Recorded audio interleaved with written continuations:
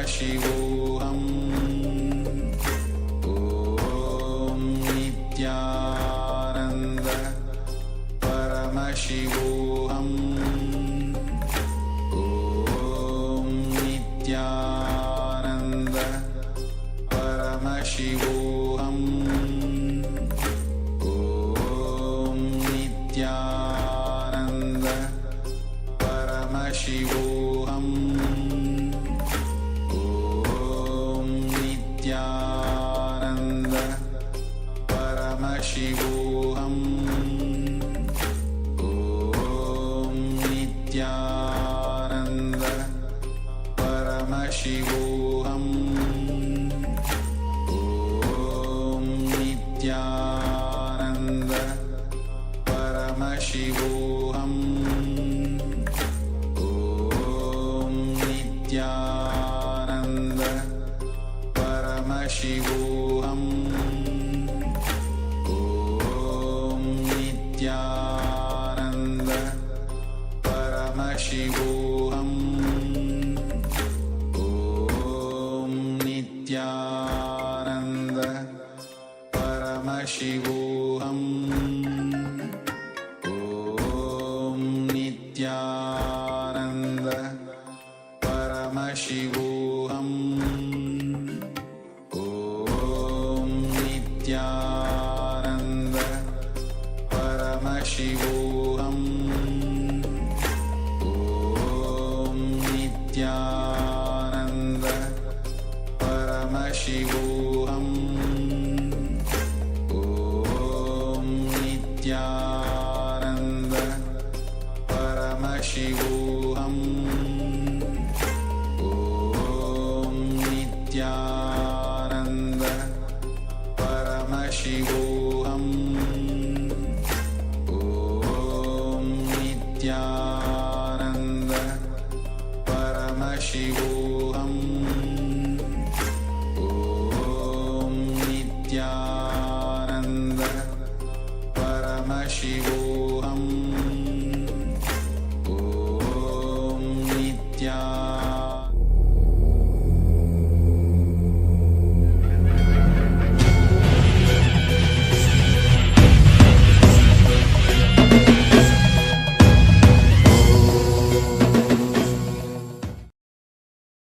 Welcome to the Pratama Vinyasa Krama 108 Asana sequence of Nithyananda Yoga. Before we start the yoga session, we request all the male bodies to please remove your upper cloth, for yoga is a ritual, and male bodies remove the upper cloth for any Hindu ritual. All the female bodies, please tie up your hair, and we request all the participants to please wear a black dress, apply vibhuti on your forehead. If you are a male body, apply it on the 16 places over your body. Apply kumkum and any aushadha from the Supreme Pontiff of Hinduism you have available. Wear your Rudraksha mala, the Abharanam, to intensify the energy which you can hold throughout the yoga practice. Also, make sure to keep a Shri Yantra, which is a sacred mandala, in your room where you practice the yoga.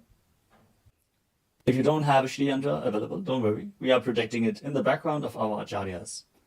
Now settle down on your yoga mat and get ready for the ritual of yoga. Sit straight with your head, neck and spine in a straight line. Join your hands in Namaskara Mudra in front of your heart center. Close your eyes. Visualize Swamiji in your inner space as we chant the Sadguru Vandanam. Nithyanandam Paramasukadam Kevalam Jnanamurtim Dvandvatitam Gaganasadrasham Tattvamasyaadilaksham Ekam Nityam Vimalamachalam Sarvadhi Sakshibhutam Bhavatitam Trigunarahitam Sadgurum Tam Namami. Next, we are going to chant the Shiva Mula mantra. Om Ham Haum Shivaya Namaha 11 times. Please follow along internally. Om Ham Haum Shivaya Namaha. Om Ham Haum Shivaya Namaha. Om Ham Haum Shivaya Namaha. Om Ham Haum Shivaya Namaha. Om Ham Haum Shivaya Namaha. ॐ हां हौं शिवाय नमः ॐ हां हौं शिवाय नमः ॐ हां हौं शिवाय नमः ॐ हां हौं शिवाय नमः ॐ हां हौं शिवाय नमः ॐ हां हौं शिवाय नमः. We will be performing the Tadvachamanam, the ritualistic cleansing. Now keep your hand, the right hand, in the shape of a cow's ear in the Gokarana Mudra, as our acharyas are demonstrating. Then take an udani of water, pour it into your right palm. We're going to chant a mantra thrice. Each time, sip the water from the bottom of your palm whenever the word Swadha is chanted.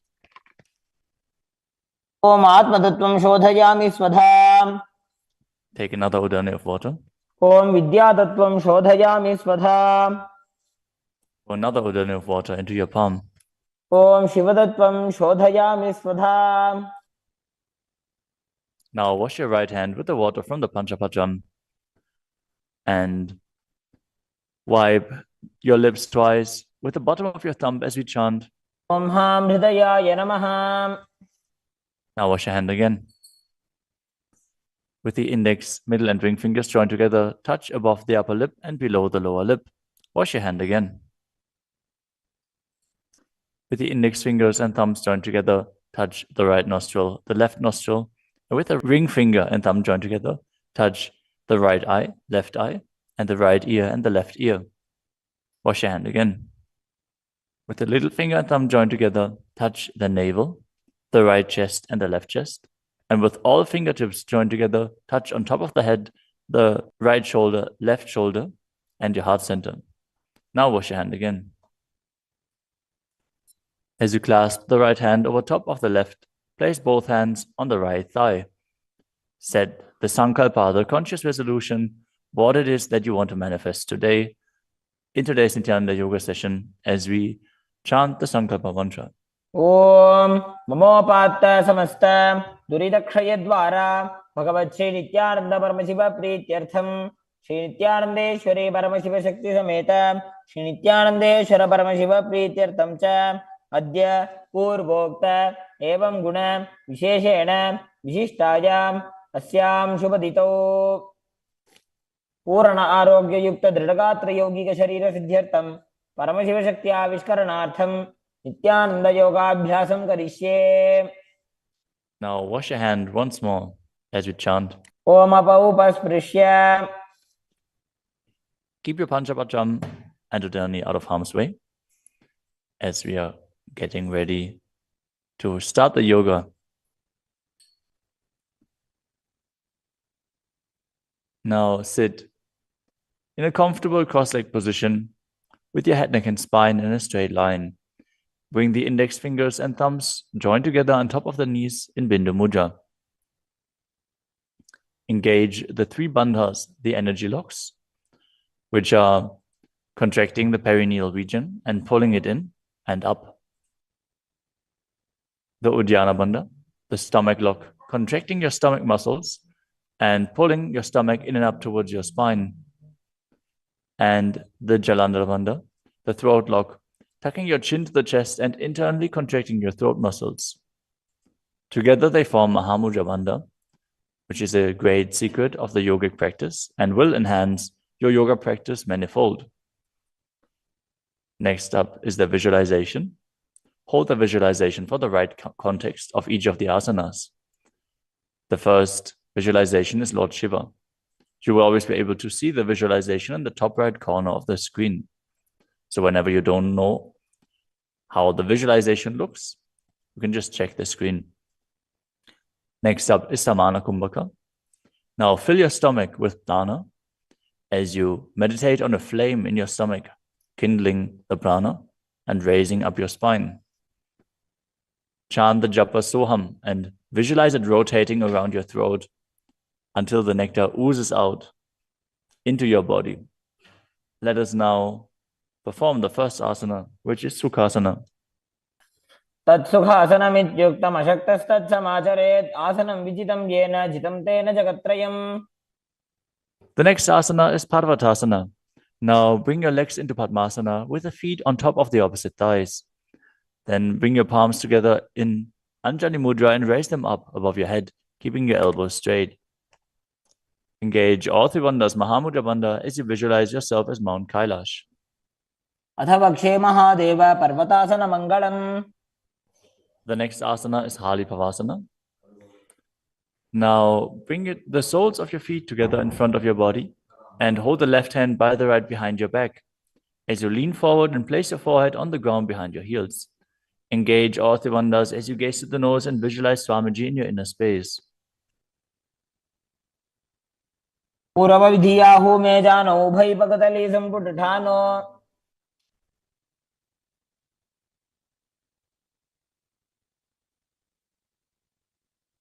The next asana is Nagi Pavasana.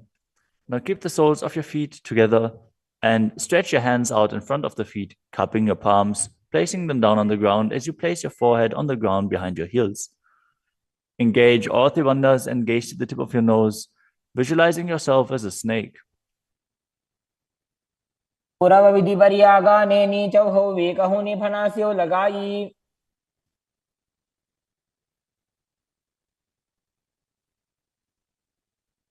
Next up is KAILASA. Now hold the big toes with the index and middle fingers in Prana Mudra. Then raise the legs up straight and then cross them into Padmasana, leaning forward and down onto your elbows. Engage all three bandhas as you visualize yourself as a bird. स्थान्यदासनं वक्ष्ये yen Sidho भवेन्नरः. The next asana is Nithyananda. Now place one ankle on top of the opposite knee as you hold onto the opposite elbows. Engage all three bandhas, rotate your arms in a circle and gaze to the nose, visualizing Swamiji in your inner space, and after some time change the direction of the movement. घोड़ा बामा पादगी आशमाहिली सोये दक्षचरण को वार लोता परिकुल्फ समोय.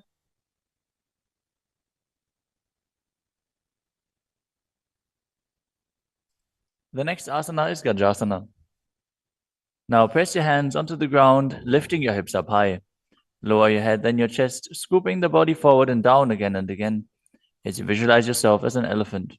And perform Uddiyana Bandha, the stomach lock, and Mula Bandha, the root lock, as you do so. युग्जं पादाग्रे भूमौ कृत्वा लम्बी भूया मस्तकाग्रे निधाय.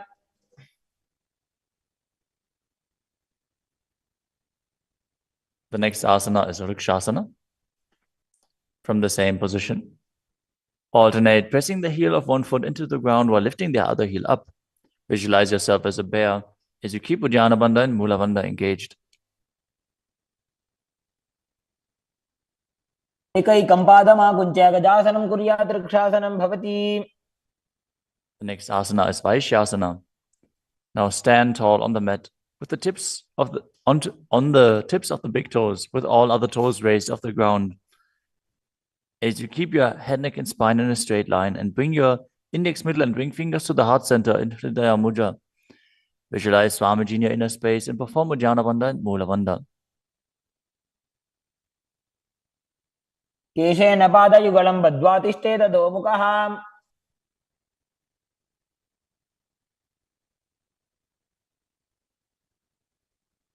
Next up is the Urdhva Janukarana. Stand with your heels touching, toes facing outwards at a 45-degree angle, and the knees bent in Arimandi. Now, bring both hands to the chest with the elbows parallel to the ground. Then lift one knee up towards the center of your body, followed along with the respective hand as you make circular motions on both sides again and again.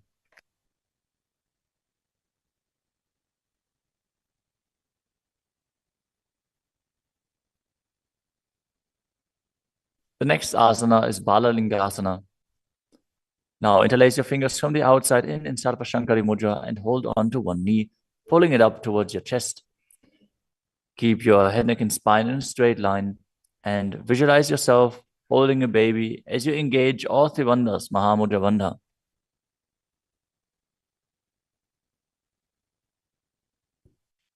एकं जानूरधियालिङ्ग्य स्थातव्यं बाललिङ्गनं भवति.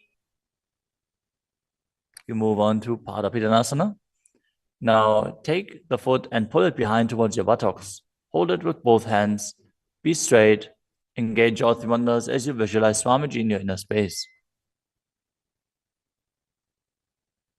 एकस्मिन् पादतले कराभ्यां वेष्टयेत्तनुम्. The next asana is Natarajasana.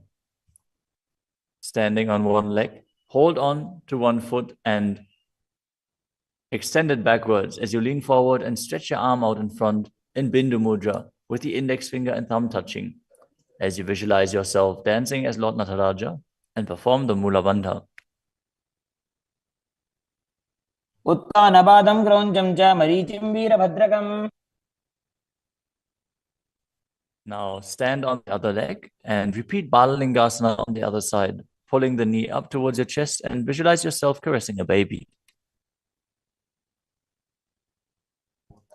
एकं जानूरधियालिङ्ग्य स्थातव्यं बाललिङ्गनं भवति. Now repeat Padapidanasana on the other side. Pull the other foot towards your buttocks and visualize Swamiji in your inner space, engaging all three bandhas. स्थित्वैकस्मिन् पादतले कराभ्यां वेष्टयेत्तनुम्. Now repeat Natarajasana on the other side, visualizing yourself as Lord Nataraja. उत्तानपादं क्रौञ्चं च मरीचिं वीरभद्रकम्.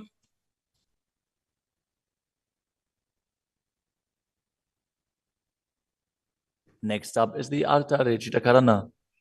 From Adimandi position, bring the right foot behind the other with the toes down and the heel up.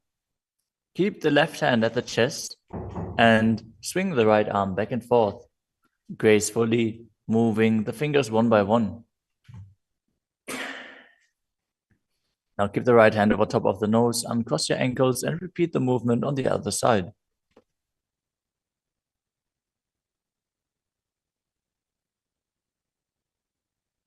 Next up is the skeleton dance. Now visualize yourself as a skeleton as you shake your body intensely.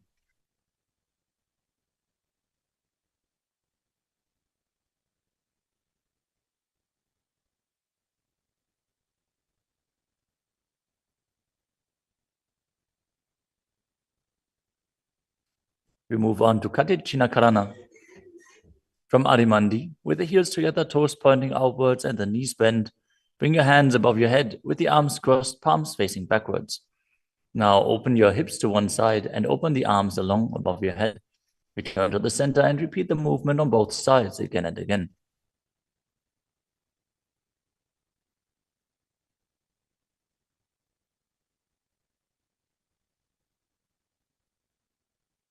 The next asana is Tadasana. Now stand tall on the tips of the big toes as you raise your hands up above your head, beside your ears. Engage all three bandhas. Visualize yourself as a palm tree as you internally chant the new japa Shivoham. महामुद्राबद्ध कोनो ताड़ासन विभेदकान्. Next up is Uttanasana. From a standing position, lean forward and down, bringing your hands flat to the ground. Take precaution in the case that you are a pregnant woman. For pregnant women, shouldn't perform any of the forward bends. Now engage all three bandhas and bring your forehead towards the knees as you visualize Swamiji in your inner space.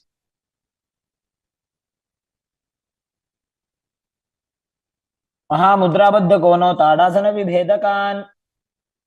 The next asana is Tadakshvasana, the plank position.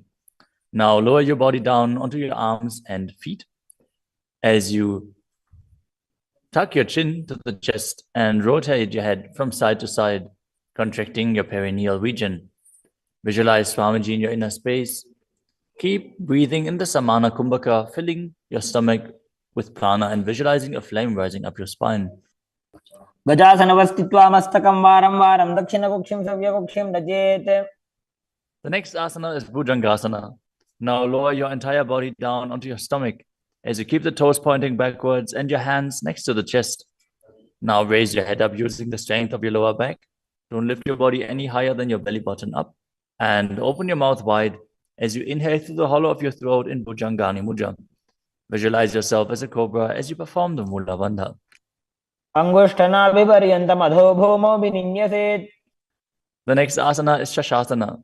Now push your body up back into plank position and alternate bringing one knee in towards your chest back and forth as you visualize Swamiji in your inner space and calmly breathe through your nose in Sahadra Kumbhaka. जासन संस्थितो जानुद्वयमाकुञ्च्य वारं वारं कर्तव्यं शशासनं भवति. The next asana is Rathasana. From a tall plank position, place one foot in between the two hands as you simultaneously jump one foot back and bring the other one in between the hands. Alternate again and again as you visualize yourself as a chariot. गजासन संस्थितो एकैकं पादं पुरोमार्गेण भ्रामयित्वा कर्तव्यं रथासनं भवति. The next asana is Virabhadrasana. Now keep one foot flat on the ground with the toes pointing forwards and the knee bent at a 90-degree angle. Now extend the other leg back, keep the knee straight and the toes pointed outwards. Raise your arms up parallel, pull the stomach in and up and gaze to your third eye, visualizing yourself as Lord Virabhadra as you perform Ujjana Bandha and Mula Bandha. आशिष्टमतकौण्डिन्यमूर्धकुक्कुटमेव च. Now exchange the position of your feet and repeat Virabhadrasana on the other side. समतकौण्डिन्यमूर्धकुक्कुटमेव च. The next asana is Vrikshasana, the tree posture. Now stand and bring one foot to the inner thigh as you bring your palms together in Anjali Mudra and raise them up above your head. Keep your elbows straight as you gaze forward and visualize yourself as a tree. अमोरमूलदेशे च जाम्यं पादं निधायतु. The next asana is Garudasana. Now bring the raised leg to the opposite hip. Join your hands in Namaskara Mudra in front of your heart center as you visualize yourself as Lord Garuda and engage the Mula Bandha. गरुडासनमावक्ष्ये येन ध्यानं स्थिरं भवेत्. Now stand on your other leg and repeat Vrikshasana on the other side. वामोरुमूलदेशे च जाम्यं पादं निधायतु. Now repeat Garudasana on the other side, keeping the standing leg as straight as a rod and visualizing yourself as Lord Garuda. गरुडासनमावक्ष्ये येन ध्यानं स्थिरं भवेत्. The next asana is Trikonasana. Now stand and step one leg forward and the other one far back, keeping the front toes pointing forwards and the back toes facing sideways. Now bring your hands parallel to the ground and lean forward and down as you keep one hand down and the other one raised up. Gaze upwards, visualizing yourself as a triangle as you perform the Mula Bandha. उत्तानपादं क्रौञ्चं च मरीचिं वीरभद्रकम्. Exchange the position of your feet. Step the other leg forward as you repeat Trikonasana on the other side. उत्तानपादं क्रौञ्चं च मरीचिं वीरभद्रकम्. Next up is the Nikuttaka Karana. From Adimandi position, heels touching, toes pointing outwards and the knees bent, raise one heel off the ground and bring your hands in front of the heart center with the palms facing each other. Now stump the raised heel to the ground, raise the other heel up and exchange the position of your hands again and again.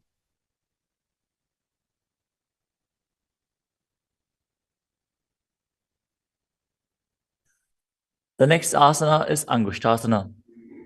Now lower your body down onto the tips of your toes, placing the perineum on the back of your heels. Raise your knees off the ground and keep them together as you join your palms in front of your heart center in Namaskara Mudra. Visualize Swamiji in your inner space as you breathe in Brahmari Kumbhaka, buzzing like a bee on the inhalation and exhalation as you perform the Mula Bandha and internally chant the new japa Sadashivoham. Abandhasanamityāhuः गोरक्षासनमेव च.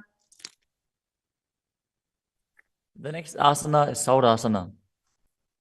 From the tips of the toes, extend one leg straight out with the heel down and the toes up. Keep your fingers down on the ground by the sides with the palms facing forward in Vara Mudra. Visualize Swamiji in your inner space as you perform the Mula Bandha. प्रसार्य एकं पादतलं संस्थाप्य त्वेकपादकम्. The next asana is Vidunanasana. Now, from Saurasana, lean forward and hold on to the big toe in Prana Mudra. As you hold the back heel with the other hand, balance. Visualize Swamiji in your inner space and perform the Mula Bandha. गुल्फस्थितो पादमेकं प्रसार्य तत्पादाग्रं संस्पृश्य तत्करेण. Now exchange the position of your feet. Stretch the other leg forward as you repeat Saurasana on the other side. प्रसार्य एकं पादतलं संस्थाप्य त्वेकपादकम्. Now again, lean forward and down, holding on to the front foot and the back heel. Repeating Vidunanasana on the other side. स्थितो पादमेकं प्रसार्य तत्पादाग्रं संस्पृश्य तत्करेण. The next asana is Brahmajarankushasana. As you keep the toes on the ground and the perineum placed on top of the heels, which are raised off the ground, keep a gap between your legs and place the back of your hands on top of the respective knees.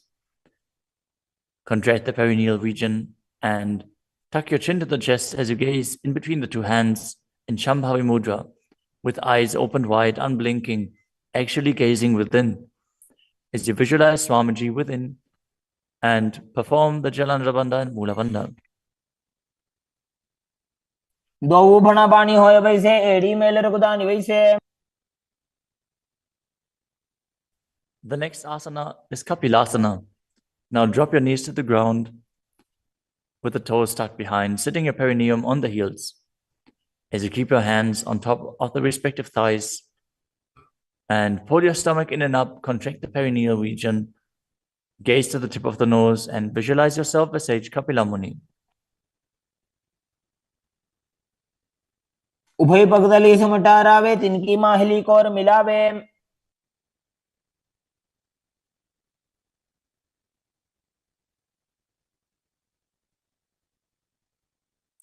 The next asana is Bhadragodakasana.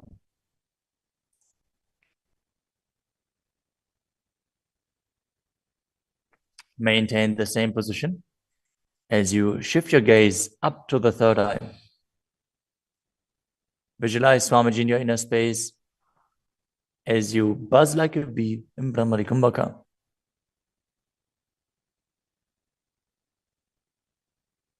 दो भूपगदली संपुट करे कोरवारली भूपरि धरे.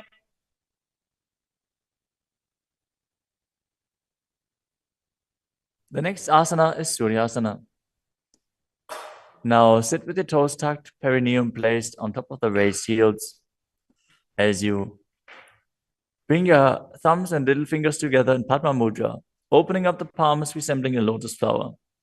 Now raise your hands up above your head as you gaze up in between the gap between the palms, visualizing yourself as Lord Surya.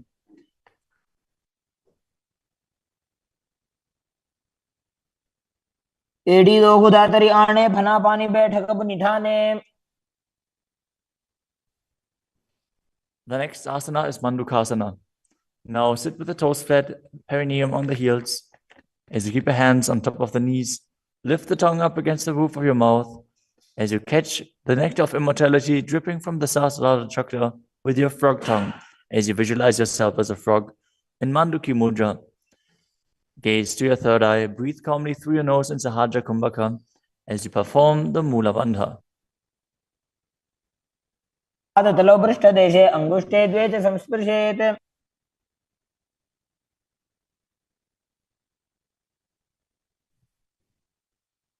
The next asana is Uttana Mandukasana. Maintain the same sitting posture but bring your hands behind your back, holding onto the opposite shoulders. Gaze to your third eye. Visualize yourself as a frog as you keep your tongue pressed against the palate of your mouth in Mandukya Mudra.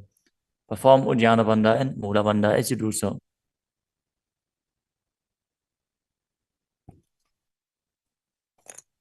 मंडूकासन मध्यस्थं कुर्पराभ्यां धृतं शिरः. The next asana is Simhasana. Now cross your ankles and sit on your feet. As you keep the knees wide, fingers spread on top of the knees, open your mouth wide, stick out your tongue and exhale forcefully as you gaze at the tip of your nose and visualize yourself as a lion.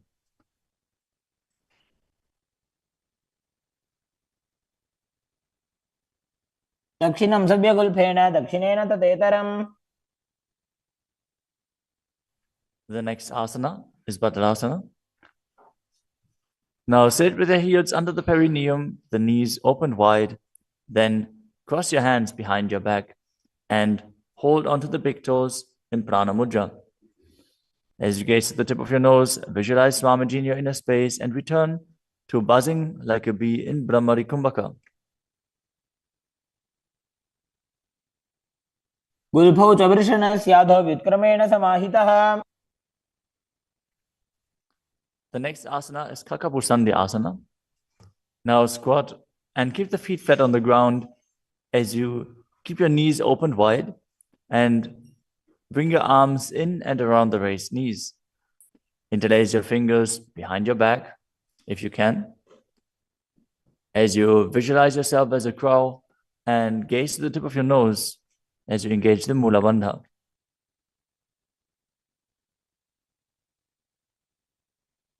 उत्तमे वेशक उपसठाने दो वोहा तपगमी च आने. The next asana is Kanipavasana. Now keep the palms on the floor, shoulder width apart. Bring your knees onto the back of your arms towards your armpits. Lean forward, raise your feet off the ground as you visualize Swamiji in your inner space and balance on your arms. को गुण आशी दुष्यता होई तो आछी होई. The next asana is Kapali asana. Now place your hands on the ground, shoulder width apart. Bring the top of your head onto the ground. Please take precautions if you have any neck injuries or high blood pressure. Any of the inverted postures.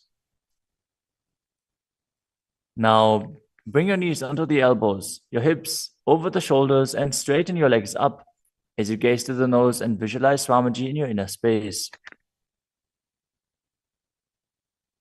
Isha धरती टेकी पग दो वो मिलीवा ऊंचा कुकरे.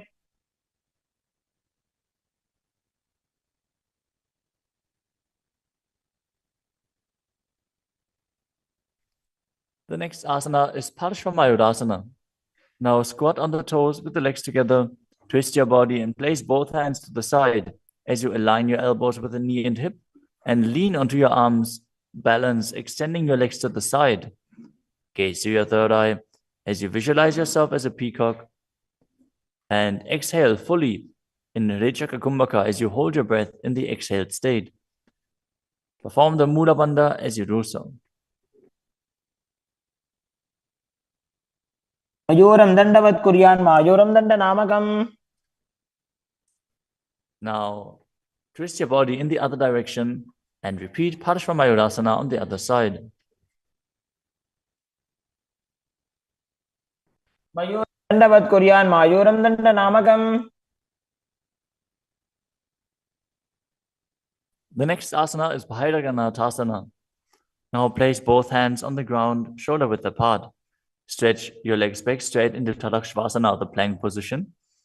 As you step one foot outside the respective shoulder and bring it in between the two hands. Gaze to your third eye. Visualize yourself as Lord Kala Bhairava. As you breathe in your Rechaka Kumbhaka and perform the Mula Bandha. आसन की गुण पीती जागी. Now step the front foot back and step the other foot outside the shoulder in between the hands. Gaze to your third eye in Shambhavi Mudra with the eyes open wide, unblinking, as you visualize yourself as Lord Kala Bhairava.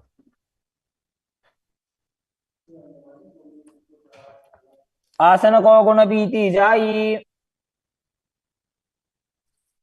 The next asana is Unmukha Pitasana. From Tadakshvasana, the plank position, bring your forearms down on the ground. As you walk your feet forward, raising your hips, lift your chest and head up and gaze to your third eye, visualizing Swamiji in your inner space.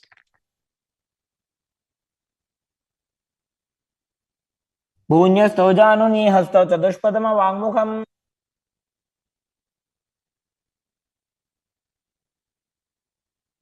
The next asana is Vashishthasana.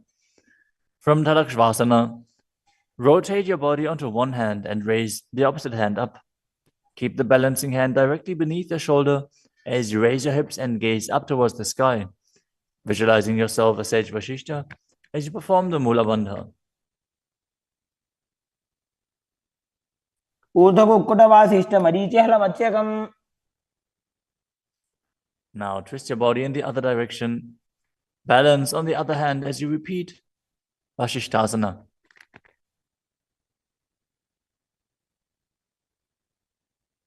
ऊर्ध्वकुक्कुटवासिष्ठ मरीचिहलमच्यकम्। Now come to a seated position and extend your legs out in front with the heel down and the toes pointing up. Now bring your hands under the buttocks with the palms facing up. Keep your spine straight, elbows close to your body. Tuck your chin to the chest. Contract the perineal region. As you gaze through the nose, visualize yourself as Lord Hanuman and internally chant the new japa Mahasadaशिवोहम.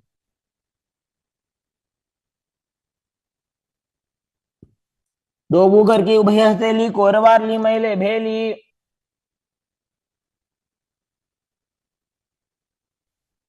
Next up is Paschimottanasana.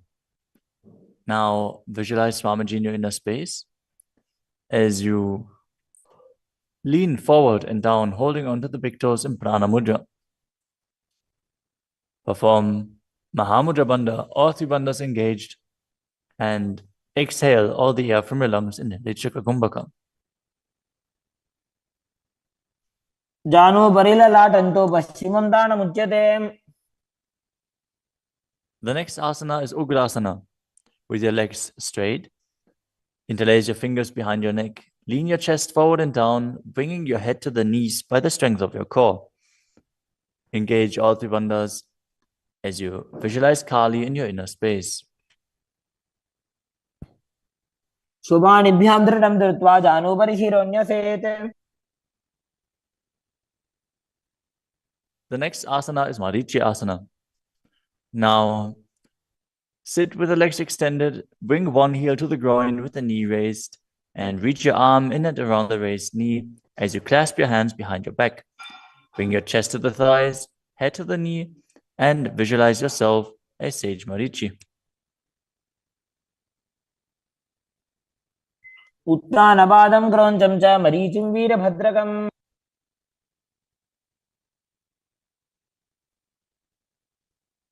Now drop the knee down to the ground and lean forward, holding onto the front foot with both hands. As you exhale all the air from your lungs, gaze to the nose, visualize Swamiji, and perform Mahamudra Bandha in Mahamudrasana. मुद्रां प्रवक्ष्यामि तन्त्रेऽस्मिन् मम वल्लभे। Now extend the other leg out. Bring the other heel towards the perineum with the knee raised. As you lean forward and interlace your fingers behind your back in Marichi Asana on the other side. उत्तानपादं क्रौञ्चं च मरीचिं वीरभद्रकम्। Now drop the knee down, lean forward, hold onto the foot, engage all three bandhas, repeating Mahamudrasana on the other side. महामुद्रां प्रवक्ष्यामि तन्त्रेऽस्मिन् मम वल्लभे। The next asana is Bhadrasana 2. As you sit and bring the soles of the feet together with your heels close to the perineum, keep your knees wide, hold your feet firmly with both hands, and maintain a straight spine as you gaze to the nose and visualize Swamiji in your inner space. उल्भौ तु वृषणस्यादः सीवन्त्याः पार्श्वयोः क्षिपेत्।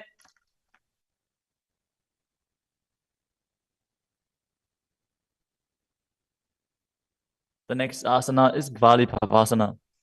From Vajrasana, extend your feet away from your body.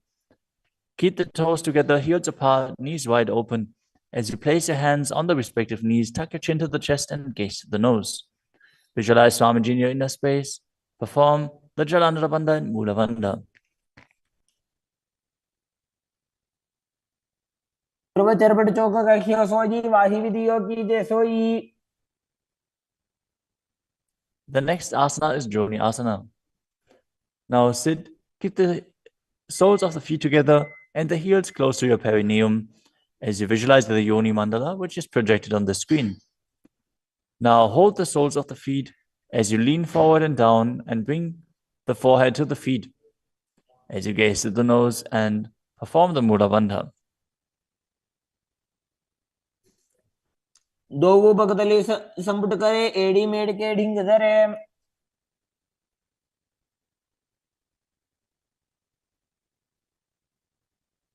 The next asana is Midakipavasana. As you sit and keep the heels together, toes apart and the knees wide, lean forward and down and extend your hands out to the side. Keep the palms facing down on the ground to the sides as you bring your forehead to the ground behind your heels. Gaze to your nose, visualize Swamiji and perform the Mula Bandha. पूर्व विधि परिबगधली संपुट शोल एड़ी मिली राशे। Next up is Siddha Samadhi Asana. Now sit and keep the toes together, heels apart. As you bring your arms below the shins, extend them out to the sides and keep the palms facing up. Bring your forehead to the ground above your feet as you bring your toes near your throat if you can. Gaze to the tip of your nose, visualize Lord Surya in your inner space and perform the Mula Bandha.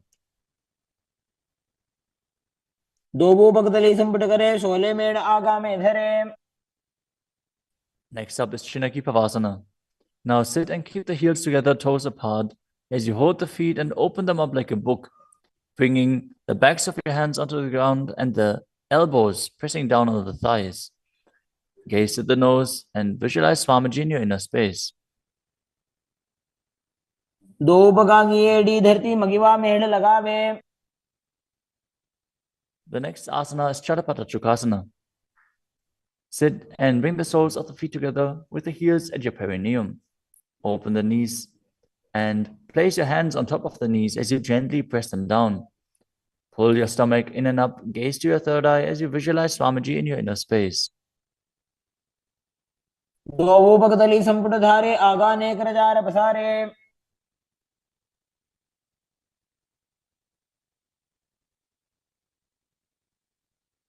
The next asana is Bhairavasana. Now sit and bring the soles of the feet together with your knees open wide. Lift the heels up and bring the toes down onto the ground.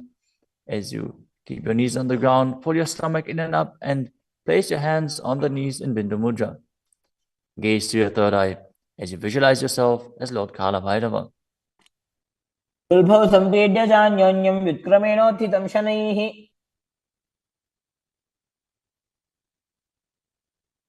The next asana is Samanasana. Now sit with one heel at the perineum. Lift and hold the other foot, pulling the sole of the foot to your chest. Gaze to your third eye as you perform the Mula Bandha and visualize Swamiji in your inner space. समान आसनमावक्षे सिद्धमन्त्रादि साधनात्।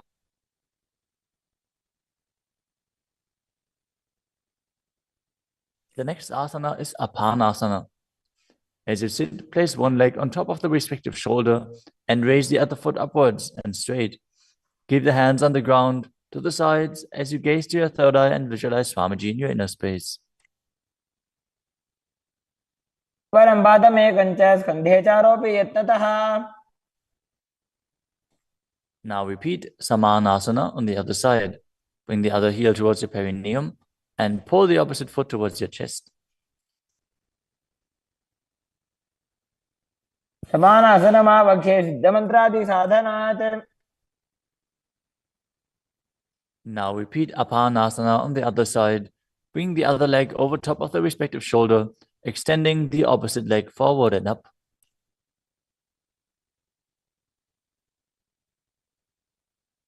केवलं पादमे कञ्च स्कन्धे चारोऽपि यत्नतः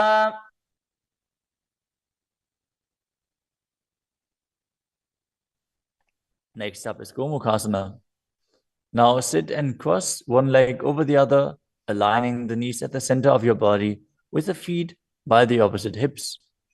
Place both hands on top of the stacked knees as you gaze to the nose, visualize the face of a cow, and perform the Mula Bandha. Start breathing in Siddhkari Kumbhaka, pressing your tongue against the palate of your mouth without touching the teeth and hissing through your teeth while inhaling. Internally chant the new japa Om Nithyanandoham. सर्वे दक्षिणगुल्फं तु पृष्ठपार्श्वे नियोजयेत् The next asana is Anasuyasana. Now maintain the same posture. Hold on to the big toes of the feet in Prana Mudra as you gaze to the tip of your nose and visualize yourself as Adishika Anasuya. Engage Uddiyana Bandha and Mula Bandha. दक्षिण कोडो नीचे उठाने वावों के ऊपर आने Maintain the same position. Interlace your fingers behind your back and lean forward and down as you bring your chin over the knees, the nose towards the ground, and visualize yourself as Rishika Anasuya in Anasuyasana too. जीमणा गोदा की संधि उपरिड़ा वागोड़ा की संधि. The next asana is Garudasana too.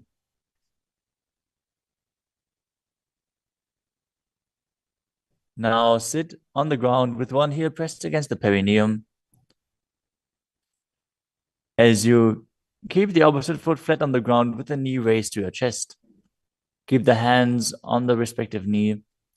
As you visualize yourself as Lord Garuda, gaze to the nose and perform the Mula Bandha. दावो बगमोडी AD माहिलो Gulf मूल द्वार नीचे दे.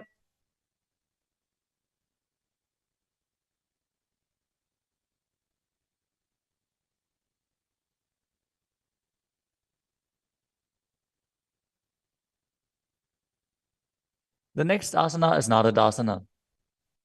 Now, sit and place your perineum on top of one heel as you interlace your fingers behind your neck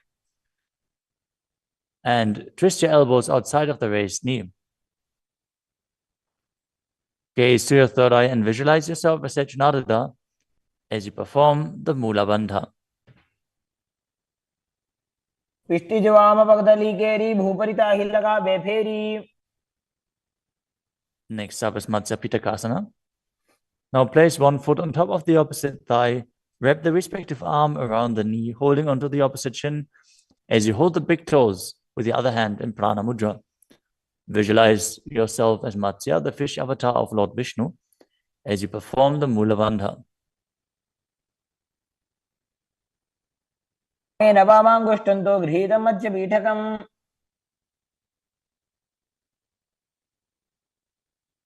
Now slide your knees over top with the other knee on top, repeating the Gomukhasana position on the other side. Gaze to the nose and visualize the face of a cow as you keep hissing through your teeth without the tongue touching your teeth in Siddhkari Kumbhaka.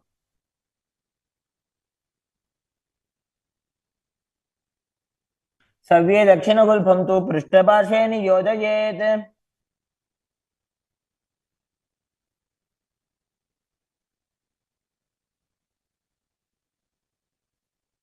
Next up is Anasuyasana on the other side. Hold onto the big toes as you visualize yourself as Rishika Anasuya.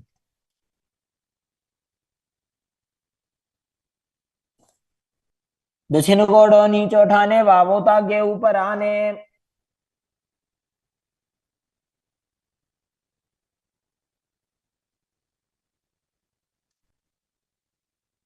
Now, from the same position, interlace your fingers behind your back and lean forward and down, chin over the knees, nose towards the ground, in Anasuyasana too.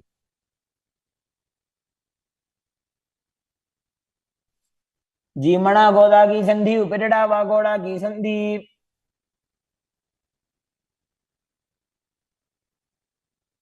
Now repeat Garudasana 2 on the other side, bringing the other heel towards the perineum, knee raised, hands on the knees, as you visualize yourself as Lord Garuda. डावो पगमोड़ी एडी माहिलो गुल्फमूल द्वार नीचे. Next up is Narudasana on the other side. Raise the perineum onto the heel, interlace your fingers behind your neck, and twist your elbows outside of the raised knee, visualizing yourself as Sage Naruda. पिष्टिजवाम पगदली केरी भूपरिता हिलगा वे फेरी.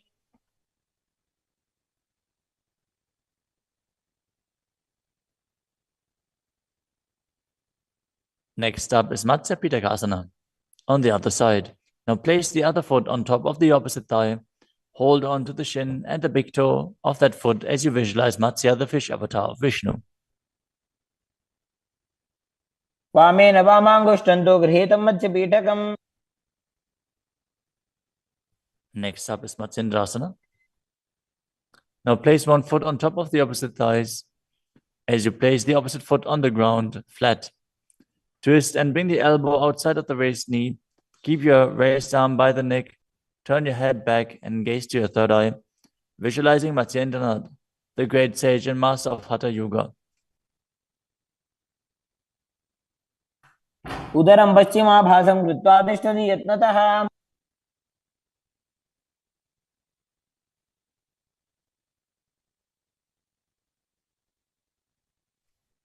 The next asana is Kubhasana.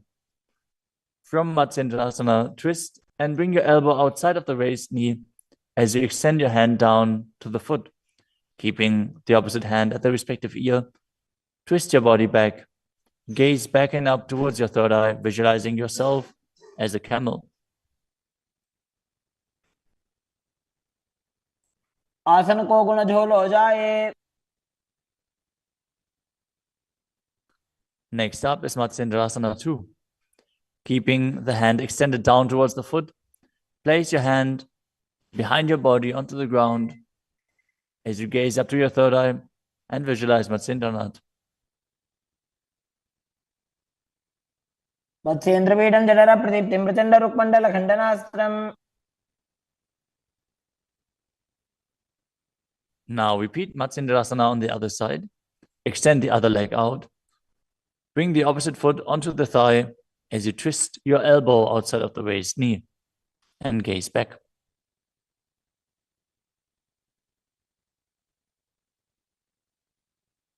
उदरं पश्चिमाभासं कृत्वा तिष्ठति यत्नतः.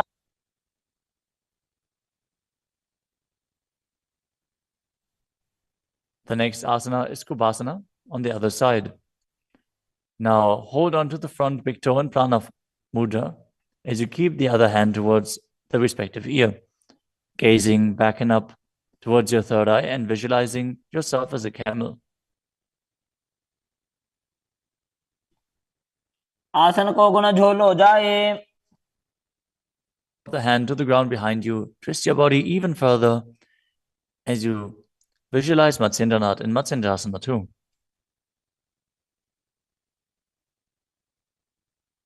मत्स्येन्द्रपीठं जठर प्रदीप्तिं प्रचण्ड रुक्मण्डल खण्डनास्त्रम्. The next asana is Padmasana.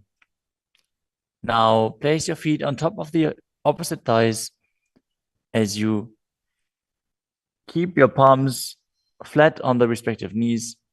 Engage all three bandhas, Mahamudra Bandha, as you gaze to the tip of your nose. Visualize yourself as Lord Shiva. Breathe in Sitali Kumbhaka, now pressing your tongue against the back of the teeth, hissing while inhaling as you internally chant the new japa Om Nithyananda Mahasadaशिवोहम. आसनं द्विविधं प्रोक्तं पद्मं वज्रासनं तथा. The next asana is Padmasana 2. As you sit in Padmasana, cross your hands in front of your body and hold onto the big toes in Prana Mudra. Gaze to the nose, visualize yourself as Goddess Parvati, the consort of Shiva, as you perform the Mula Bandha. चरणौ कृत्वा ऊरू संस्थो प्रयत्नतः. The next asana is Kukutasana.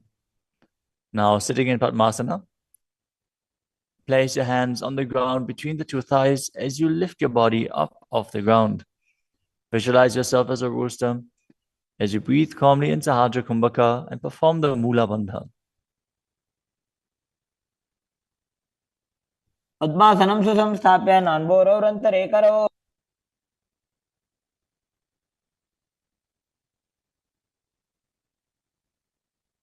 The next asana is Baddha Keki Asana. From Padmasana, raise up onto the knees as you bring your hands flat on the ground with the fingers pointing backwards. Keep the elbows together, press them against the navel, and then lean forward. Find balance and extend your knees up off the ground. Visualize Swamiji in your inner space as you perform the Mula Bandha.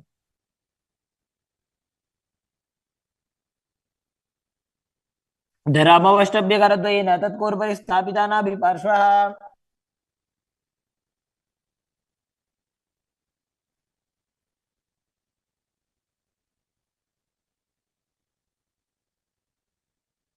The next asana is Mayurasana.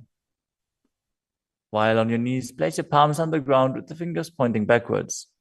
Keep your elbows at the navel, lean back, lean forward, find balance and extend your legs up off the ground, visualizing yourself as a peacock as you perform the Sahasrara Kumbhaka and engage the Mula Bandha.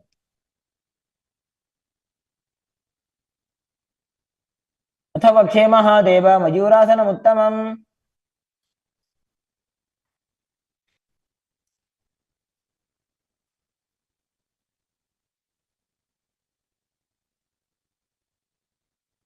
Next up is Makarasana. Lay down on your stomach with the feet pointing outwards and the forehead on the mat.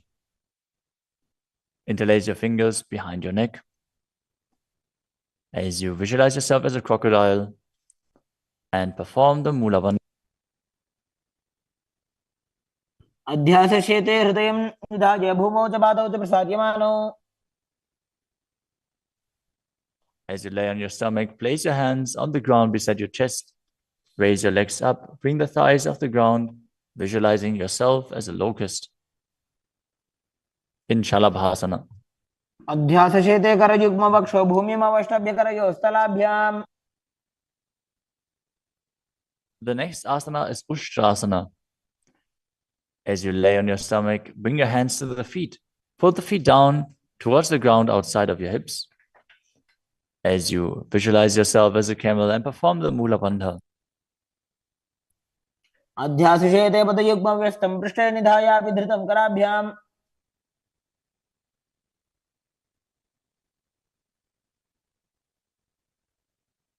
The next asana is Dhanurasana. From Ushtrasana, tighten the grip on your feet and kick the legs back and up as you lean forward and lift your chest off the ground. Gaze up to your third eye and visualize yourself as Pinaka, Lord Shiva's bow.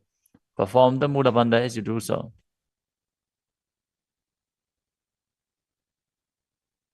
त्रिसार्यपादौ भुजदण्डरूपौ करौ च पृष्ठे धृतपादयुग्मम्. The next asana is Bhagasana. Now come to a kneeling position with your feet flat on the ground, sitting in between the two heels. Place your hands on top of the knees. Visualize Swamiji in your inner space. Breathe calmly through your nose in Sahasrara Kumbhaka. As you gaze to your third eye, contract the perineal region in Mula Bandha and internally chant Om Nithyananda Paramashivoham. उल्टा मोड़ी पाओ तो वैसे बहरो जगते करे कैसे. The next asana is Gohi Asana. From the kneeling position, place your elbows on the ground, shoulder width apart. As you interlace your fingers, bring your head towards the ground and hold it with your hands. Now raise your hips up. Walk your feet forward until your hips align with your shoulders. And then raise your legs up off the ground and pull the knees close to your chest. Try to touch your chin with the knees as you roll your body up in the inverted posture. Gaze to the nose and visualize Swamiji in your inner space. दो हाथ की कहुनी जोई पुनः कलाजी जाने दोई. Now, from Gohi Asana, extend your legs up straight into Shirshasana. Gaze to the nose and visualize Swamiji in your inner space as you perform the Mula Bandha. विपरीतं मण्डलं च द्विधैव विदितं हिनः. Gently lower your body down and come to a seated posture. Now sit with your hands behind your calves and stretch your legs up. Bring your forehead to the knees as you come to a vertical position with your legs. Visualize Swamiji in your inner space and perform the Bhastika Kumbhaka, rapidly exhaling from your diaphragm, pushing the air out without inhaling, like the bellows of a blacksmith. We're going to perform Bhastika Kumbhaka for the next few asanas, so keep your core engaged and rapidly breathe through your nose. दो हाथ पग बाहर आने घोड़ा तरे का कसी ठाने. The next asana is Parighasana. Now sit and extend your legs out and up at a 45-degree angle. Bring your hands behind. Hold the opposite shoulders as you keep the chest upright, legs straight, toes pointed. Gaze to your third eye as you visualize yourself as a mace.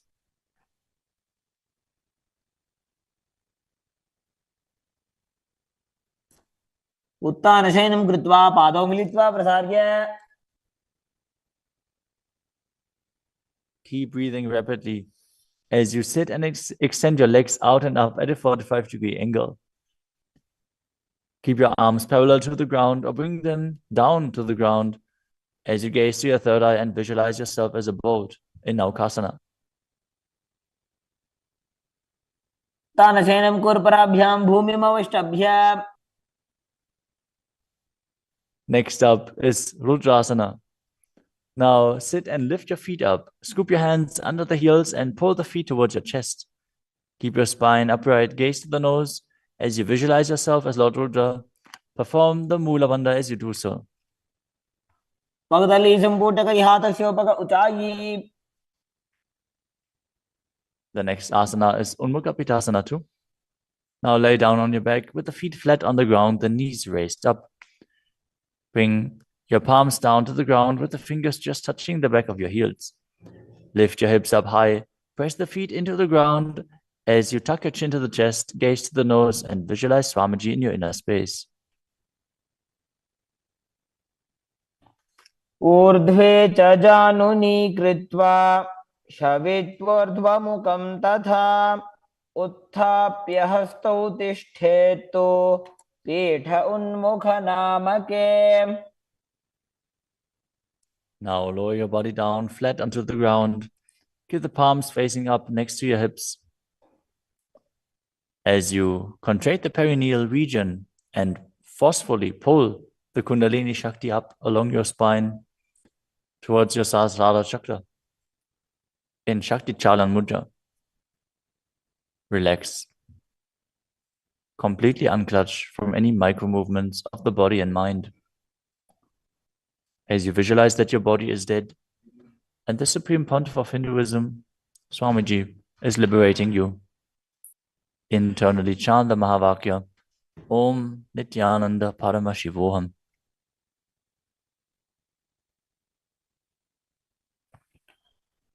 उत्तानं शववद्भूमौ शयनं तोषवासनं शवासनं श्रान्तिहरं चित्तविश्रान्तिकारकम्.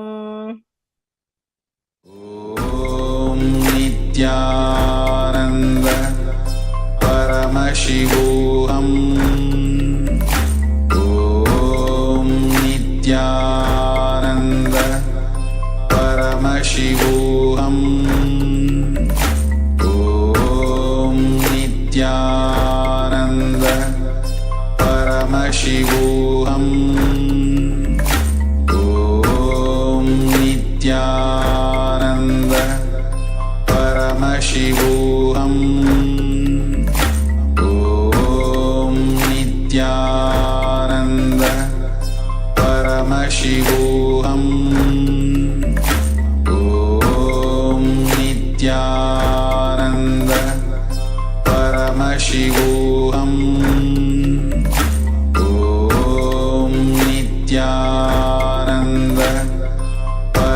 Paramashivoham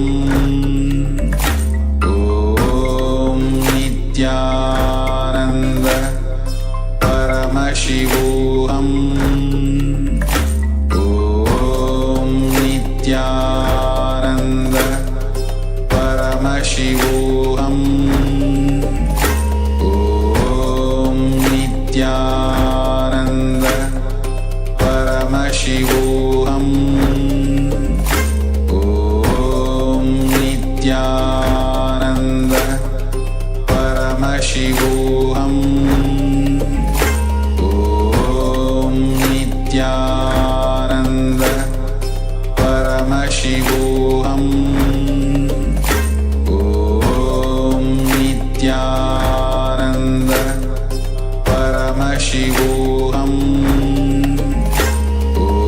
Om Nithyananda Paramashivoham Om Nithyananda Paramashivoham Om Nithyananda Paramashivoham Om Nithyananda Paramashivoham Om Nithyananda Paramashivoham. Now, slowly return to your physical body. Start to wiggle your fingers and toes, your wrists and your ankles, your elbows and your knees. Pull your knees up towards your chest and rock your body from side to side as you return to a comfortable seated position.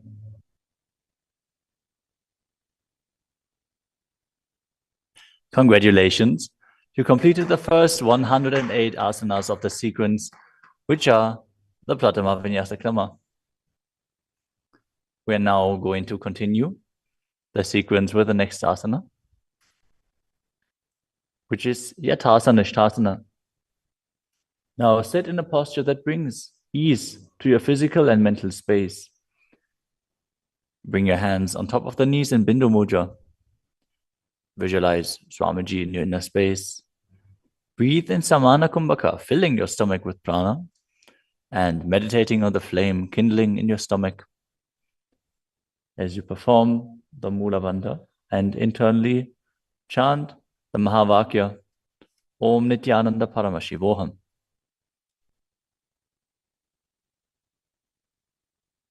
पर्यङ्कं तत्समाख्यातं यथासंस्थं यथास्थितिः. Next up is Samasana. Now sit in a cross-legged position. Keep your hands on the knees with the thumbs and index fingers touching. Take a long, deep inhalation and hold your breath. After exhaling, breathe deeply in and out, visualizing Swamiji and performing the Mula Bandha. इदानीं गर्भिणीनां योगाभ्यासो यथा लघु. Next up is Muktasana. Now place the left foot against the gentle region and place the right foot over top of the left. Keep your hands facing down on top of the knees. Gaze to your nose as you visualize yourself as a sage liberated by the Supreme Pontiff of Hinduism in Muktasana. निबीड्यसीविनीं सूक्ष्मां दक्षिणेतरगुल्फतः.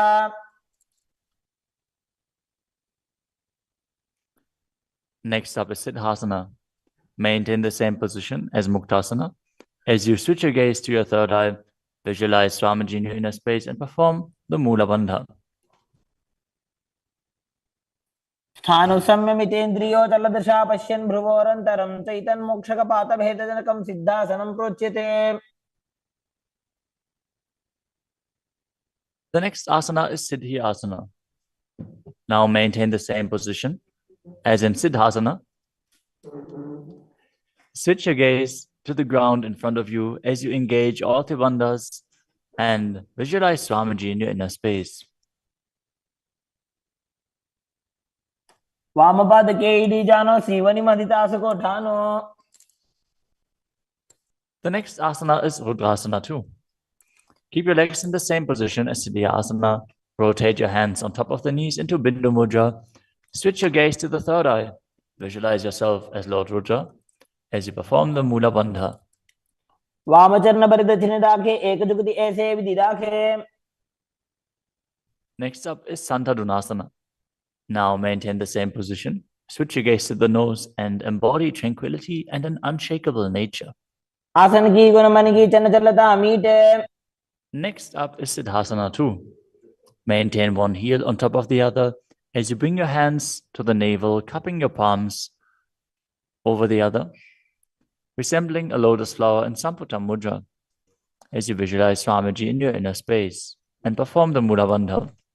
ऋजुकाय समासीन सिद्धासनम् उदीरितम्. The next asana is Bandha Yoni Asana. In this asana, we are going to perform the Shanmukhi Mudra, which can increase blood pressure. So if you have blood pressure related issues, don't perform this asana. At least pay attention to your body and practice caution. Now set your sankalpa of manifesting through the womb of creation as you maintain the same sitting posture, and then exhale fully as you bring your little fingers beneath the bottom lip, ring fingers above the upper lip, middle fingers closing the nostrils, ring fingers over the eyes, and the thumbs closing the ears. मध्ये महादेव बन्धयोन्यासने शृणु. The next asana is Virasana. Place one foot on the thigh and the other foot under the opposite thigh. Touch your thumb and index fingers together in Bindu Mudra. Place them on top of the knees as you embody the space and state of bravery. Vida. एकं पादमथैकस्मिन् विन्यस्योरुणि संस्थितः. The next asana is Valmikasana. Now keep the left heel on the right side of the regenerative organs and the toes under the thigh, with the right foot on top of the left, with the toes by the knee. Keep your hands on the knees, thumbs and index fingers touching. Gaze to your third eye and visualize Sage Valmiki, the great poet, sage, and author of Ramayana. डावा पग की भगतली पुनि एड़ी है Zoya. The next asana is Joni Mudrasana. Now keep your legs in the same position. Switch your gaze to the nose as you visualize the Yoni Mandala, which is representing Devi Parashakti and is a representation of the creative energy of the universe. वामपाद की भगतली जाहि माहिली कोरे.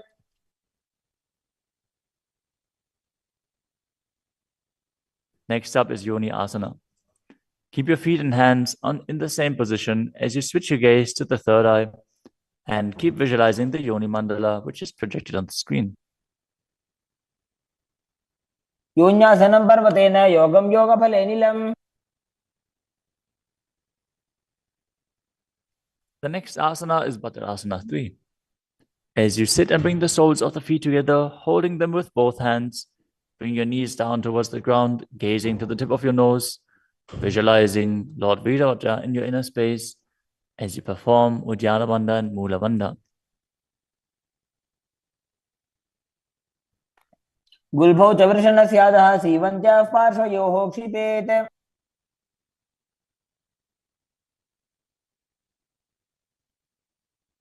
The next asana is Aghorasana. Now keep the soles of the feet together, heels at the perineum. Press your tongue up against the roof of your mouth or even higher, if you can, into the nasal tract in Kechari Mudra. Gaze to your third eye. As you cover your mouth with the right hand, close the left nostril with the index finger. Inhale through the right nostril, close both nostrils, and then hold your breath. After you exhale through the left nostril, repeat on the other side in Abhyantara Kumbhaka. As you gaze to your third eye, visualize yourself as an Aghori.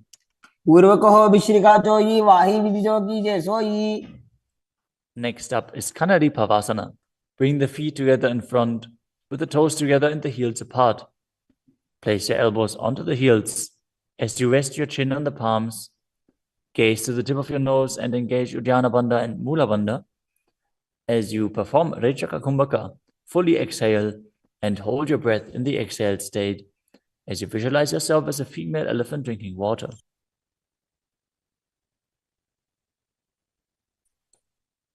ग्वाली पाव आसन कक्ष्यो है जैसे Yahoo में जाने विधि जैसे।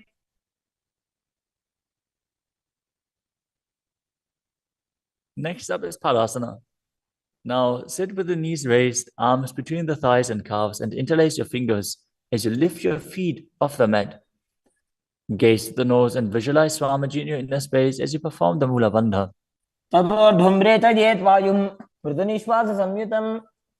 The next asana is Gopi Chandasana. Now interlace your fingers around the feet with the soles together and place the toes at the groove of your throat, the heels on your chest. Tuck your chin onto the hands and gaze to the nose, embodying the state and space of a king as you perform the Mula Bandha. The next asana is Uddarasana. Now sit with the soles of the feet together.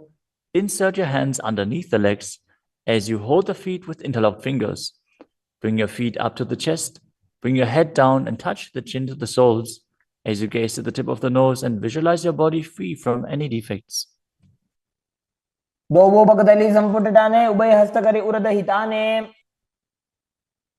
Next asana is Vishishtasana.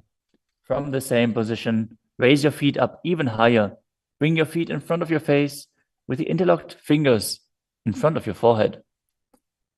Visualize yourself excelling in everything as you perform the Mula Bandha. The next asana is Bhujasana. From a seated position, lift both legs over top of the respective shoulders as you bring your arms underneath the legs and up, interlacing your fingers around the back of your neck. Visualize yourself as a cobra as you perform the Mula Bandha. The next asana is Kalyanasana. Now maintain a seated posture, raise your legs up and bring your elbows under the knees as you wrap your arms around your back with the palms clasped behind. Gaze to the tip of your nose and visualize yourself as a beautiful, auspicious goddess.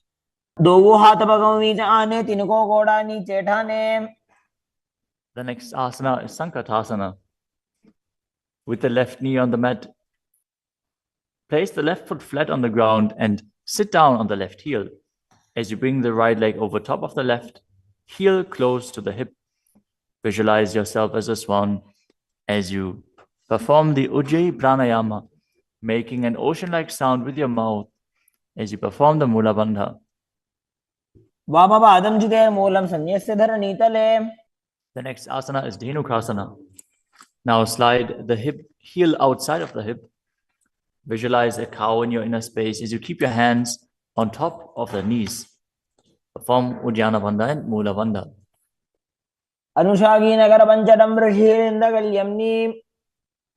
The next asana is Machandasana. Now place the right foot on the left thigh and the left foot on the right knee.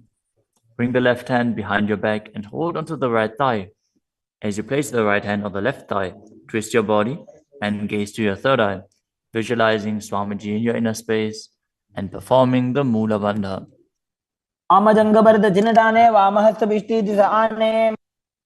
Next up is Machandrasana 2. From Machandrasana, untwist and hold onto the respective big toes in Prana Mudra.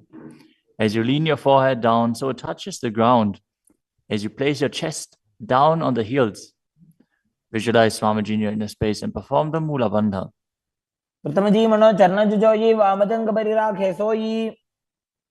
Now interlace your fingers and place them on the top knee.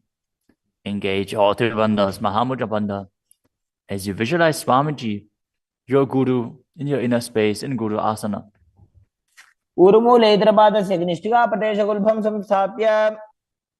Now again, sit down on the heel, this time on the right foot, as you keep the top of the foot on the ground and interlace your fingers on top of the other knees, visualizing yourself as a swan. Now slide the heel outside the hip. Place both hands on top of the up knee as you visualize a cow in your inner space in Dhenukasana on the other side. Anushaki Nagaravanjadam Rishilindagalyamni. Next up is Machandrasana on the other side. Bring the left foot on the right thigh and the right foot on the left knee. Twist your body. Keep one arm behind your back and hold on to the opposite thighs as you gaze to the third eye and visualize Swamiji in your inner space.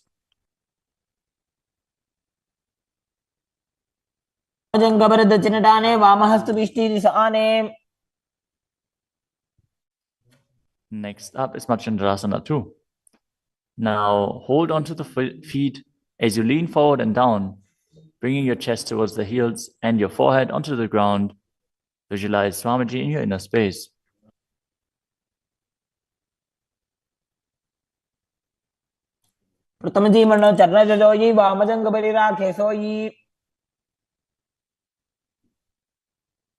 Now place your hands interlaced on the top knee as you visualize Swamiji, your Guru, in Guru Asana, engaging all three bandhas.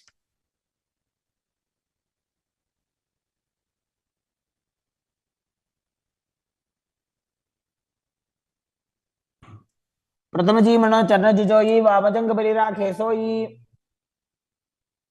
next asana is Pashasana.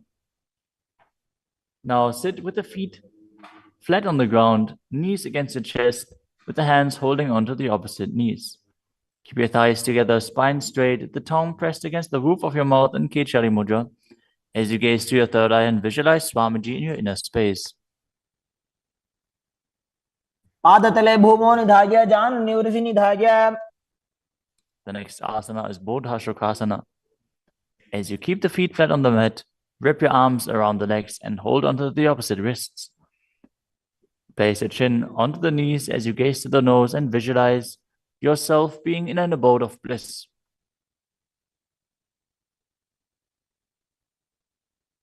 The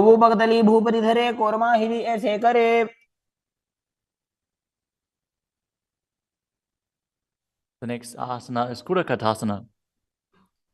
Maintain the same position, but place your arms under the knees and hold onto the opposite elbows. Gaze to your nose. Keep your tongue pressed up in Kechari Mudra, visualizing Swamiji in your inner space. दोवो हाथ पग बाहर ले आवे, गोडा नीचे ले टहरावे. Maintaining the same hold beneath the knees, bring the right foot over top of the left so the heels cross with the toes pointing up. Gaze to your nose and visualize the great sage and Maharishi Sumati in Sumati Asana. मूलद्वारी धरती परिठाने डावा पग परिदच पद आने.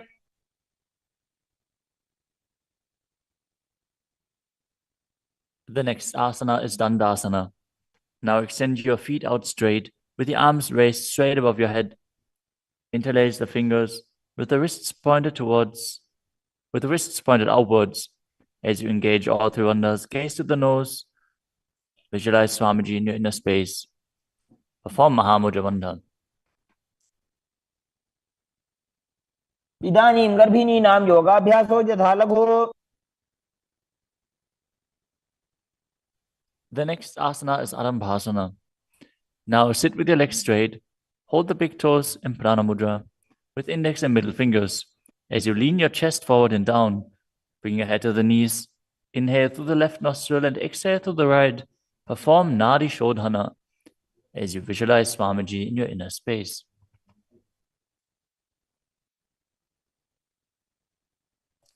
दोवो पग मिलिवा पसारी पगा का अंगूठा पकड़ी लीला टकोड़ा लगावे.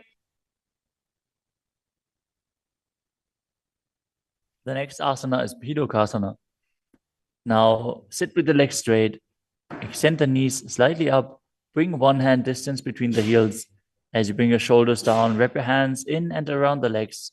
Hold the soles of the feet as you gaze to your third eye and visualize Swamiji in your inner space. प्रथम बैसी दोवो पाव पसारी कछुक ऊर्धको गुरडो डारे. The next asana is Jalandhari Pavasana. Now extend both legs out with the heels together, place your chin on the heels. As you insert your hands below the legs, keep the elbows together on the ground along with your fingers, palms facing up. Gaze to the nose, visualizing Swamiji in your inner space.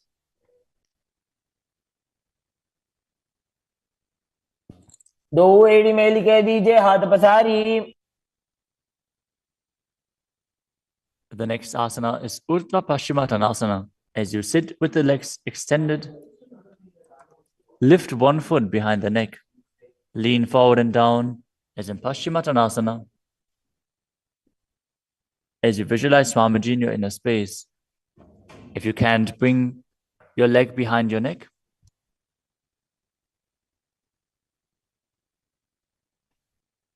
Focus on the prana flowing up from the Muladhara to the Brahmarandha,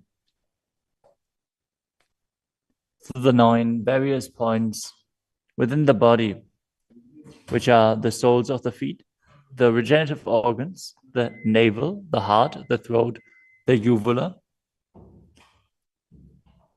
the middle of the eyebrows, the forehead, and the Brahmarandha, the crown of the head.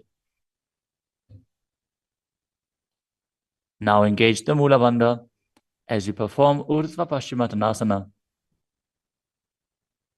पश्चिमतानवत् संस्थितिं कृत्वा एकं पादं ग्रीवायां धृत्वा तिष्ठेत्.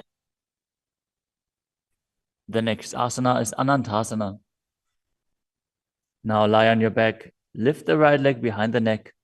The left hand holds the foot from the top. As you straighten your body, concentrate on the prana moving from Muladhara to Brahmarandha. Gaze to the nose as you visualize yourself as infinite, endless, or eternal, Ananta.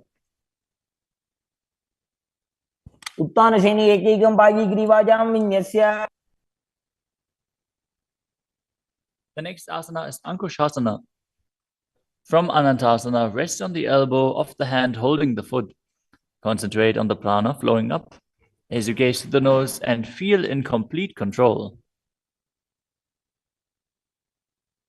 उत्तानशयित एकैकं पादं ग्रीवायां विन्यस्य. The next asana is Drushasana. Lie down on the back as you bring your knees to the chest.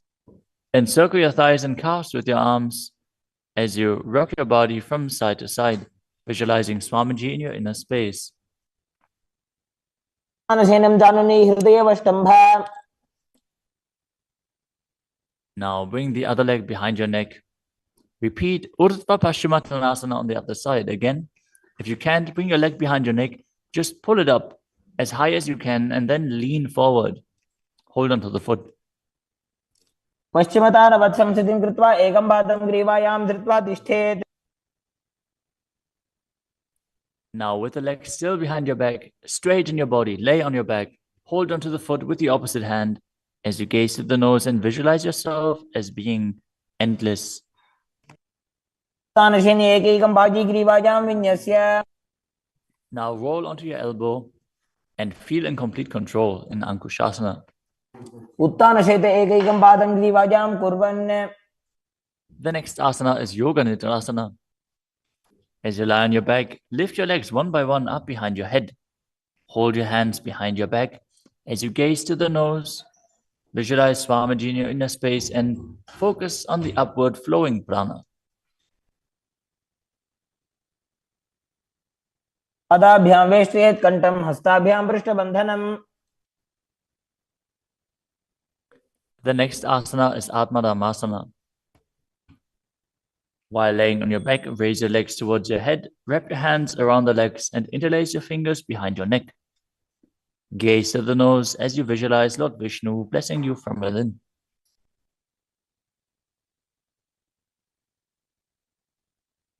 आत्मा राम आसन प्रथम सुधो सोवे. The next asana is Kochikasana. As you lay on your back, bring your knees to the chest with the soles facing up and extend your arms out sideways. Gaze to your third eye as you visualize Swamiji in your inner space.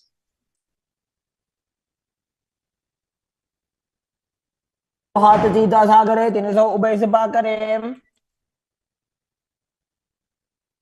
Next up is the Jatara Parivritti. This asana consists of 3 steps. We are going to perform all 3 steps and then repeat them on the other side.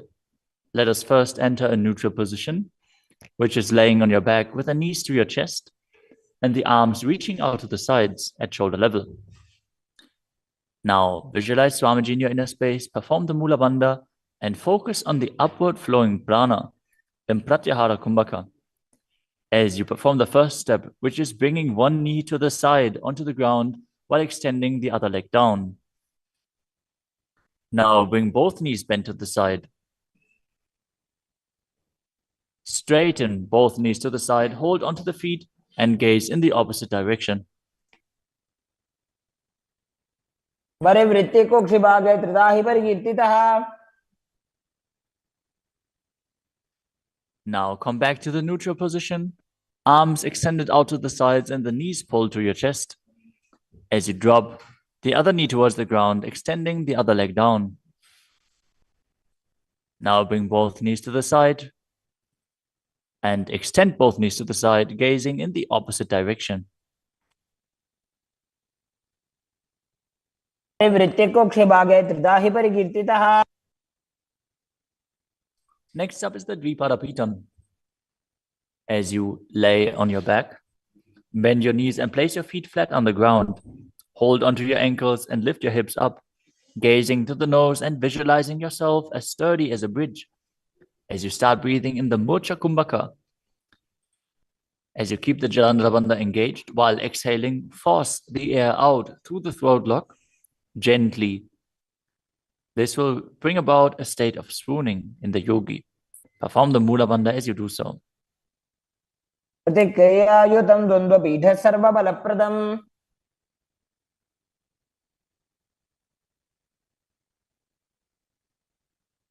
Next up is Palyankasana.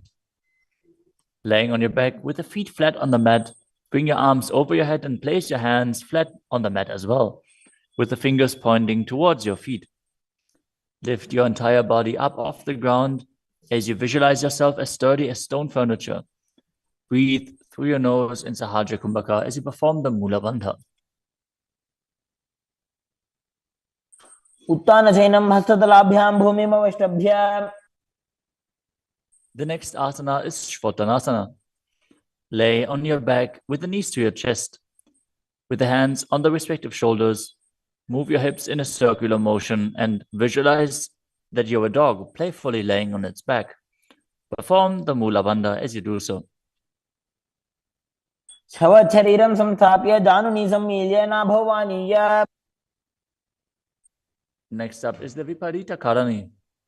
Lie supine, raise your hips and legs up as you extend your hands down on the mat below, helping you balance your body as your legs are raised up.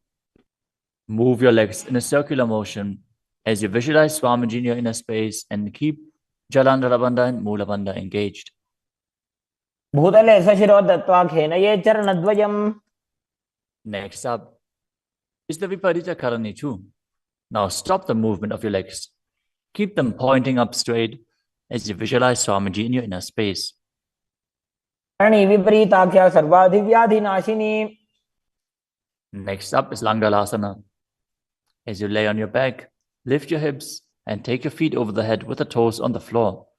Stretch your hands out on the ground behind your back. Clasp your palms, rest on your neck and shoulders as you visualize yourself as a plow.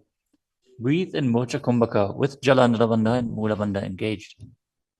दिवाकण्ठेन भूमिं विष्टम्भा पादाग्रद्वयम् ऊर्ध्वमुन्नयेत्. The next asana is Sajita Paschimottanasana. As you lie on your back in the same position, bring your hands to the feet.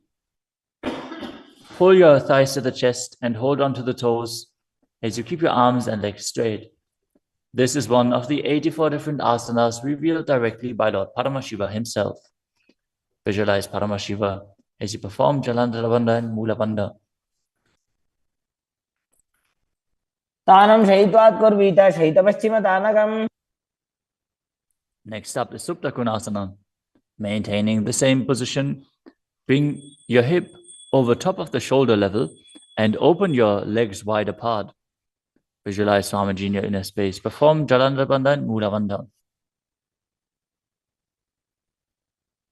परिवृत्ति कोक्ष भागे त्रिधा हि परिकीर्तितः. The next asana is Chakrasana. Now bring your legs over top of your head, toes on the ground, hold onto the ankles of the feet, and roll onto your back, keeping your legs straight. Visualize yourself as a chakra, a wheel, as you perform Jalandhara Bandha and Mula Bandha. पासनस्तद्वौ पादौ कुर्यान्मस्तकतः परो. Next up is Supta Prasarita Parangushtasana. As you lay on your back with the legs vertical, hold on to the big toes in Prana Mudra, and then open your legs wide to the side. Visualize Swamiji in your inner space as you return to breathing in Ujjayi Pranayama, making an ocean-like sound with your mouth. उत्तानपादं क्रौञ्चं च मरीचिं वीरभद्रकम्.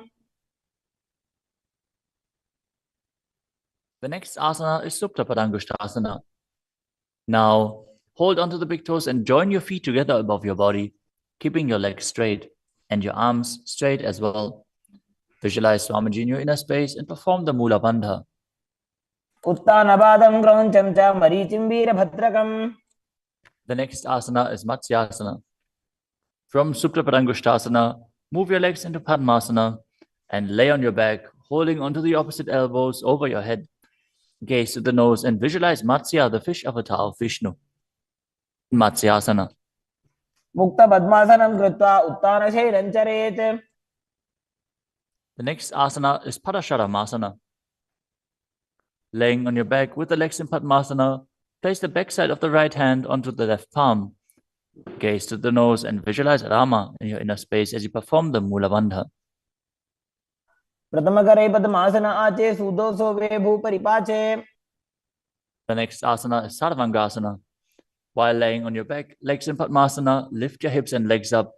Bring your hands to the hips, supporting you with the elbows on the floor. As you tuck your chin to the chest in Jalandhara Bandha, contract the perineal region in Mula Bandha. Gaze to the nose and visualize Swamiji in your inner space. अथवा क्षेत्र संक्षेपात् सर्वांगासनम् उत्तमम्. Next up is Vrishchikasana. As you lay on your back, one foot on the opposite thigh, lift the other knee towards your head, extend both arms up above your head, and hook the fingers forward, gazing to your third eye and visualizing yourself as a scorpion. प्रथमशेन सूधो शीशिके संधि सुदाखे. Now exchange the position of your feet. Repeat Vrishchikasana on the other side. प्रथमशेन सूधो शीशिके संधि सुदाखे. The next asana is Vrishapadakshipasana. Now lay on your back and interlace your fingers around the neck as you lift both feet off the ground, extending one leg straight and the other knee pulled to the chest. Alternate extending and raising the knee again and again, visualizing Swamiji in your inner space and breathing calmly through your nose in Sahaja Kumbhaka. उत्तानशयनं कृत्वा अङ्गुलिभिः कन्धरां बद्ध्वा. The next asana is Marottanasana. Lay on your back and lift your legs one by one up, touching the knees to your ears as you visualize Swamiji in your inner space. शोत्तानवत् संस्थितिः कृत्वा जानुद्वयं पर्यायेन कर्णयोः संस्पृशेत्. Next up is Vrikasana. While laying on your back, place the sole of the feet flat on the ground. Stand up and then sit back down, visualizing yourself as a wolf. अतः उत्तानशयनं कृत्वा पादतलाभ्यां भूमिं धृत्वा. The next asana is Luthasana. Lay on your back and quickly throw your legs up above your head. Completely roll over. Repeat this again and again, visualizing Swamiji in your inner space. Finish in a prone position. उत्तानशयनं पादौ शिर उल्लङ्घ्य. As you lay flat on your belly with the toes extended and the hands on the ground by your shoulders, Contract your lips and make the sound of a flute, whistling while inhaling in Sadatthasana Pranayama. Visualize yourself as a chariot, carrying warriors into a battle for Dharma on your chariot back. युज्यशयनं कृत्वा नाभिं भूमौ निधाय. The next asana is Dehalyulanganasana. Now push your body up into Tadakshvasana, the plank position, as you jump your legs forward and back between the arms again and again. Visualize yourself go beyond the body and mind.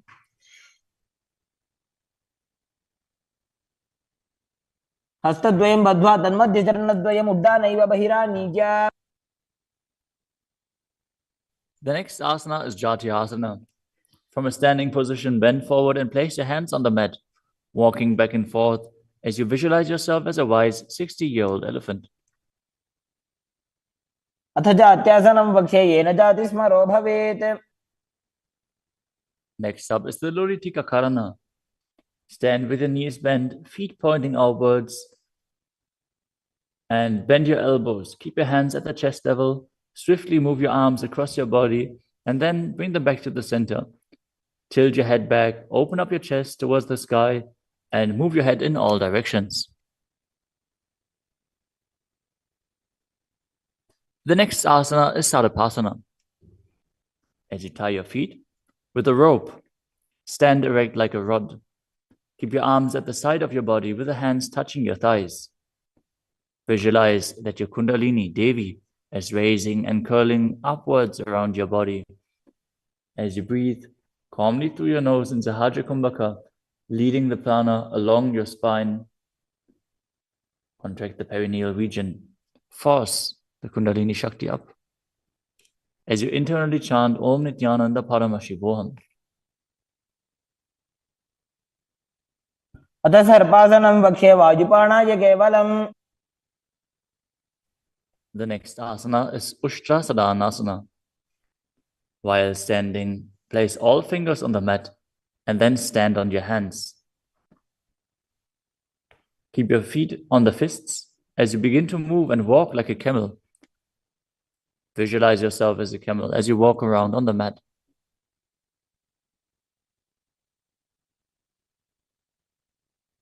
मुष्टिकनिष्ठिकाप्रदेशेन भूमौ निधाय उपरिपादतले संस्थाप्य. The next asana is Ashvasana. Maintain the same position. Walk around on the hands as you visualize yourself as a horse.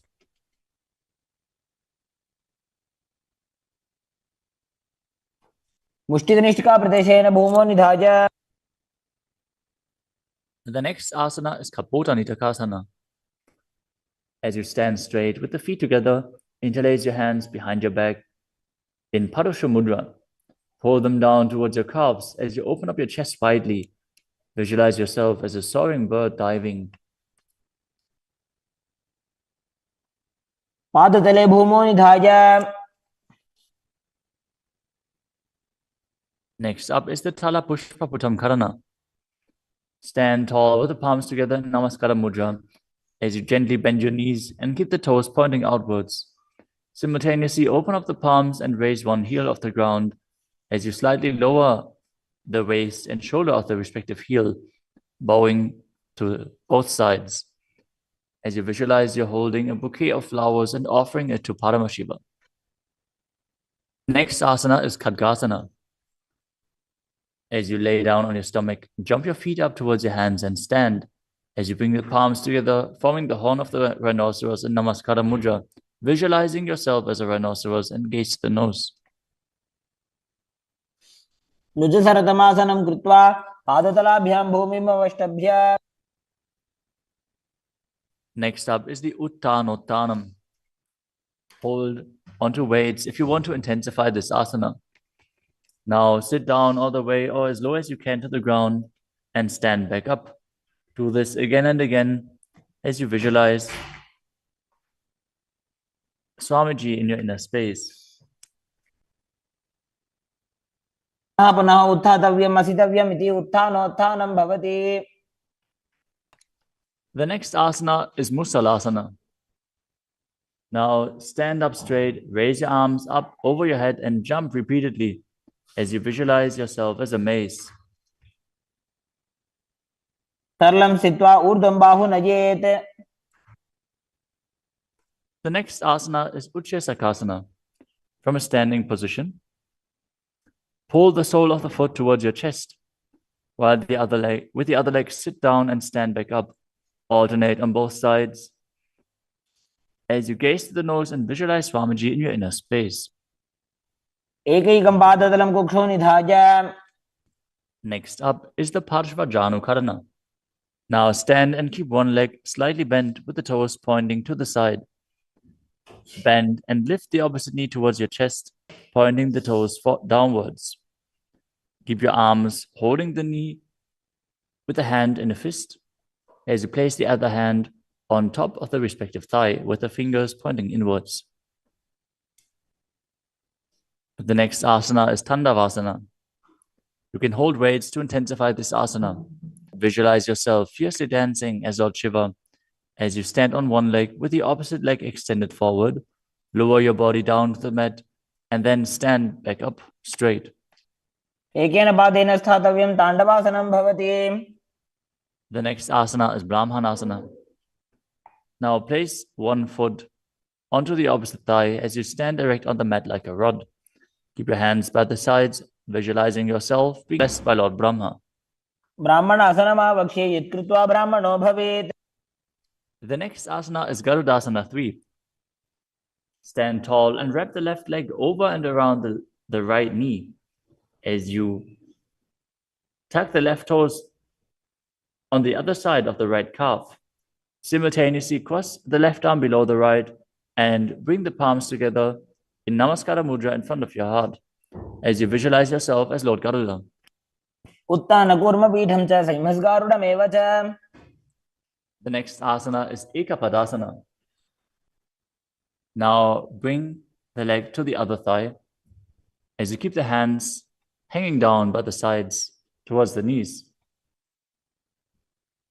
Visualize Swamiji in your inner space. दक्षाङ्घ्रिं वामपादस्य जङ्घोपरिनिधाय च. The next asana is Dhruvasana.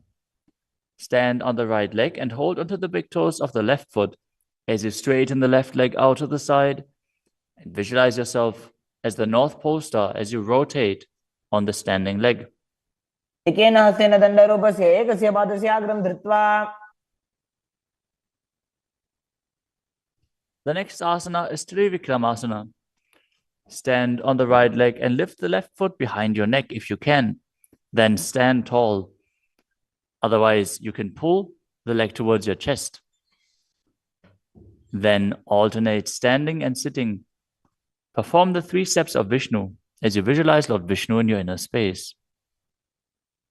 एकेन पादेन स्थातव्यम् उत्थातव्यम्. Now repeat the Parshvajanukarana on the other side. Now visualize yourself fiercely dancing as Lord Shiva as you repeat Tandavasana on the other side. पादेन स्थातव्यं ताण्डवासनं भवति. Now repeat Brahmanasana on the other side. ब्राह्मणासनमावक्ष्ये यत्कृत्वा ब्राह्मणो भवेत्. And repeat Garudasana 3 on the other side. उत्तानकूर्मपीठं च संहिमस्गारुडमेव च. Now bring your foot to the opposite hip with the hands hanging down as you repeat Ekapadasana on the other side. दक्षाङ्घ्रिं वामपादस्य जङ्घोपरिनिधाय च. Now hold on to the opposite foot, holding the big toe in Prana Mudra as you rotate your body on the mat, visualizing yourself as the North Pole star in Dhruvasana. एकेन हस्तेन दण्डरूपस्य एकस्य पादस्य अग्रं धृत्वा. Now repeat Trivikramasana on the other side. Bring the other leg behind your neck if you can. Sit down and stand back up while visualizing Lord Vishnu blessing you from within. ग्रीवायां पादं संस्थाप्य स्थातव्यम् उत्थातव्यं त्रिविक्रमासनं भवति. Next up is the Samanaka Karana. Stand with the feet close together, toes pointed slightly out. Keep both hands to the sides of your body as you stand straight on the mat and relax. After this intense asana practice, this intense sequence, breathe deeply as we enter into the final 100 asanas of the sequence. The next asana is Goda Kajali Asana. Stand erect and then bend forward. Bring both hands underneath the knees and make a finger lock in Padusha Mudra as you sit in a squatting posture, and then let the finger lock touch your navel. Visualize Sage Goraknath, the founder of the Natha Yoga Hindu Sampradaya, as you perform the Jivachala Kumbhaka, forcefully moving the retained prana up and down within your body and throughout your limbs, along with the mind. Perform the Mula Bandha as you do so and internally chant Om Nithyananda Paramashivoham. प्रथम ही उभं होय बाहुरी नीचो पुनि होवे. The next asana is Kanchita Asana. Now insert your hands between the thighs and calves and then wrap them around behind your butt, interlacing your fingers behind your back. Keep your chest upright. Visualize Swamiji in your inner space. ऊर्ध्वमध्यात् हस्तौ निवेशयानितं वं धृत्वा. The next asana is Bhairu Asana. Now bring your feet together and sit in a squatting posture with the heels touching the perineum. Hold the hands at the back. In Parusha Mudra, sit upright and gaze to your navel, visualizing Bhagavan Kala Bhairava, the Lord of Time. दो ऊपक की थलिया की माहिली को और मिलाई. Next up is Varahasana. Now squat all the way down to the ground. Keep your feet together, toes apart. Bring your elbows up close to your head and join your palms behind your back with fingers pointing down. Gaze to the nose and visualize a boar, which is one of the 10 incarnations of Mahavishnu. पागदली की माहिली को और मिलाई फना पानी उकड़बई से.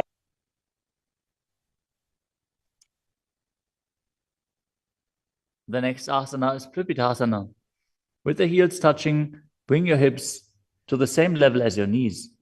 Let your hands hang down. Hold on to the big toes in Prana Mudra as you visualize Swamiji in your inner space and perform the Mula Bandha. पार्श्वद्वयं मील्य स्थित्वा नितम्बं जानुप्रदेश आनीय. Next up is Bakasana. Now place your hands on the mat, fingers wide, and place your knees onto the back of your arms with the eyes forward. Lean forward and down, lifting your feet off the ground as you visualize yourself as a crow.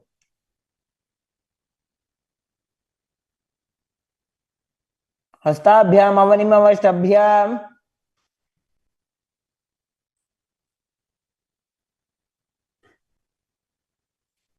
The next asana is Sushtanga Kapali Asana.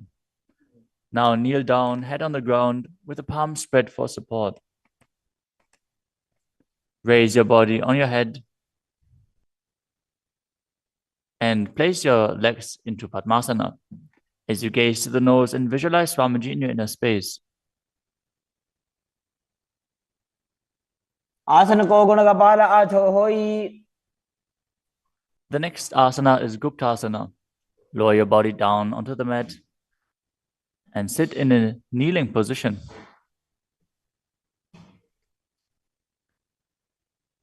Keep your toes touching behind and sit in between the heels. As you place your hands on the knees, sit straight and gaze to the nose as you visualize you are sitting in the secret seat with Paramashiva and Guru. ध्यानोर्वोरन्तरे पादौ कृत्वा पादौ च गोपयेत्. The next asana is Vrikshasana too. This is another inverted posture. So if you have any blood pressure related issues, please take precautions. If you need aid in support performing this asana, if you have a partner available, they can aid you. Otherwise, you can use a wall for support. You can walk the wall up and down. This is a progression where you can increase your arm strength and finally be able to perform this asana yourself. Now, place your hands on the ground, shoulder width apart, and Lift your body up straight into a handstand. Visualize you're a tree with deep roots into the ground as you breathe calmly in Sahaja Kumbhaka.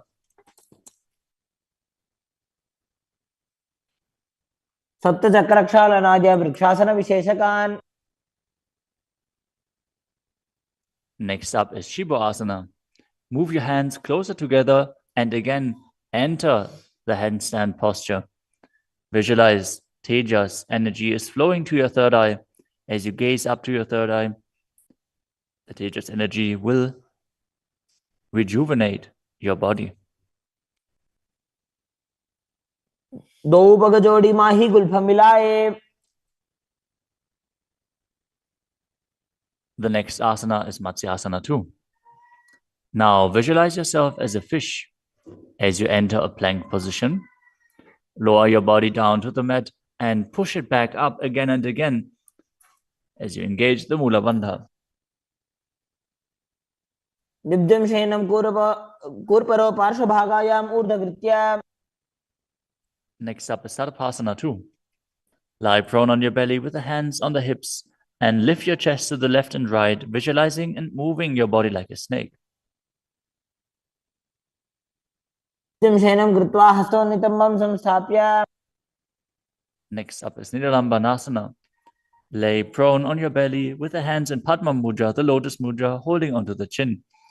Keep the toes pointing backwards, feet together, as you feel self-supported and completely independent. The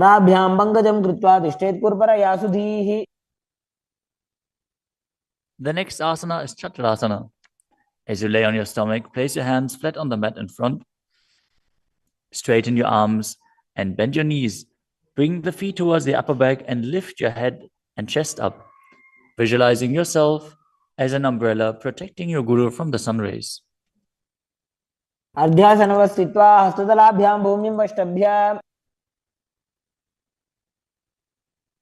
next asana is Vajrasana.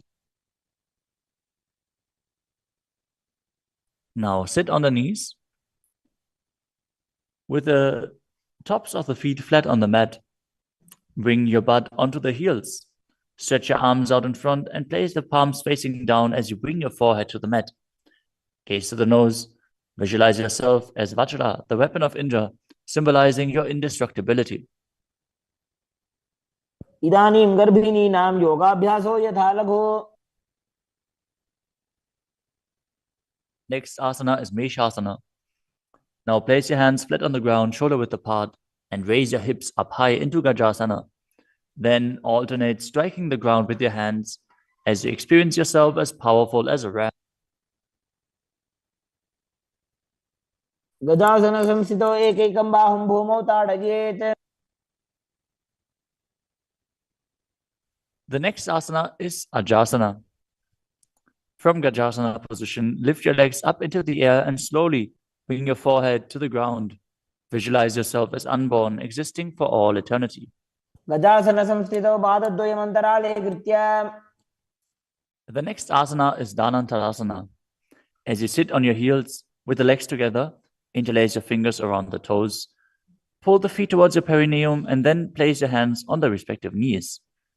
Keep your spine straight, gaze to the nose as you visualize Swamiji in your inner space and return to breathing in Ujjayi Pranayama, making an ocean-like sound with your mouth.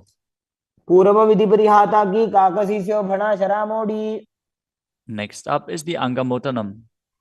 Interlace your fingers in front of your body and then behind you, stretching your arms forward to the sides and backwards as you give massage to various different joints and muscles within your body. Visualize Swamiji as you do so. हस्तयोः अङ्गुले बद्ध्वा हस्तयोर्मध्यात् सर्वम् अङ्गं निष्कासयित्वा. Next up is Garudasana form. Now sit on your heels in Vajrasana as you turn your feet out to the sides. Keep your thighs and knees resting on the ground. Keep your spine straight, hands on the knees. Visualize yourself as Lord Garuda, flying Lord Vishnu and Lakshmi on his back. जङ्घोरुभ्यां धरां पीड्य स्थिरकायो द्विजानुनाम्. Next up is Ananda Mandirasana. Now sit with your legs folded back, the toes pointing backwards, the knees wide. with the hands below the ankles. Keep the front of your buttocks on the ground as you gaze to your third eye and visualize yourself residing in the blissful space of a temple. अथ वक्षे वीरनाथ आनन्दमन्दिरासनम्. Next up is Mandukasana 2. Now sit with the knees wide, the feet overlapping on top of your ankles. Keep your hands underneath the knees, gaze to the nose, and visualize yourself as a frog as you perform Uddiyana Bandha and Mula Bandha. पृष्ठं संपीड्य गुल्फाभ्यां जान्वङ्गे सवलयाकृतिः. The next asana is Narasimhasana. As you keep your toes on the mat with the heels up and together, place your perineum on top of the heels. Keep your palms on the ground with the fingers spread wide apart, thumbs touching the base of the hand, touching the toes. Gaze to your nose, stick your tongue out and exhale forcefully. Visualize Narasimha, one of the 10 avatars of Vishnu, as you perform the Mula Bandha.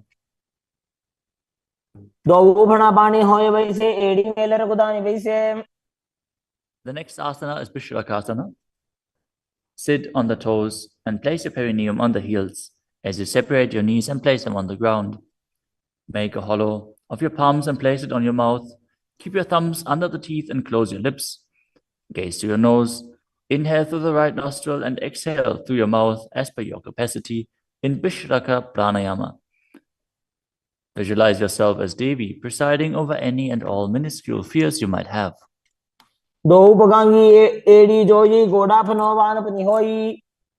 The next asana is Makadasana.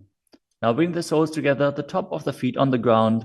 As you sit on the heels, bend your elbows, bring your fingers to the armpits, and imitate as if you were a monkey stretching itself. Visualize yourself as a playful monkey as you gaze to your third eye and perform the Mula Bandha. The next asana is Vajrasangarasana. Stand on the toes with the soles of the feet together. Sit on the heels, keep your knees wide and off the floor. Hold your elbows behind your back as you gaze to the nose. Embody a diamond-like strength for yourself and your Sangha, your spiritual community.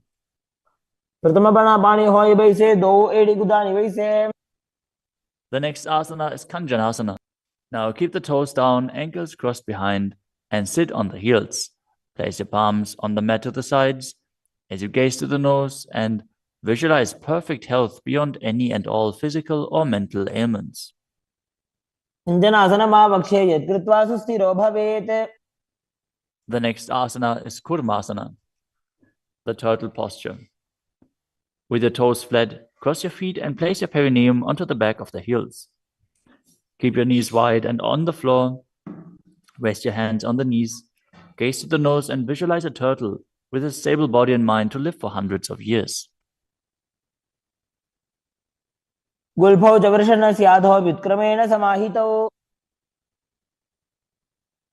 The next asana is Yogasana.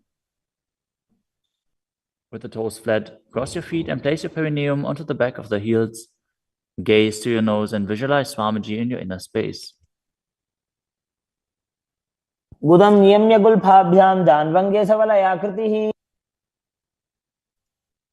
The next asana is Vijogasana. Now stand on your knees. Cross your ankles behind with the feet near the opposite knee. Hold the calves with the fingers inside and the thumbs outside as you gaze to your third eye and visualize a space of eternal oneness, Advaita, with your Guru.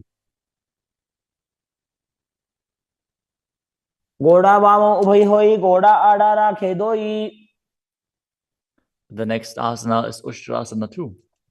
In a kneeling position, bend backwards, hold your ankles with your hands and keep your arms straight. Push your hips forward and tilt your head back as you visualize yourself as a camel.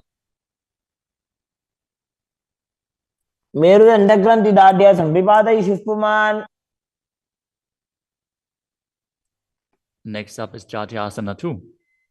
With the heels together and the hands on the soles of the feet, slowly lean back. Bring the elbows down to the mat, followed by the back of your head. Gaze to the nose and experience yourself as a lotus blooming.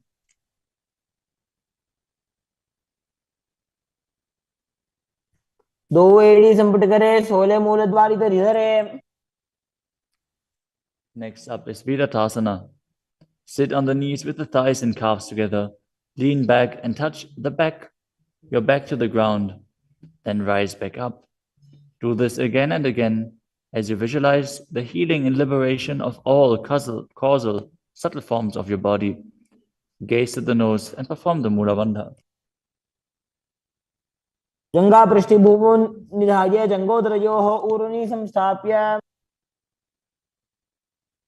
Next asana is Kapotasana. From Virattasana, raise your hips higher. Bring your forearms to the mat and hold the back of the heels. As you bring your head in between the feet, visualize yourself as a beautiful dove and perform the Mula Bandha. मेरुदंड ग्रंथि दाढ़्य संविपादयिषुः पुमान्. The next asana is Vadasana. Now stand upright on the knees with the toes tucked. Hold your arms with opposite hands and gaze to the nose. This is the boon fulfilling posture. Receive your boon from Paramashiva. जानुनि भूमौ संस्थाप्य हस्ताभ्यां बाहु परस्परं धृत्वा. Next up is Vadahasana 2. Keep your knees together, toes tucked behind. Lean forward as you bring the elbows to the mat. With your hands holding the head, rest your buttocks on the heels and visualize yourself as Varaha, the boar incarnation of Mahavishnu. सूर्यं चन्द्रं भेदनानि आसनानि निकथ्यते. The next asana is Mundasana. This is another inverted posture. Use a wall for support if needed. Now kneel down, place your elbows on the mat, shoulder width apart. Interlace your fingers and place your head onto the mat, supporting it with both hands. Walk your feet forward until your hips align with the shoulders and then raise your legs straight up. Be stable. Gaze to the nose. Visualize yourself as a lopped tree as you breathe calmly through your nose in Sahadra Kumbhaka in Mundasana. अधो मुंडासनं वक्षे सर्वेषां प्राणिनां सुखम्. Next asana is Andhasana. In a kneeling position, place your head in between the knees and the elbows outside of the knees. Hold your head with both hands, gaze to the nose, and visualize Swamiji in your inner space as you breathe through your mouth and perform the Mula Bandha. प्रथम भगदली समठहरावे कोरमा हिली उभे मिलावे. The next asana is Viparita Shalabhasana. You can hold weights to intensify this asana. As you lie on your belly with the arms extended straight out, lift your thighs, arms, and chest off the ground. Visualize yourself as a locust and perform the Mula Bandha. शलभासन भेदाश्च नटभेरुण्ड नामके. The next asana is Kapalasana. Lie on your belly with the arms at the side, palms facing down. Keep your forehead on the ground and keep your chest on the mat as you lift your legs up together. Visualize yourself as a skull, representing the mind with purified thoughts and the strong will to attain enlightenment. कपालं भूमो निधाय ऊर्ध्वं पादौ नयेत्. The next asana is Akasha Kapotasana. As you lay on your stomach, keep your hands by the sides and lift your legs up over your head. As you slowly place your feet on the mat in front of your head, keep the palms flat on the mat behind, visualizing yourself as a free and open dove. As you breathe in Sahadra Kumbhaka and perform the Mula Bandha. उष्ट्रासने स्थित्वा चरणौ भूमेरुत्थाप्य. The next asana is Chatakasana. As you sit on your knees, bring the chest down so the navel touches the knees and keep your hands and elbows flat on the ground. Be sturdy. Visualize yourself as a sparrow as you perform the Mula Bandha. पूर्वपर्यन्तौ हस्तौ धरामवष्टभ्य. The next asana is a Vrishchikasana too. Now kneel down, keep your hands and elbows on the mat. As you raise your legs, bend your back to touch the feet onto your head. Lift your chin and hold as you visualize yourself as a scorpion. विच्छेव पुच्छ प्रतिमांग्रिभाष्णे धृत्वा स्वशीर्षे चिबुकं विधार्य कौ. Now place the perineum down on the right heel as you keep the left foot outside of the hip with the toes pointing outwards.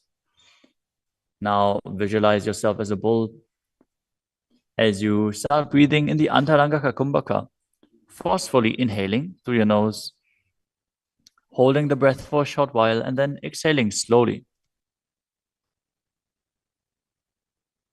याम्यगुल्फे पादमूले वामभागे पदेतरम्. The next asana is Lulasana. From the kneeling position, place your hands flat on the mat in front. Lift your knees off the ground and cross the toes over the left. The left toes over the right as you balance above the mat and visualize Swamiji in your inner space. लोलासनं सदा कुर्यात् वायुलोलापघातनात्. Now directly place your perineum down on the other heel as you repeat Vrishasana on the other side. याम्यगुल्फे पादमूले वामभागे पदेतरम्. Next up is Balagunasana. Now place the left toes on the ground and sit on the heel of the left foot. Place the right foot flat on the ground with the knee raised against the chest. Keep your palms on the respective knees as you maintain an upright position. Visualize Balagunahai, one of the 84 siddhas in your inner space. आसन को गुण जल बिकार जाई. Next up is Grahasana. Squat with the feet flat on the mat as you bring your elbows under the thighs, wrap your hands around the shins, and hold onto your ankles from the outside. Visualize yourself as the entire planet. पादतले भूमौ संस्थाप्य जानुमध्ये हस्तगुर्परौ स्थाप्य.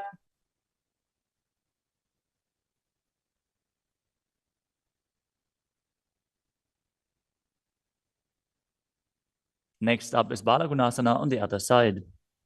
Visualize Balagunahai, one of the 84 siddhas in your inner space. आसन को गुण जल बिकार जाई. Next up is Utkatasana.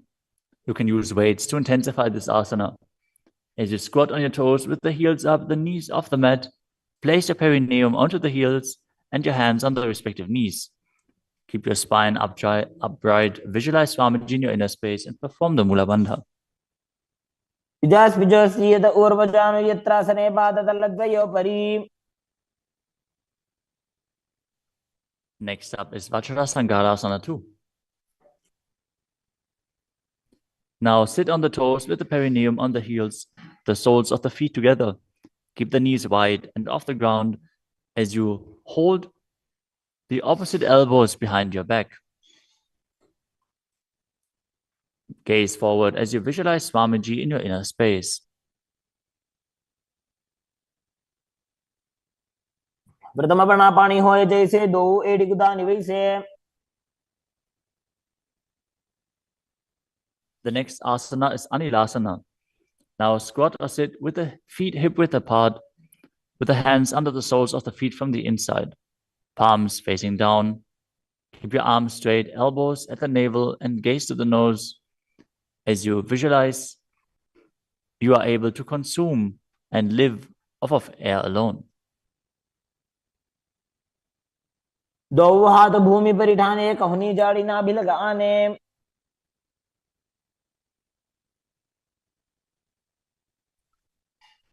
Next up is Padukasana. Now place the back of your hands on the mat with the fingers facing towards your body. Step the feet on top of the hands with your hands wrapped around the feet like a shoe. Start walking around on your mat as you visualize you're wearing padukas walking across India. हस्ततलयोः पादतले कृत्वा.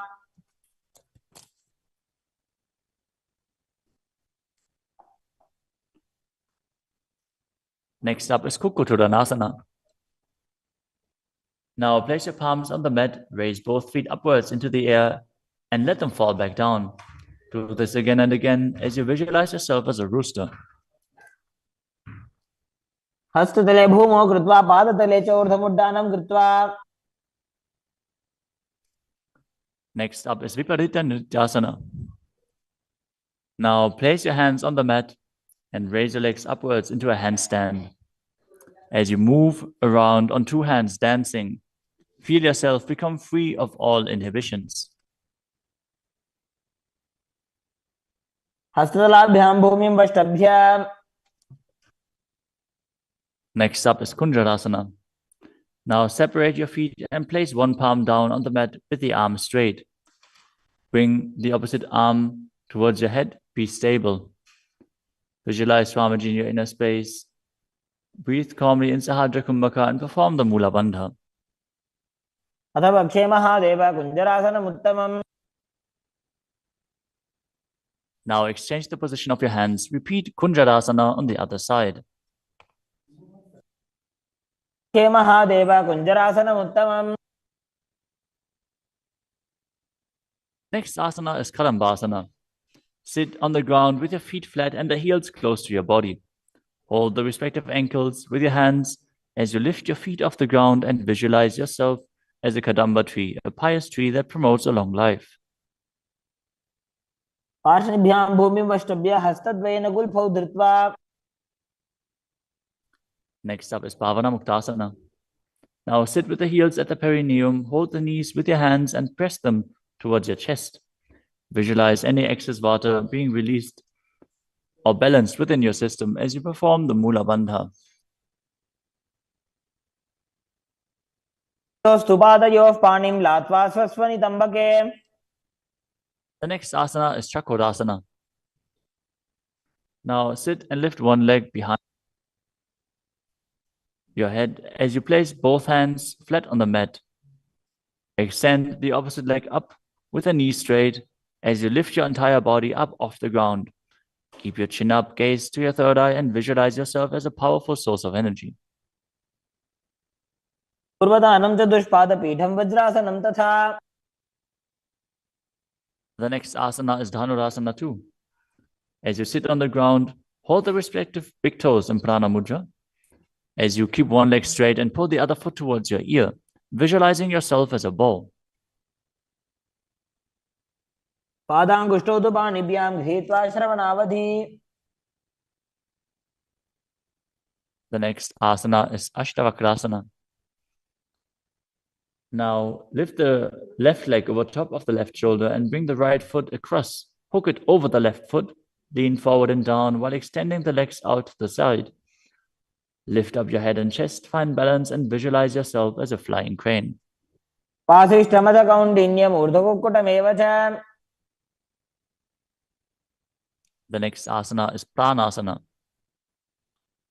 Now place the right foot on the left thigh and bring the left foot flat on the ground as you have the left shoulder underneath the raised left leg and place your hands flat on the ground.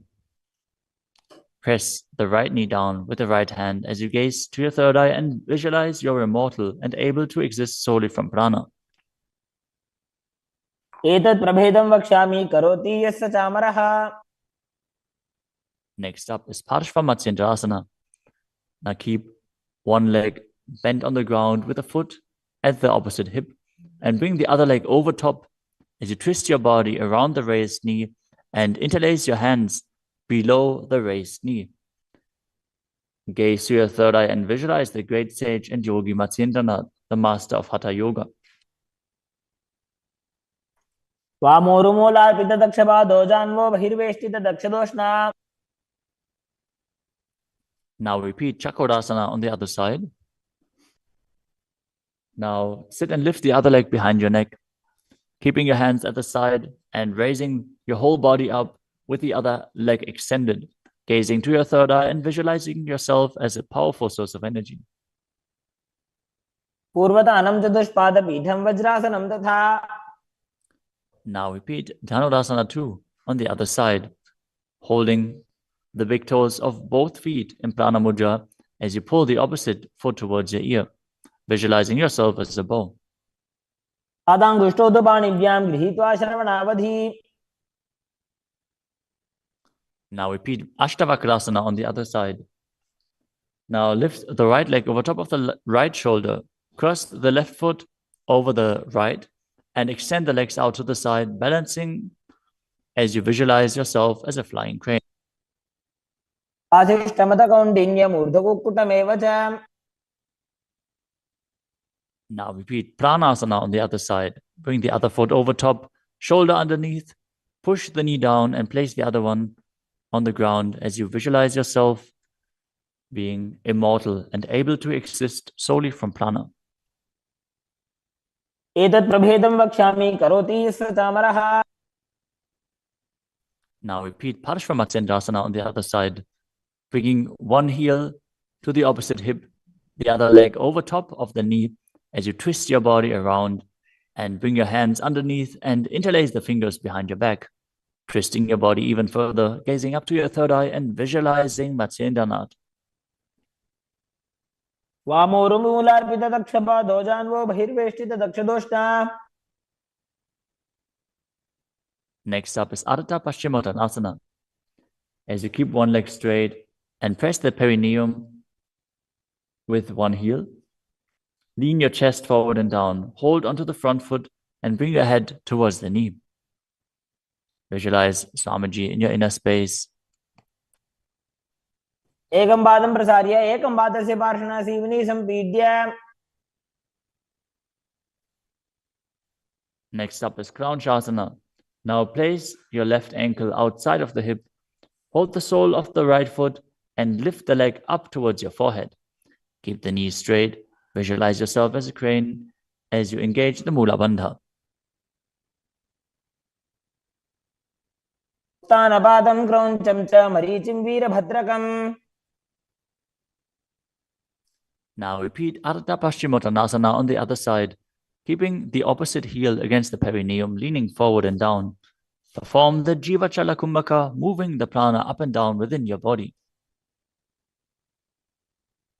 एकं पादं प्रसार्य एकं पादस्य पार्श्वना Seoni सम्पीड्य. Now repeat Kranchasana on the other side. As you bring the other heel outside of the hip, extend the opposite leg up, holding the foot with the knee straight, visualizing yourself as a crane. उत्तानपादं क्रौञ्चं च मरीचिं वीरभद्रकम्. Next asana is Swastikasana. Now sit with the soles between the thighs and calves. Keep your spine straight, the palms resting on the knees. Gaze to the tip of the nose and embody peace, well-being, good fortune, and prosperity as you visualize a swastika. तानूर्भोरन्तरे सम्यक् कृत्वा पादतले उभे. Next up is Gorakshasana. As you keep your feet in the same position, cover your heels with the respective hands. Tuck your chin to the chest and gaze to the tip of your nose, visualizing the great sage Goraknath as you perform Jalandhara Bandha and Mula Bandha. तानूर्भोरन्तरे पादौ उत्तानो व्यक्तसंस्थितौ. Next up is Pakasana 2. Now bring the left heel to the perineum and the right foot on the left thigh. Visualize Swamiji in your inner space. Meditate on Arihanta, the Enlightened One. As you gaze to your third eye, perform the Mula Bandha and re-enter the Shanmukhi Mudra once more. As you exhale, close your eyes with the index fingers, nose with the middle fingers, mouth with ring and little fingers, the ears with your thumbs. वामपार्श्वौ गुदौ संस्थाप्य दक्षाङ्घ्रिवामजगने. Next up is Yogasana 2. As you keep your feet on top of the opposite knees, place your hands on the ground beside your body with the palms facing up. Keep your spine straight, gaze to your nose as you visualize Swamiji in your inner space.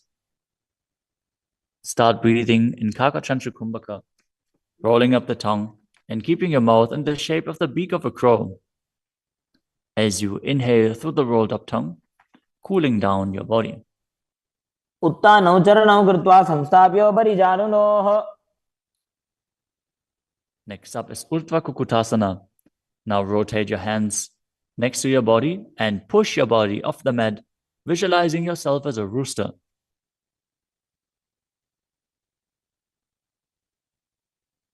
वासिष्ठमदकौण्डिन्यम् ऊर्ध्वकुक्कुटमेव च. Next up is Siddha Haratali Asana.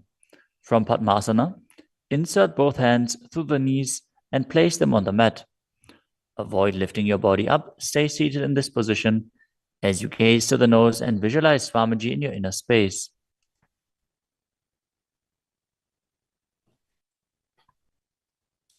प्रथम पद्मासन को करे, हस्त दो वो गोड़ासन धरे. Next up is Hamsasana. From Padmasana, lift your body off the ground as you gaze to your third eye and visualize yourself as an elegant swan. कुक्कुटासने स्थित्वा स्कन्धपर्यन्तं मूरोनि नीत्वा. Next up is Karmukasana. From Padmasana, place your hands between the thighs and calves. Lean forward and while sitting, reach your hands behind your body in Parasha Mudra.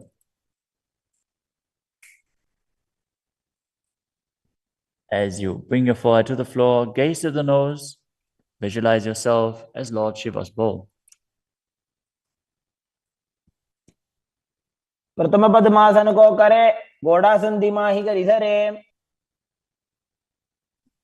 The next asana is Kurmasana too. Sitting in Padmasana, lift your knees and insert both hands through the thighs and calves. As you bend your elbows and hold onto the respective shoulders with your hands, visualize yourself as a turtle, having a stable body and mind to live for hundreds of years. बाईजंग पर दक्षिण बावा, दाईजंग पर बाईं ल्यावा. The next asana is Granthi Bedasana. From Padmasana, insert both hands through the thighs and calves. Bend your elbows, hold the respective shoulders, tuck your chin to the chest, gaze at the nose and rejoice, knowing you're in Shiva's secret knot posture. अथ वक्षे नीलकण्ठाकृतिभेदासनं शुभम्.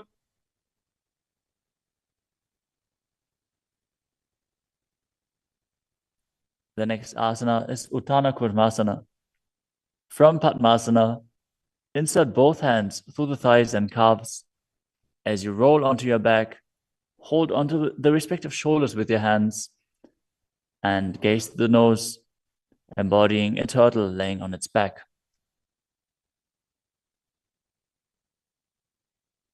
Kukkutasana बन्धस्थं कराभ्यां धृतगन्धरम्. Next up is Pangukukutasana. From Padmasana, place both hands through the gap of the thighs and calves. Place one hand flat on the mat and hold its wrist with the other hand. Lift your body up off the mat, balancing on one arm as you visualize yourself as a rooster and perform the Mula Bandha. Kukkutasana स्थित्वा एकेन हस्तेन अन्यस्य प्रतिबन्धं धृत्वा. Now exchange the position of your hands. Lift your body up onto the other hand as you repeat Pangukukutasana on the other side. Kukkutasana स्थित्वा एकेन हस्तेन अन्यस्य प्रतिबन्धं धृत्वा. The next asana is Gridrasana. From Padmasana, place your elbows on the toes, interlace your fingers, and rest your chin on the knuckles. Keep your thumbs pressed to the throat as you visualize you have gone beyond all greed and covetous.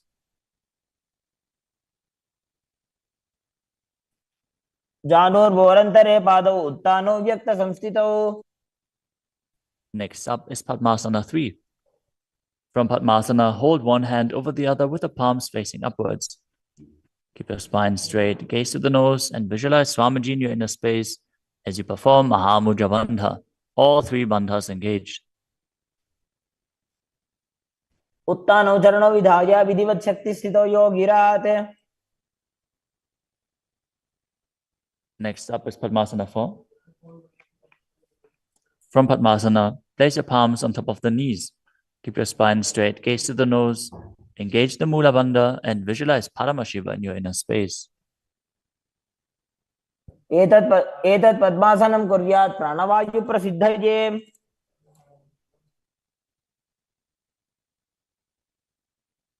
Next up is Karmakasana 2. From Padmasana, keep the left hand on the left knee and hook the right hand around the big toes in Prana Mudra with index and middle fingers. as you pull your elbow back as if you're pulling a bowstring, moving the big toe in a circular motion. Visualize yourself as Pinaka, Lord Shiva's bow, as you repeat the movement on the other side as well. वक्षे योगपूरक रक्षणात्. Next up is Karmakasana 3. From Padmasana, cross your arms behind your back and hold onto the big toes in Prana Mudra as you gaze to the nose and visualize yourself as Paramashiva's bow.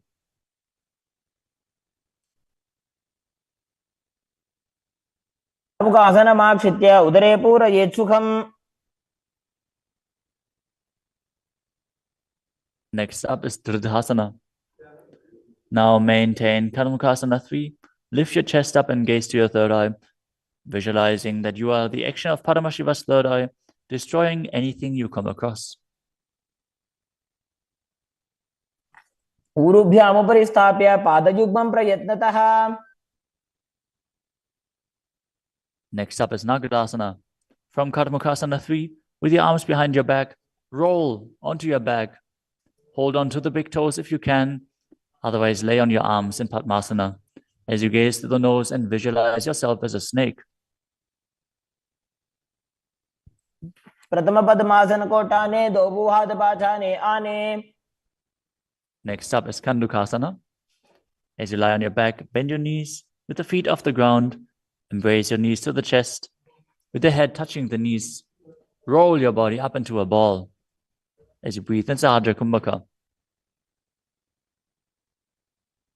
पित्रासने स्थित्वा हस्तपादान् निष्कुष्य. Next up is Urdhva Pavanasana. Lay on your back with the knees raised together, feet flat on the ground.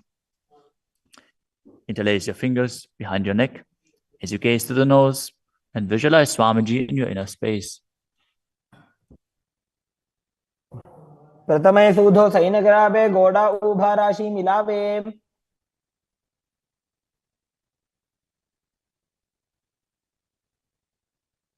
Next up is Marakata Pitasana. Lie on your back and bend your knees as you keep your feet flat on the mat and place the upturned palms underneath your heels. Lift your hips up as you visualize yourself as a powerful alpha ape. Perform the Murcha Kumbhaka with Jalandhara Bandha and Mula Bandha engaged. उत्तानशयनं पादतले उत्तानहस्तयोः स्थापयेत्. Next up is Uttana Shiki Pitakasana. Lie supine and raise your hips up. Support your hips with your hands, placed at the waist, as your elbows bear the weight of your body. Press your chin through the throat, gaze to the nose, and visualize Swamiji in your inner space. जङ्घोरुबलहीनश्चेत् उत्तानशी पीठकम्. Next up is Nadakasana. As you lie supine, raise your hips and legs up. Bring your hands to the lower back for support if needed, but then place your elbows and hands flat on the mat below. Balance as you visualize traversing Naraka, hell unscathed.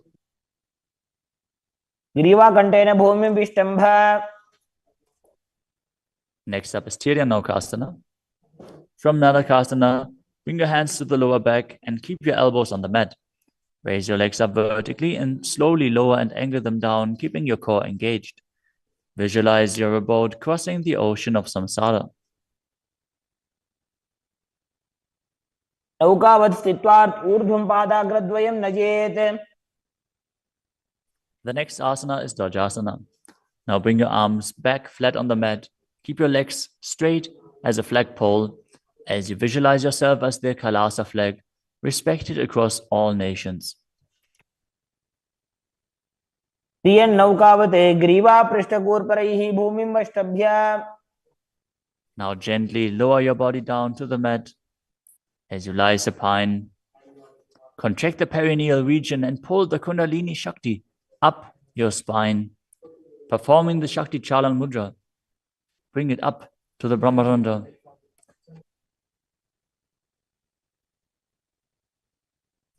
As you completely relax, unclutch from any micro movements of your body and mind, visualize your body as dead and the Supreme Pontiff of Hinduism, Swamiji,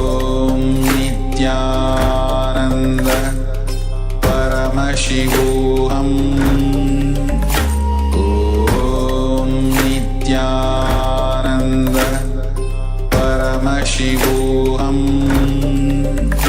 Om Nithyananda Paramashivoham Om Nithyananda. Now slowly return to your physical body. Start wiggling your fingers and toes, your wrists and your ankles, your elbows and your knees. Raise your knees up towards your chest and circle them with your hands, rocking your body from side to side. As you slowly return to a comfortable seated position.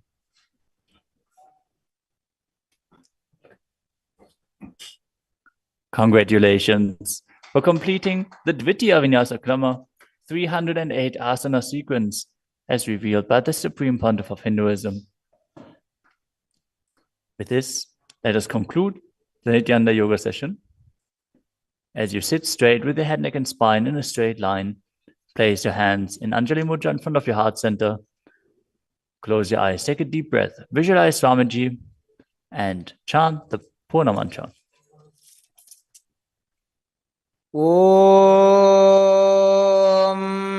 पूर्णमदः पूर्णमिदं पूर्णात् पूर्णमुदच्यते पूर्णस्य पूर्णमादाय पूर्णमेवावशिष्यते ॐ शान्तिः शान्तिः शान्तिः हरिः ॐ तत्सत् सर्वं भगवत् श्रीनित्यानन्द परमशिवपादुकार्पणमस्तु ॐ नित्यानन्दम्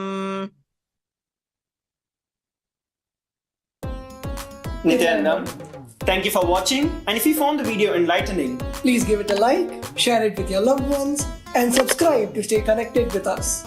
don't forget to click the bell icon to receive the notifications.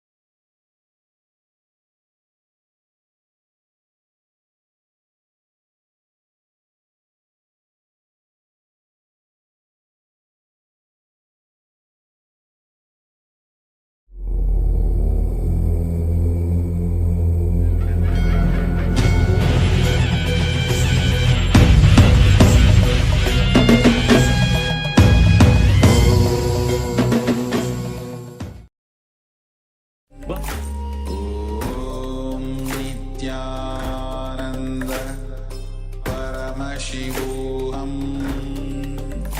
Om Nithyananda Nithyananda, and welcome.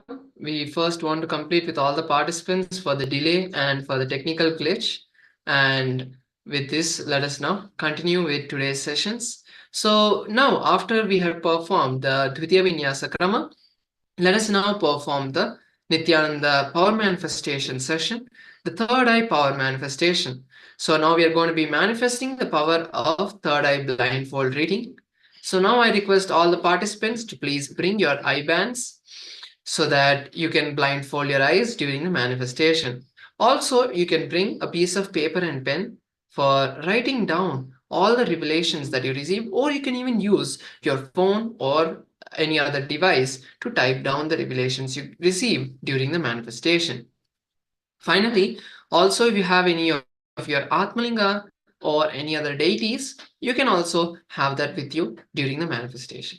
So with this, let us now enter the power manifestation with the first understanding of the Shastra Pramana, the scriptural reference for the power manifestation. It is important for us to understand about the Shastra Pramana because the Shastra Pramana gives us the detailed instructions of how to manifest these powers, how Paramashiva has told and revealed in the Vedagamas the science of manifesting these powers. So that is why we are going to be first understanding and once again listening to the Shastra Pramana and then moving into the power manifestation itself. So let's all now listen to the Shastra Pramana, which is from the Vijnana Bhairava Tantra, Sutra 34, where Paramashiva beautifully reveals the science of third eye reading. The scripture, Vijnana Bhairava Tantra, says, Kapalantarmanonyasya Tishtanmilitalochanaha Kramena Manasodhardyat Lakshayet Lakshamuttamam.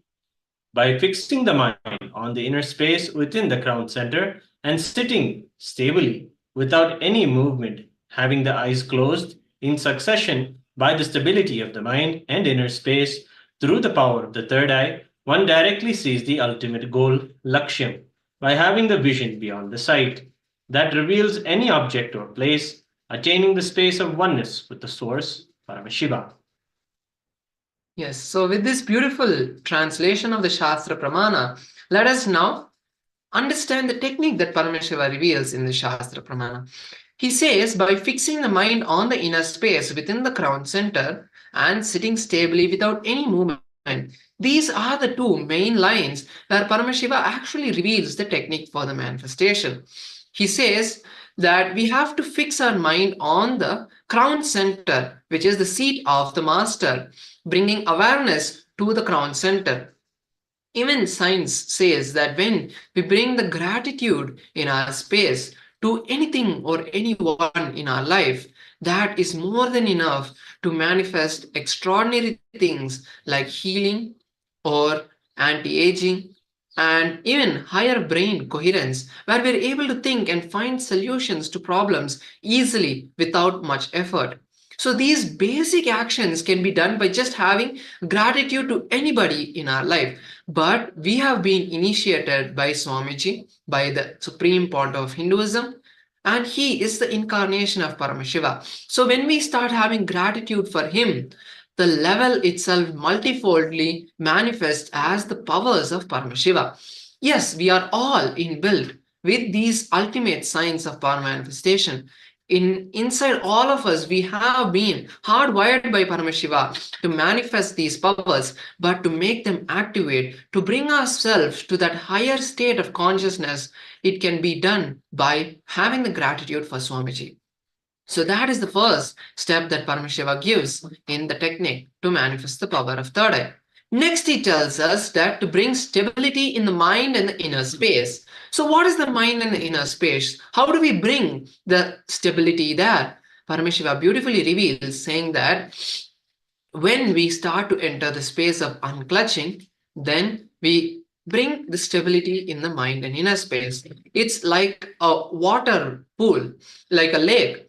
So if there are stones keep on falling inside the lake, or if fishes are keep on jumping in the lake, moving around, you will see a lot of ripples. But for example, during the night, you see the lake has become just still and calm. There's peace in this lake. Why is that? Because the fishes have stopped jumping, have stopped moving. They're all sleeping inside the lake. In that same understanding, when all of us manifest the space of unclutching inside us, means allowing ourselves to detach from all the thoughts flowing in our head, to just be an observer of the entire thought process. At that time, we enter that space of stability, of cool and calmness. So in this same way, Paramashiva says, when we achieve both of these, then we will be able to manifest the powers of Paramashiva. So with this beautiful understanding, let us now enter the first round of the power manifestation. And I request all the participants to please blindfold your eyes. We are going to enter the power manifestation. Please blindfold your eyes.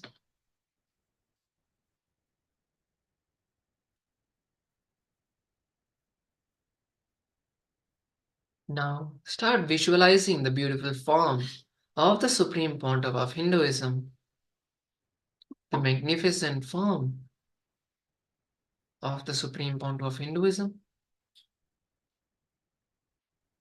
Take a moment now to visualize him in your third eye.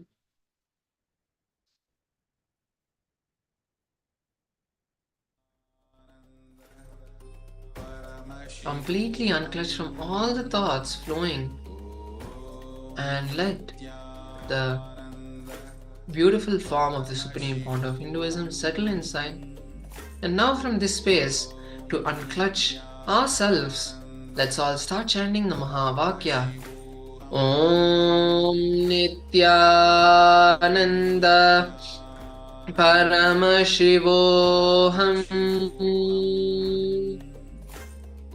Om Nithyananda Paramashivoham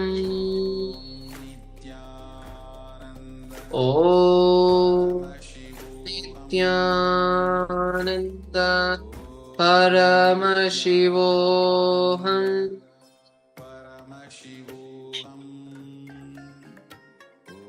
Let us all now start seeing the image that is being projected in front of all of us.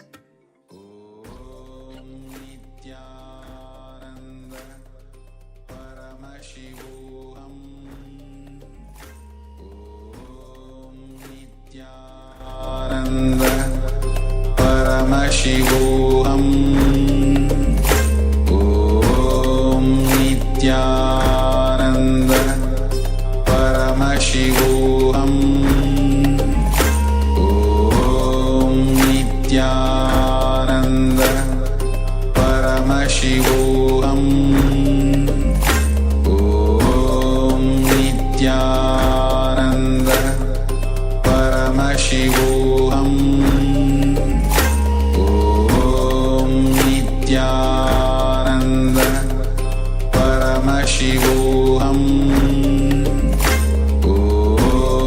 Nithyananda Paramashivoham Om Nithyananda Paramashivoham Om Nithyananda Paramashivoham Om Nithyananda Paramashivoham Om Nithyananda Paramashivoham Om Nithyananda Paramashivoham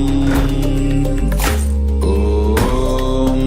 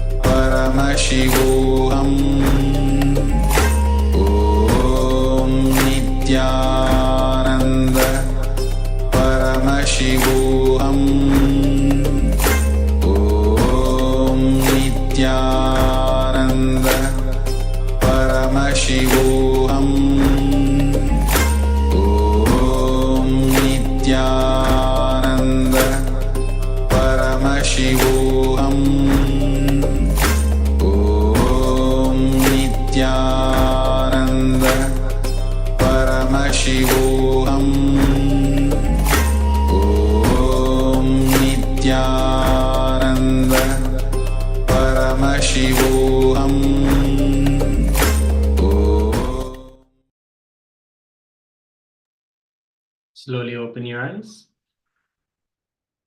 Remove your blindfold.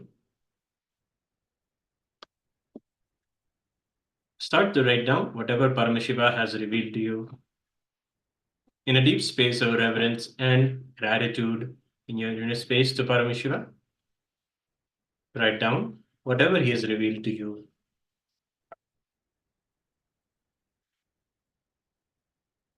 You can write down all the colors, the shapes, anything that you have seen. And once you write down, you can also post them in the chat so that all of us can also see how you have manifested the power manifestation.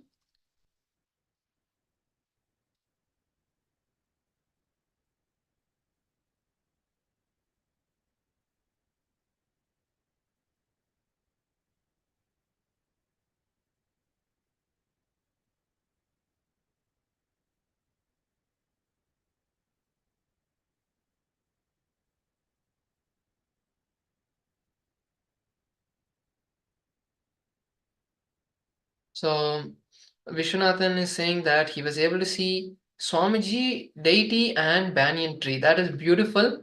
So let's all now see what was the picture. So yes, so there is a tree, and also the word tree is also written. It's a palm tree. So this is the image that all of you were shown. So if you were able to see this image, that is beautiful. And if you have seen a tree also, that is also very beautiful. You have started manifesting the powers of the third eye. And yes, with this, let us now move to the next session and start learning about the powerful cognitions we have today. Today we are going to be focusing about the dynamic energy, the desire, how desire is a dynamic energy, the types of desire, the power of love, and how to conquer the desires and go beyond just desiring what we want in our life and actually manifesting them. So I request all the participants to be in the space of listening now, and let us start learning about the first cognition, which is going beyond desire.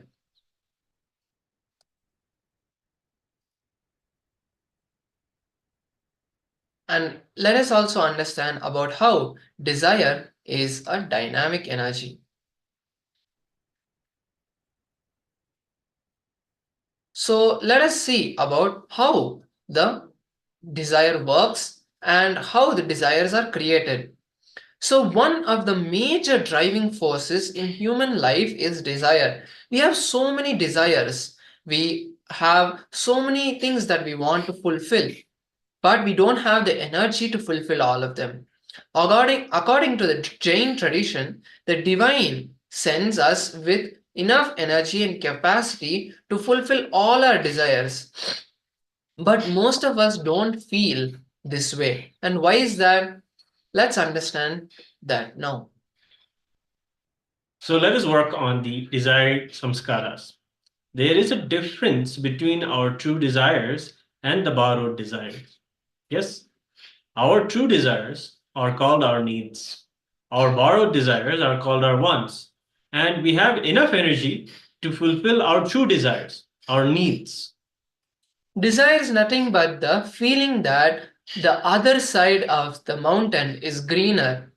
The other side is better. What they have is better.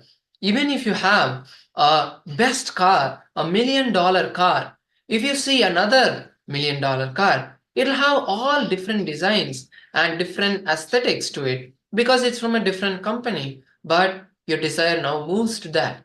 It is not fulfilled that we have $1 million car. And even if you have $1 million car, the desire to get another one will never stop. Whatever you are standing on one side of the river, the other side always looks greener. So, desire is nothing but feeling the other side is greener in your heart. Looking at the other side, it is the desire.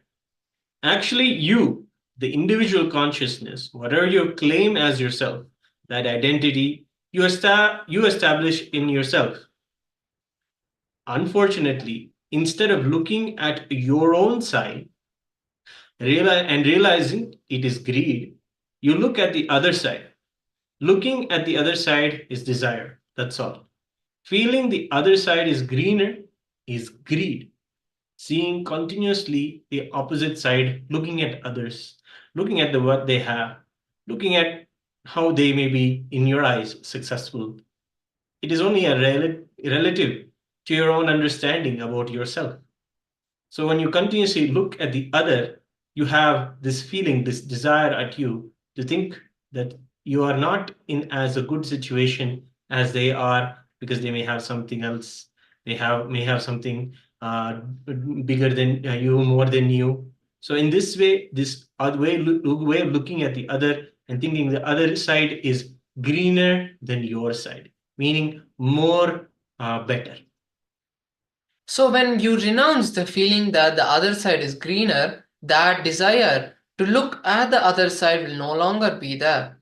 The delights he delights himself. You delight your own self in your own natural state. Then you is said to be in a unclutched state. Bhagavan Ramana Maharishi, a great Mahatma and Acharya who lived just a few years before, like 50 years ago, he was the incarnation of Paramashiva who was there in Arunachala before Swamiji. So Bhagavan Ramana Maharshi tells us about a dog who caught hold of a dry bone and was biting and biting and biting that same dry bone. That dog did not get any flesh or blood out of the bone, but the bone poked into his teeth, and from his own teeth and gums, the blood started coming out. The dog was biting the bone, thinking that the blood coming is from the bone and not from his mouth. So that is the way we all think. Whenever we have a desire, a borrowed desire, that's the way it happens. We are biting on our own bone, but we think that it is the taste is coming from the other. That is the where we make the mistake. You think joy is coming from somewhere external, whether it is from a celebration or a person or from an object. From anywhere you think joy is coming, all the places, all the people, all the objects, all of them are just like the dry bone. The dry bone that doesn't have any fulfillment, any juice or any marrow, any nourishment in it. You think that you'll be able to get something from it. But the more you bite, the more you look externally, the more you deny the internally and sometimes even hurt yourself. And to that level, the blood comes and you think that you are forcing joy on yourself and you are enjoying. It is you who attracts the joy forcibly and tries to squeeze the joy out of the dry bone. You really think that a dry bone can give you any nourishment? You try to superimpose joy on some person, maybe your wife, maybe your husband, maybe some places, maybe some devices, maybe some people or some objects. And you may feel like that it is outside and you try your best to squeeze the joy out of it. So let us work on the aspect of desires in detail. Exactly from anywhere you think joy is coming. From anywhere, whether it is from a celebration, person, or object, all of this, they are just dry bones. It is you who puts joy forcibly on you. So now let us all watch a beautiful video where Swamiji explains to all of us about the science of desire. So I request all the participants to please write down the powerful cognitions you receive in this satsang, and any questions you have, please feel free to ask, and we'll be happy to answer those questions and help you understand the science of going beyond just having or borrowing desires and actually manifesting them in your life. So now let us watch this beautiful video where Swamiji explains to all of us going beyond desire.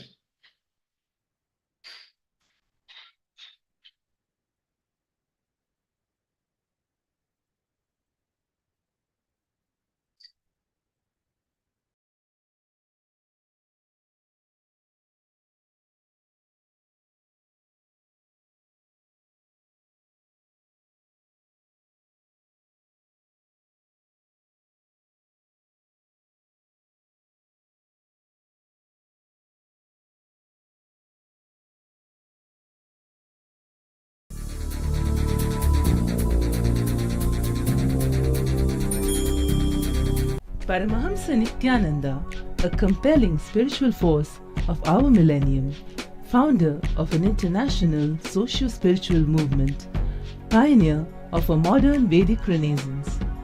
Born in the sacred town of Tiruvannamalai, a yogi by birth, fearless spiritual explorer, beacon of divine power, Paramahamsa Nithyananda is today an inspiration for millions on the path.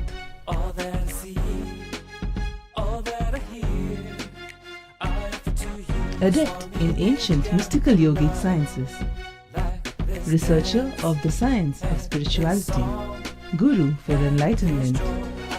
Every year, Paramahamsa Nithyananda shares with over 1 crore people worldwide the treasures of his wisdom, the joy of his laughter, and the incomparable power of his initiation.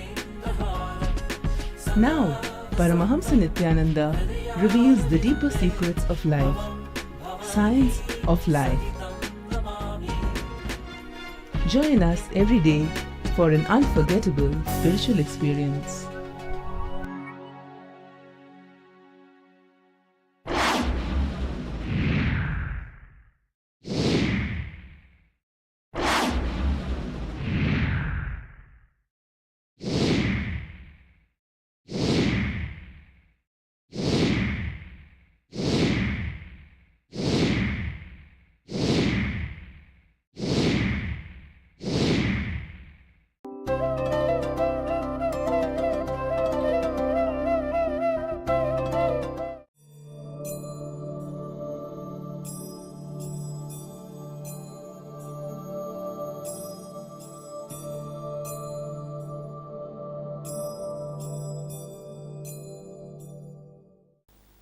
Desire is nothing but feeling the other side is green in your heart.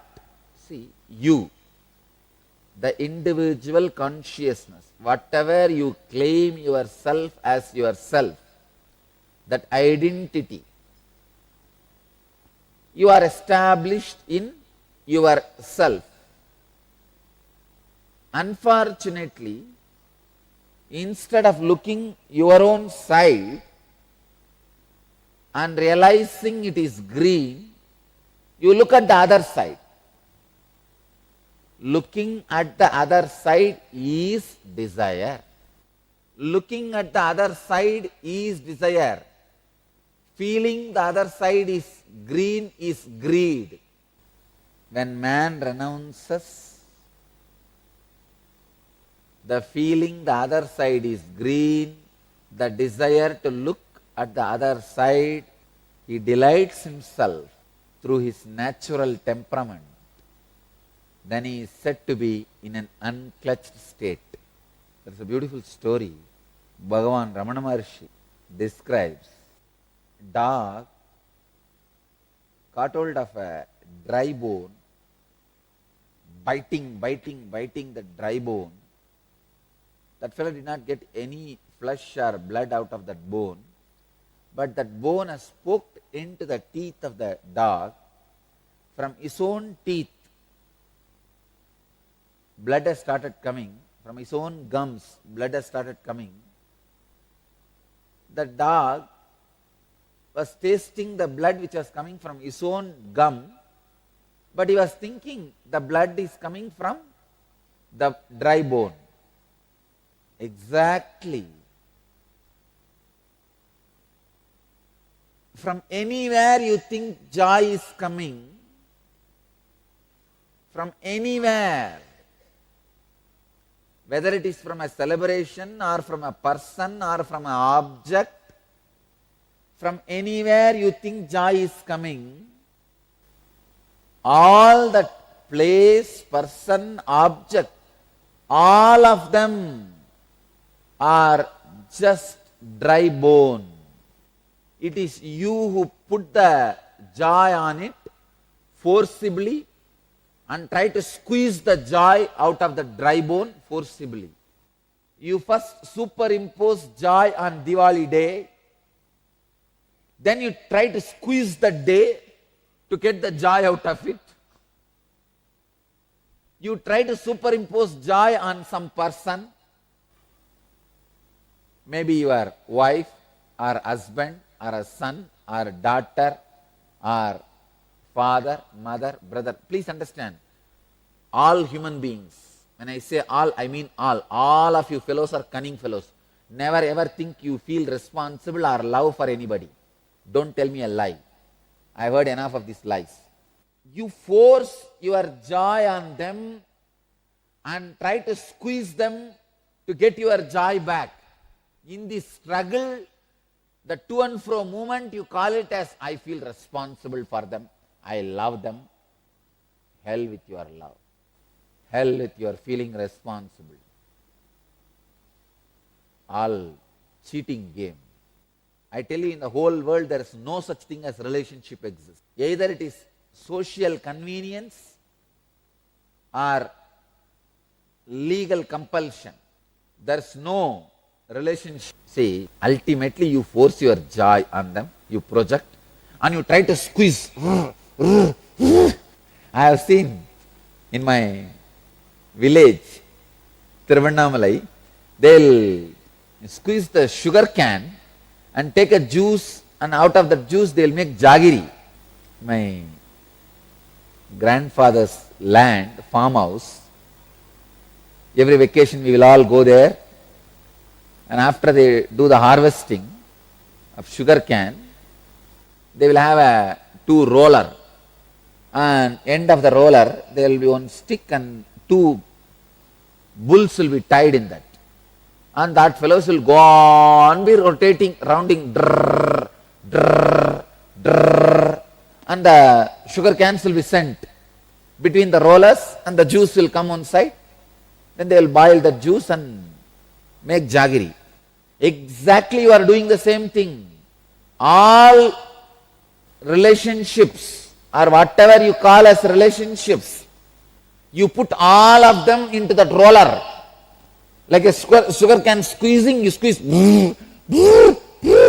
All the fight which goes on in your house, in your family, with your team, everything is this sugar can squeezing sound only. Now we have that land. That land is donated to us by my grandfather, and it's a big fun for us. And that poor bulls who are pulling that, in front of their head there will be a small stick they will tie, and there will be one projection stick. In that the green will be hung.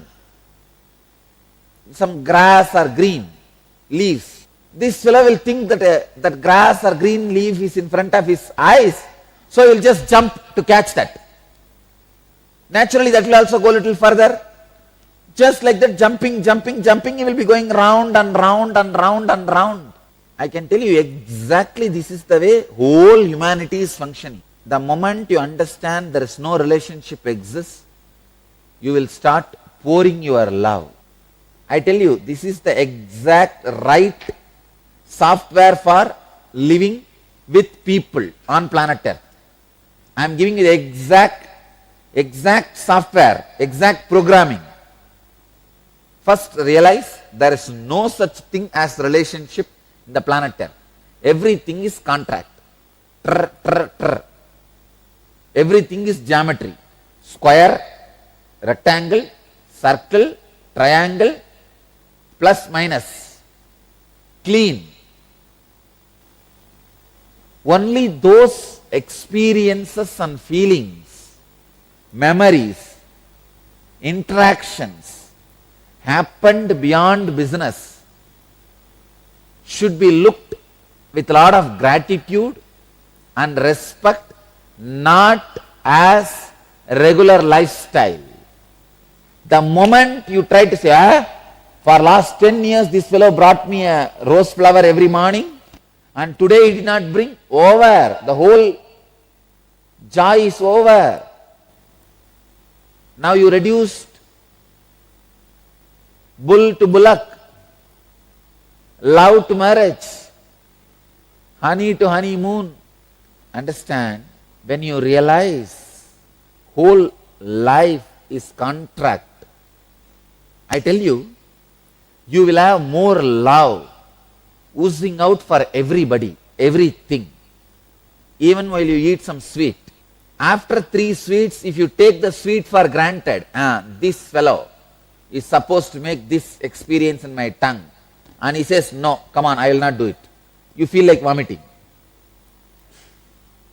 Go for 5th or 6th sweet, you will go for vomiting. You will feel like vomiting. And now you are married to the sweet. Earlier it was love affair. Now the marriage has happened. Understand? See, I am talking about very subtle point. Sacred secrets. Very subtle sacred secrets. Catch it. It can transform the way your brain cheats you. Bhagavan is revealing a powerful sacred secret in this one verse. A very powerful sacred secret. Understand this one truth. How you project joy on people, you project joy on objects, you project joy on particular time, you project joy on place, you project joy on everything and try to squeeze them. It's a very bad business, understand. You give 1 crore worth of joy, you project on them, you dump on them. When you squeeze, you get only 20 paise. No, really. That is why I am telling, keep all the 1 crore as investment inside you. Do not project your love, your joy on somebody expecting you will get it back. See, if you give it without any expectation, or you are very clear, hey, life is business. But here I am showing my love, I somehow feel that there were some moments, these guys had such a sacred, sweet feelings with me. So I am reciprocating that. Or I don't even bother whether they had it or not. I am having it. I feel like sharing it. Over. If you live with this clarity, I tell you, your home will be a sweet home. Grihastha, the ideal householder life is realizing there is no relationship.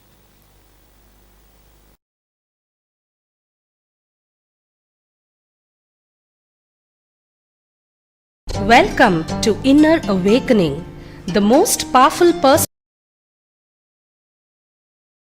Yes, so that was a beautiful satsang where Swamiji shared about how when we try to put all of our desire on someone else externally and try to get the desire from the dry bone, we only get our own blood, thinking that is the joy that we are receiving from outside.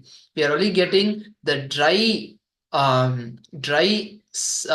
call it the Dissatisfaction. dissatisfaction than the real joy that you can get from having and investing all of that energy in yourself.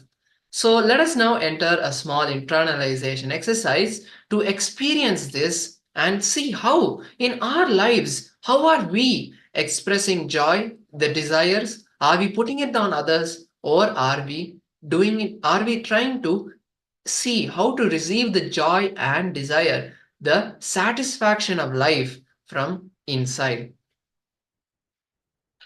So, again, we must revisit our past incidents. Go to your earliest incidents in your life where you received the first ideas and notions about desires. Describe the incident.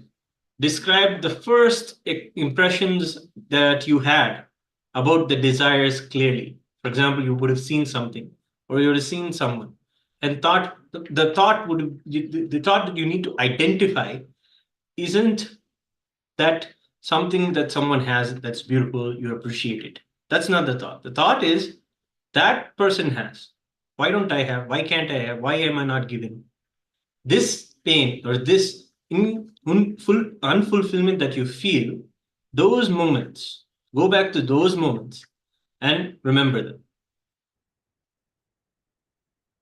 Let's now take a few minutes to write down the first incident when we were maybe 6, 5, even 3. What was the first time You saw that your friend at school, or you saw that you had eaten a chocolate and there was no more of the chocolate in your home. And then you asked your mom, but she did not give it to you. So that urge of, I want it, that want which started in you. When was the first time you felt that? Let us now take a few minutes to pen down the incident.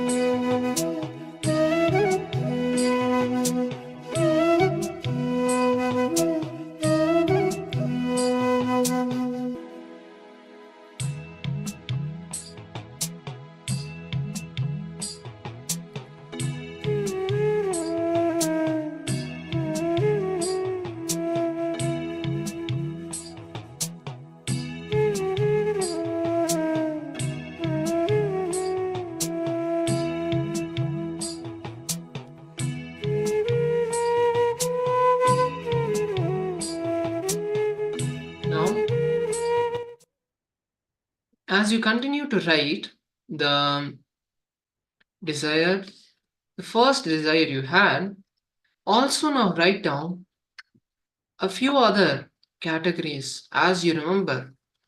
For example, write down the earliest memory when you had that you had a desire related to sensory pleasure, food, or physical, name and fame, health, wealth, relationships, and spirituality. So you can even write these down. So the first of these is sensory pleasures. The first desire you had related to sensory pleasure, whether food or physical, name and fame, health, wealth, where you wanted money or you wanted anything externally, relationships, and spirituality. So now let's take a few more minutes to write down the pleasures, the desires that we had related to these topics. You can write down the first time you desired when you heard a beautiful song or a music, or when you saw something that was amazing. You can write down desires that we would have had when you saw a beautiful relationship that you saw between some people, that you wanted that for yourself. You can write that down as well. Anything that you thought that, wow, this person is something wealthy. I want that kind of wealth. This person is able to do a lot of work. They have the physical body to do so much. So that kind of health that you would have desired, that you can write that down also. And also spiritually, wow, this person has so much depth. It has a spiritual experience. Even these desires you can write down. So please continue.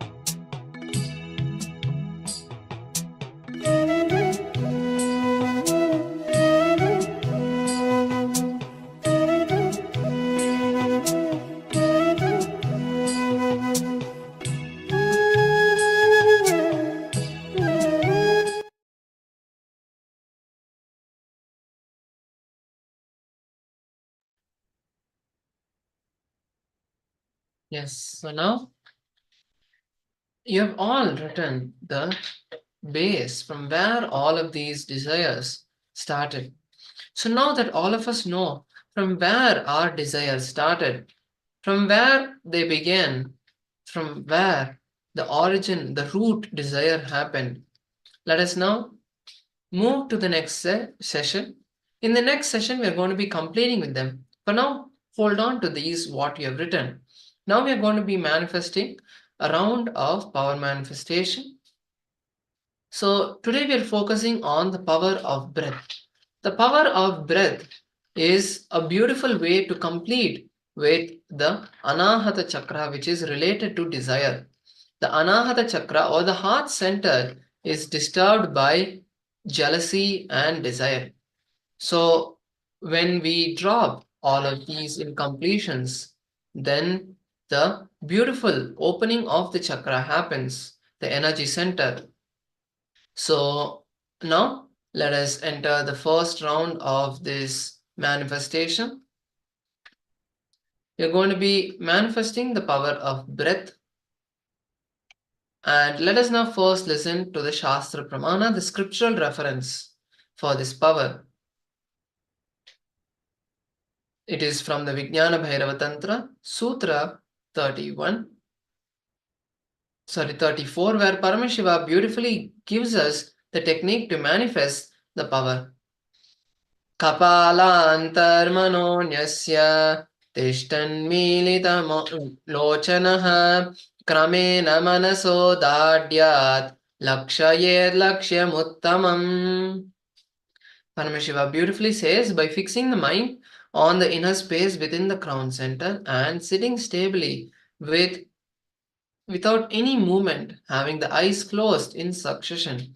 By that stability of the mind and inner space, through the power of third eye, one directly sees the ultimate goal, and by having the vision beyond the sight, which reveals any object or place, attaining the space of oneness with the source, Paramashiva.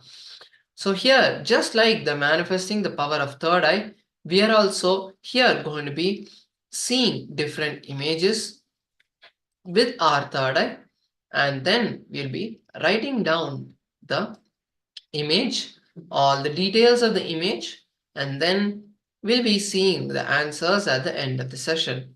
So now let us enter the first round. As we manifested the power of third eye, in the same way, let's all now close our eyes. Sit straight. You don't need to blindfold your eyes. You can just close them down and keep whatever device or piece of paper and pen you have, your notebook and pen you have, keep them ready, so that as now you see the different images of the particular image you're all going to draw, you can write down the details. So let me once again explain the instructions for this power. So now we are going to be manifesting the power of breath, which is the power to replicate, the power of creativity. The breath dimension of all of us gives us the ability of the creativity in all of us. The creative aspect is the breath dimension, and the powers of the breath dimension give us the ability to see the information about any image and just replicate that art. So all of us are going to be replicating a picture without seeing that picture. How this power is going to be manifested is very simple. Now we'll all close our eyes, connect with Paramashiva, with Swamiji, visualize him in our third eye, request him to reveal the picture that we are all supposed to draw, and then whatever image you're able to see, start drawing it, writing the description of it down, whatever you're able to see, and at the end we'll be verifying. So let's all begin. Close your eyes, and now let's take a moment to visualize Swamiji.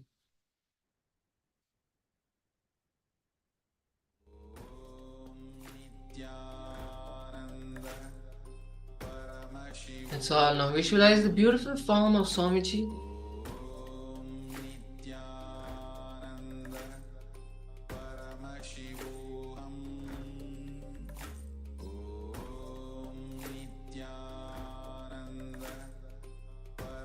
Paramashivoham. Om Nithyananda. Paramashivoham. Om Nithyananda. Paramashivoham. Now, let's all chant the Mahavakya Om Nithyananda Paramashivoham to completely unclutch ourselves and then start drawing or writing down all the visualizations you receive. Om Nithyananda Paramashivoham. Now, request Swamiji to reveal the picture to all of you. Please begin.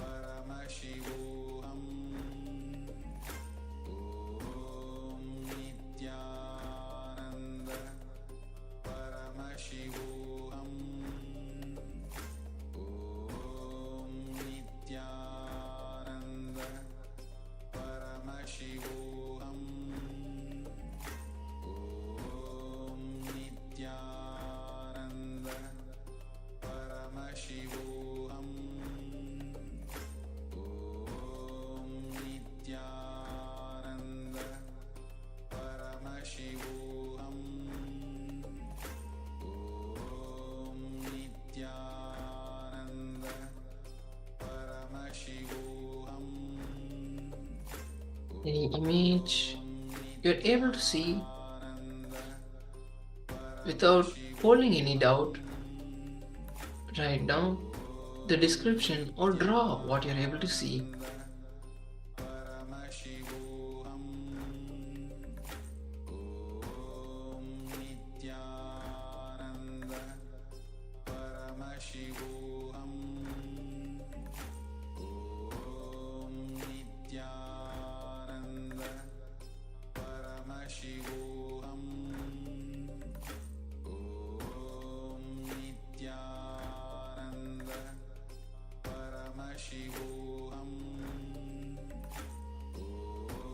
Few more moments.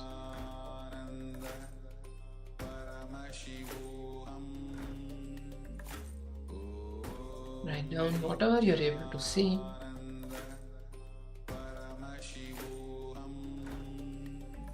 Any colors, shapes,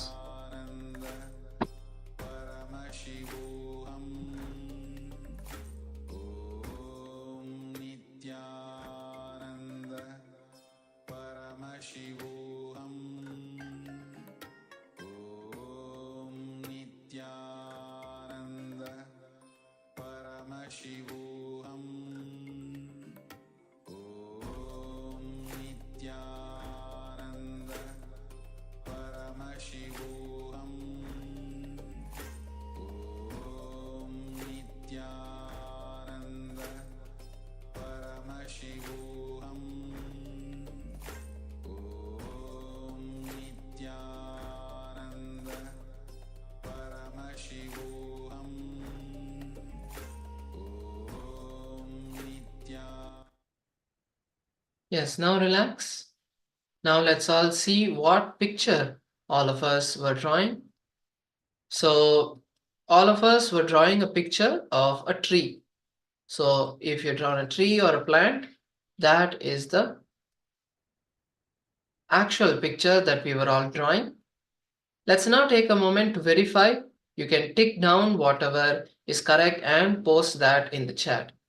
So if you see the shape of the tree, and the colors, if you have written down any of that, that's also beautiful. You have started manifesting the power of breath.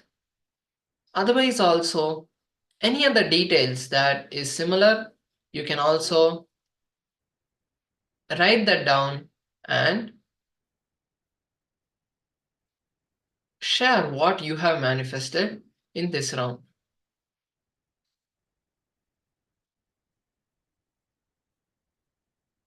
So if anyone of you have seen a tree or a plant or a fruit, that's also in the same line. The colors, you can share that in the chat. Yes, so Vishwanathan Iyer is saying that he was able to see a flower. That's also beautiful. You have started seeing and started manifesting. As the first round, it's perfectly fine for us to be a little far off, but that is also the manifestation of Paramashiva. And now with this, we'll be moving to the next session. And in the next session, we are going to be learning about the types of desires. So till now, I hope all the participants, you have had a beautiful understanding of the dynamic desires, how the desires are formed, what makes us want, and what is the actual needs that we have. So now let's go deeper into that same understanding in this session and understand about how the different types of desire affect us or complement us in different ways. So I request all the participants to now be in the space of listening as we learn about the types of desires.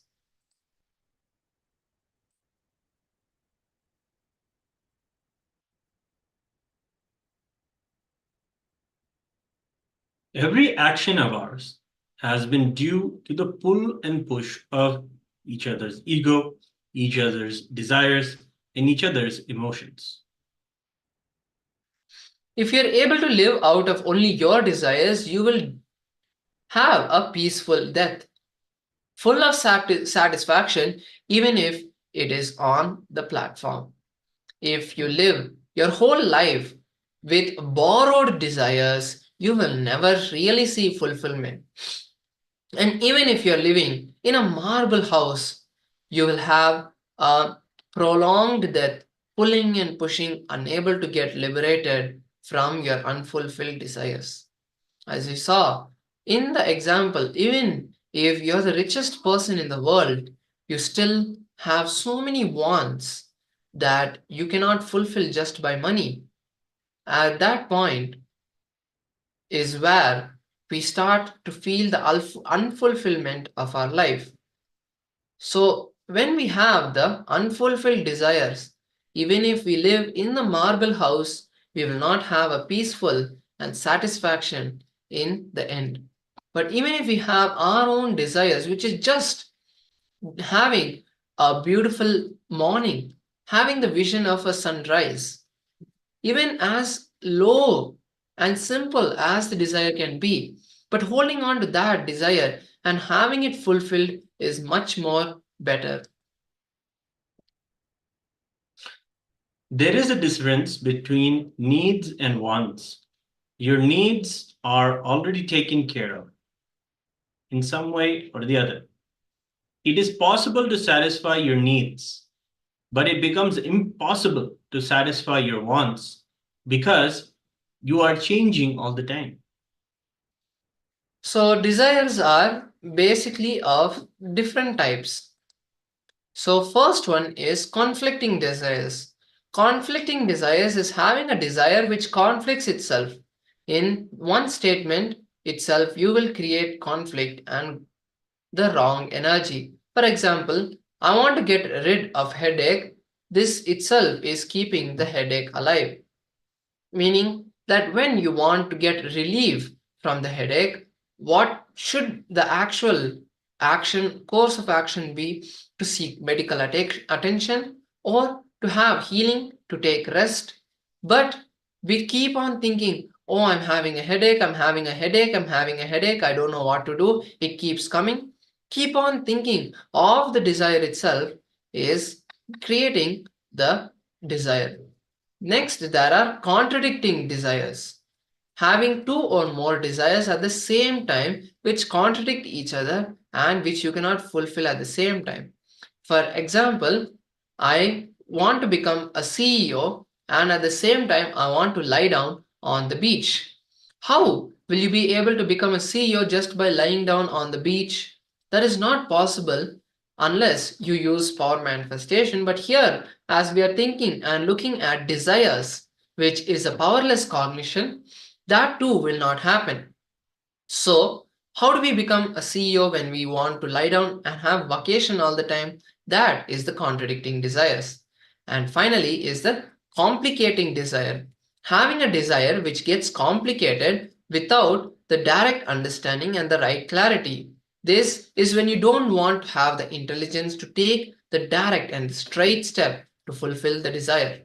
You go round and round in circles to fulfill one desire. For example, I want to learn painting. You first learn stitching, then drawing, etc. So finally, by the time you learn painting, what will happen? Your eyes are lost, meaning you're confused. You want to learn painting, but you first want to learn stitching and then drawing. So this is a complication. When the direct course of action has to be that you decide to start taking painting classes and art classes. In that art class itself, you will learn all the different things. But your desire here is to learn one particular field and then move to the next. This is just maybe a simple or maybe very unrealistic example, but in all of our lives, we hold so many such desires. So let us learn now in a beautiful video where Swamiji himself gives us a deeper understanding and explanation of how to complete with these kind of desires and answer the question if are holding desires, are having desires wrong? This is a question that most of us have when we want to complete with our desires. We are like, what's wrong in having this desire? There's nothing wrong in having the desire, but it is the way we have to complete with them and make them happen or drop them. So let us learn from Swamiji in this beautiful satsang as he shares the science of completing with desires. If you have any questions, please ask them, and after this video, we can answer those questions. For now, be in the space of listening and write down the powerful cognitions.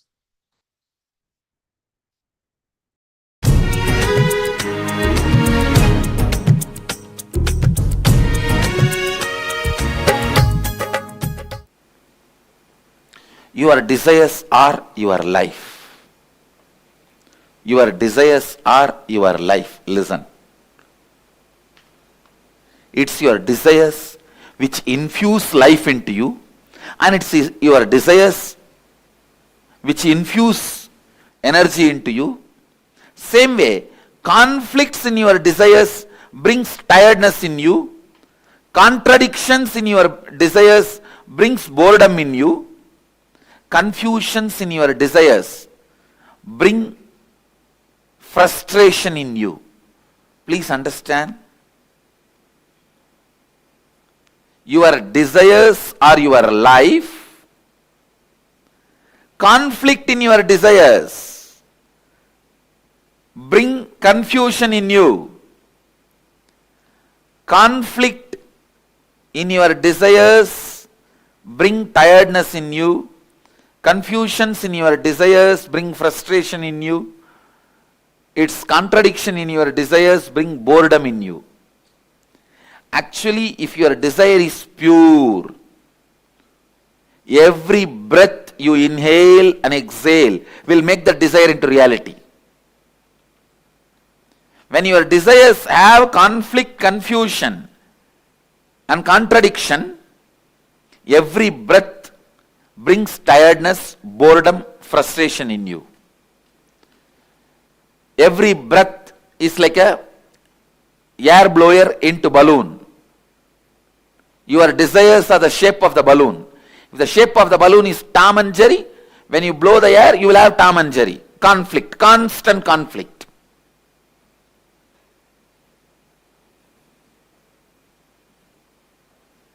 If the shape of the balloon is just round, when you blow the air into that balloon, you will have a round balloon. The shape of the balloon is tall. When you blow the air into it, you will see tall balloon. Your breath infuses energy into your desire. So the one and only thing you need to do in your life is not giving up desire, but removing the conflicts, confusions, contradictions in your desires. Please understand, renunciation is not giving up your desires, it is giving up conflicts, contradictions, confusions in your desire. One of the biggest mess up happened in the field of spirituality is wrong understanding. Renunciation means giving up desires. That's the worst understanding happened or misunderstanding happened in the spiritual field. Raga means attachment. Araga means detachment. Viraga means renouncing the conflicts, confusion and complications of desires. You need viraga, vairagya. Viraga becomes vairagya. Please understand, renouncing desires is not what we want. Renouncing the complications, contradictions, confusions is all we want. Renouncing complications, confusions and contradictions. That's all we need. That's all we need.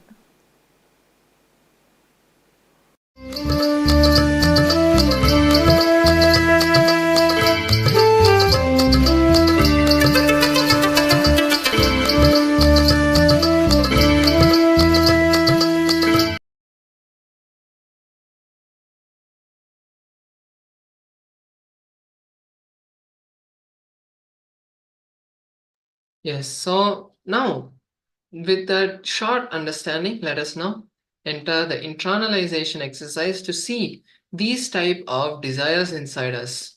So as we understood, there are the three type of desires. One is the conflicting desires.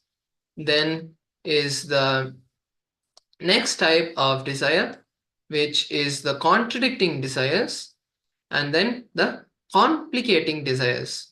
So let me repeat.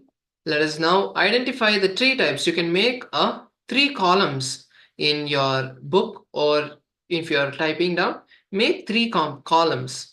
In the first one, write down the few contradicting desires that you see in your life. Why are we writing these down is because now when we write down these desires, we get an understanding of, okay, these are the type of desires in my life which are contradicting. These are the desires which are conflicting, and these are the complicating desires. So when you see these three types, you get an understanding, an idea, okay, I should not make these kind of desires. I should not have the desire of these three types. Then when you drop all the desires relating to these three, then we'll be able to stop borrowing more and more desires and completely complete our desires.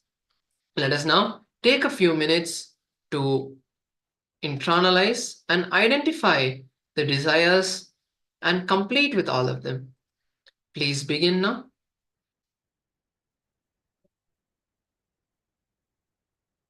And if you have any questions about this, please feel free to ask so.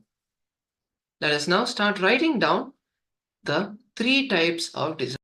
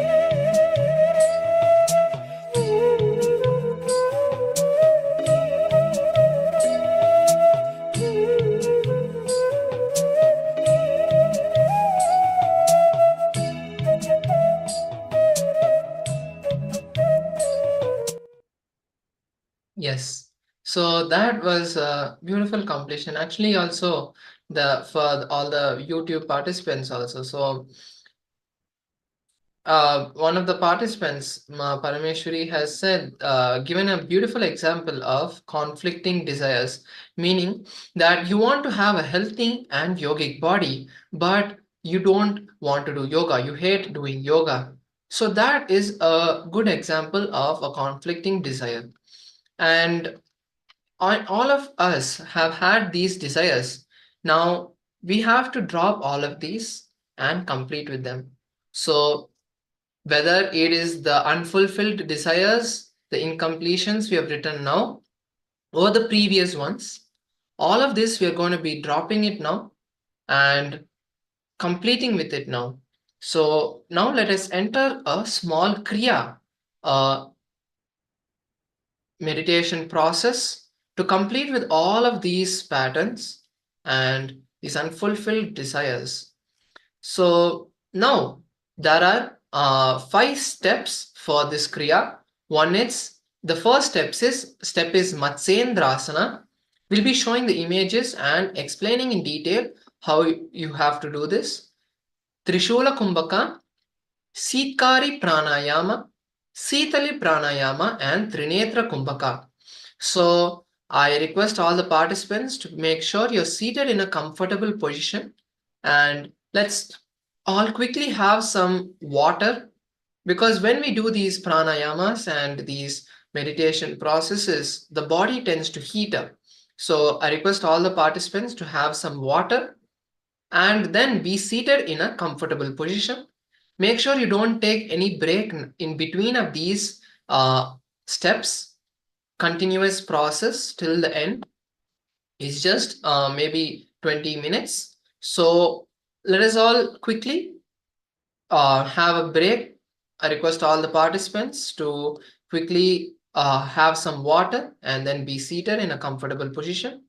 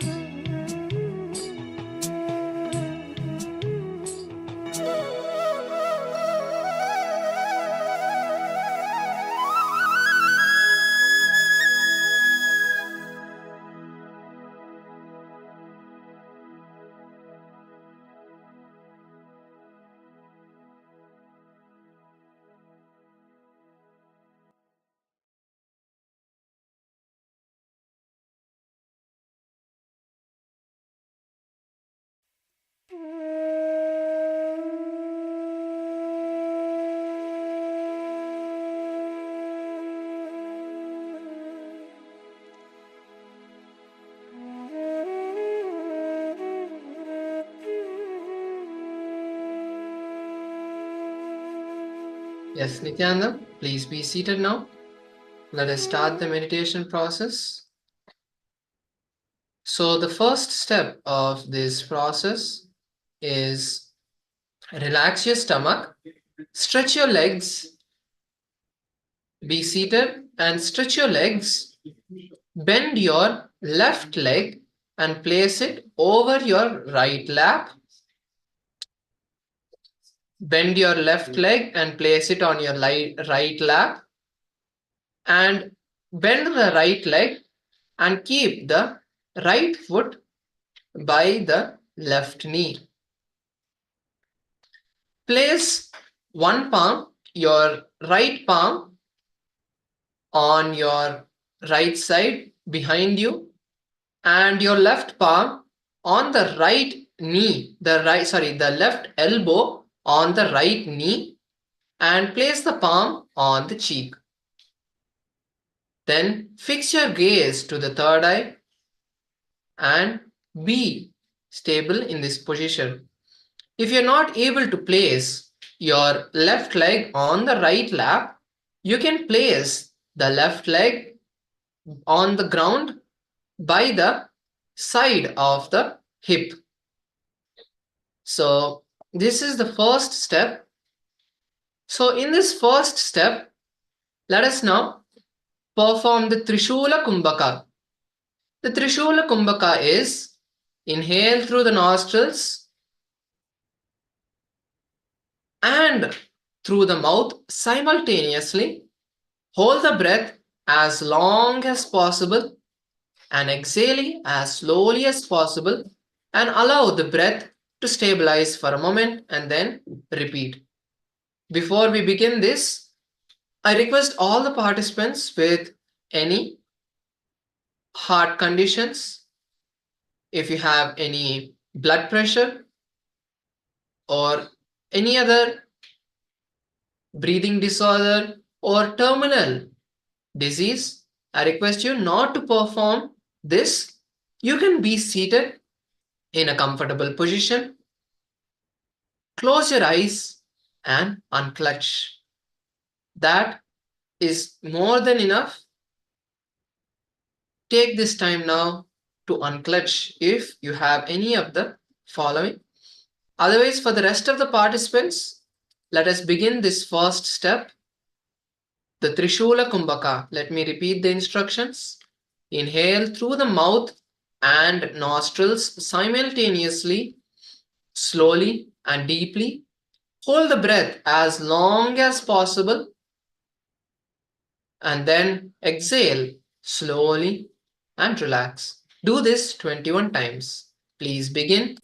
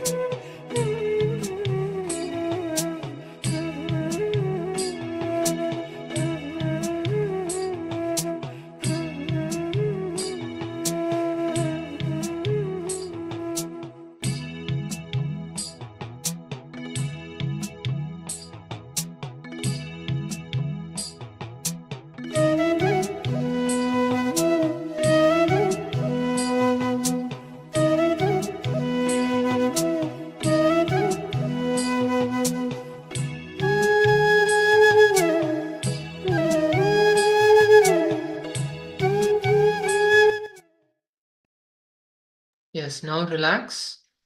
Let us now move to the next step of this process. Please relax. Continue to be seated in the same position of the Matsyendrasana. Now we are going to be performing the Sitkari Kumbhaka, which is sit in the Matsyendrasana, press the lower teeth with the upper teeth and open the lips comfortably and suck the air through the gaps between the teeth and be aware of the sound produced. Listen to the hissing sound. After the inhalation, close the mouth and exhale through the nose. Do not hold. Do this 21 times. Let me repeat the instructions. Clench your teeth. Inhale through the gaps of the teeth and listen to the hissing sound that is produced as you inhale. Then close the mouth once your lungs is full and exhale through the nose. Before we begin, I would like to make sure that we are sitting in the correct position of Matsyendrasana. So let me repeat the instruction. Some of the participants are joining us now. So stretch your legs and place your left leg on your right thigh. And then turn outside of the right leg. So bend your right knee and turn outside of the right leg. Turn outside of the right leg. I see Vishwanathan Iyer is, you need to turn outside of the right leg. You have to place your right hand on the floor behind you and place the left elbow on the right knee. Yes, like that, Iyer. Yes, exactly. And now start performing the Sitkari Kumbhaka, which is inhaling through the clenched teeth slowly and steadily, and then exhaling through the nose. Please begin this.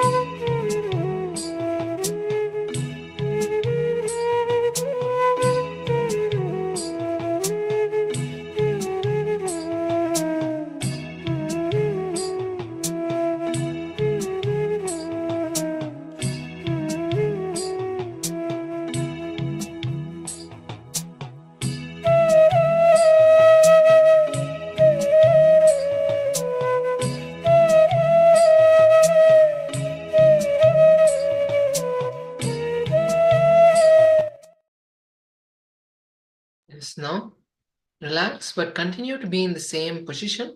We are now going to move to the next step, which is the Sitali Kumbhaka.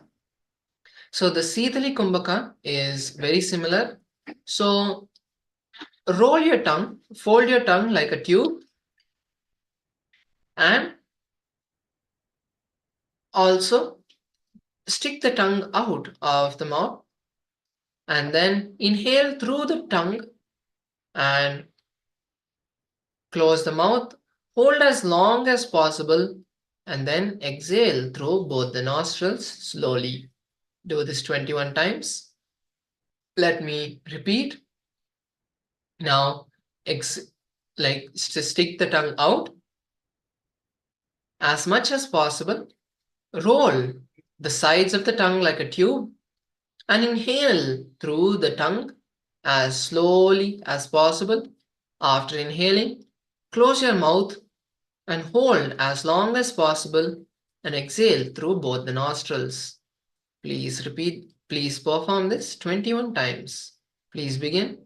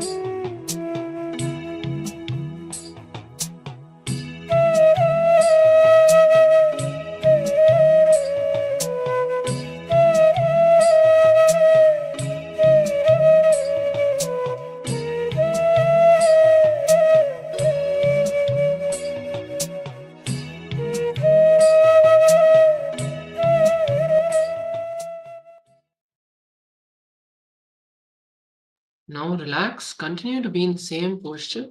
And now we perform the last step. This is the Trinetra Kumbhaka. Now sit in Matsyendrasana. Continue to be seated in Matsyendrasana. Now with the hand which is placed on your face, you will need to use your fingers to control the breathing from the particular nostril. Now, using the hand which you have kept on your face, use the use the left thumb and the left ring fingers to control the breath of the right and left nostrils. Now, with the left thumb, close the right nostril and inhale through the left nostril. Hold your breath. Then inhale through the left nostril, close the left nostril and inhale through the right nostril.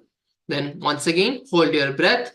Without exhaling, open both the nostrils and inhale as much as you can and hold the breath as long as you can. Finally, exhale slowly.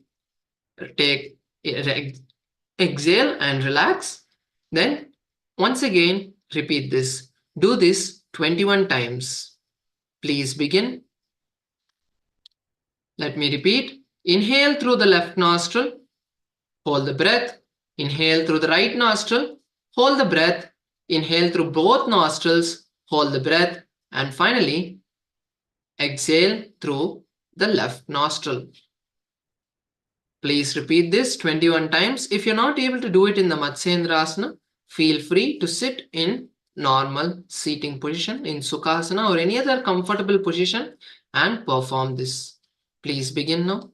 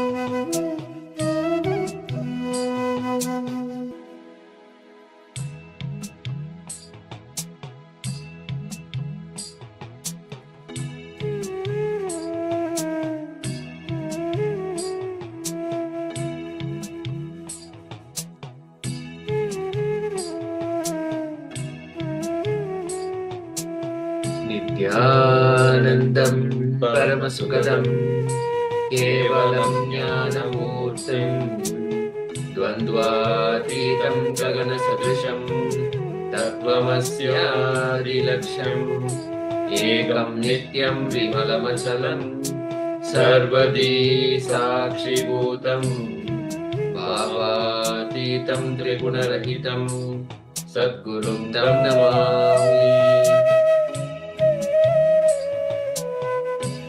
Nithyananda, thank you so much for joining us. We will enter into the next session after that powerful Kriya to awaken the Kundalini energy, the Kundalini Shakti. In this session, we'll be understanding, imbibing powerful cognitions about the power of love from the Supreme Pontiff of Hinduism, Bhagavan Nithyananda Paramashivoham. To understand the power of love, let us look at this short incident. You might have even experienced some incident like this in your life. A girl who's afraid to cross a busy street sees her child run across the road and just jumps onto the road to save the child without a thought about her own safety. We should understand how she has lost her fear all of a sudden. Out of the blue, all the fear, everything is just totally lost in just one moment. The reason is that the love for a child has awakened the dimension of motherliness in her. It is the same thing with every relationship of love. If the feeling of love blossoms in somebody, immediately all the fear will leave the person's inner space. Love has tremendous power, and so does lust. If you have a lot of energy in your Mooladhara chakra, it will override the other chakras immediately. There will not be any fear in your Swadhisthana chakra, and there will not be any worries in your Manipuraka chakra. These higher chakras will not work when the Mooladhara chakra has the full power. Without the person's knowledge, it will unleash the latent unknown potential in him. It will spread this potential to the outer world too. That is why, from time immemorial, somebody who is in love has enormous power to even oppose the whole society that hinders him. There are so many such stories in history where the lovers go beyond what they could have done had they not been in love. They see a different dimension in their being and in their feeling. Thus, different people activate different dimensions in you. If you have a lover, the feeling of love will be awakened in you. If you have a son or a daughter, then the dimension of motherliness will be awakened in you. If your mind is ready to receive the experience of different dimensions, those dimensions will blossom in you. So, the deeper truth is that after the feeling of love happens between lovers, the very feeling will make them sacrifice a lot for each other. The depth of the feeling will lead to that level of sacrifice. If you are completely open-minded, every person you meet in your life will cause you to blossom further. But if you're egoistic, even your spouse or your lover cannot cause you to blossom.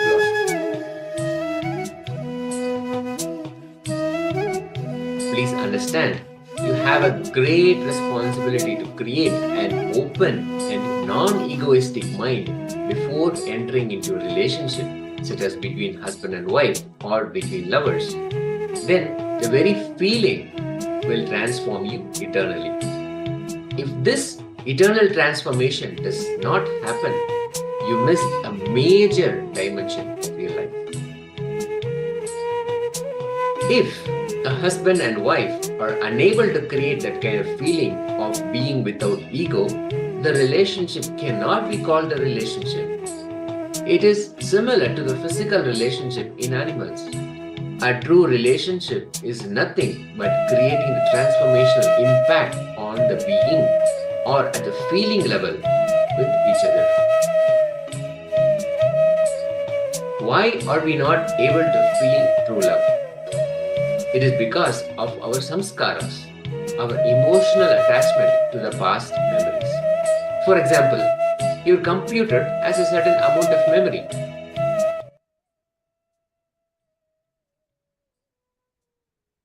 We apologize if the background music was more than the audio.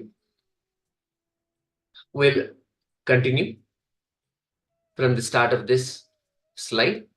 Why are we not able to feel true love? It is because of our samskaras, our emotional attachment to past memories. For example, your computer has a certain amount of memory. Now, if it is filled with too many high resolution pictures, which means that your emotional attachment is to too many things, all your memory space will be occupied.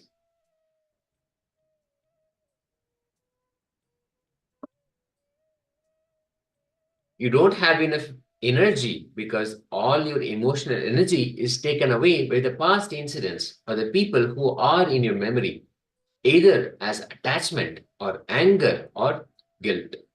Your whole energy, your inner space is occupied, and you will not be able to directly feel connected and fall in love with existence. All your fear, all your greed, all your guilt, and all these emotions are just because your energy is taken away by past memories. These high resolution pictures come up again and again in your inner space. That is why you're not able to completely relate with the present moment, with the pure consciousness, with the pure being. Anybody whose inner space is not filled with high resolution pictures, meaning too much emotional attachment, will be able to feel connected to anything. Your inner space is filled with too many things related to the past. So, your inner space is not available to the present moment. You can only love or feel connected to the people or objects falling in tune with the past memories you loved.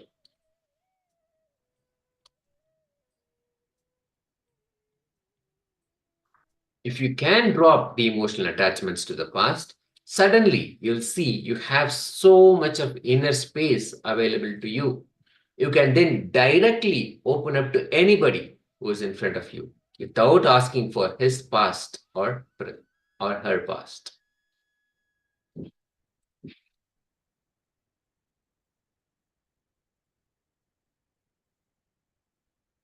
Now, let us listen to the Supreme Pontiff of Hinduism, Bhagavan Sri Nithyananda Paramashivoham, give us further powerful cognitions about the power of love.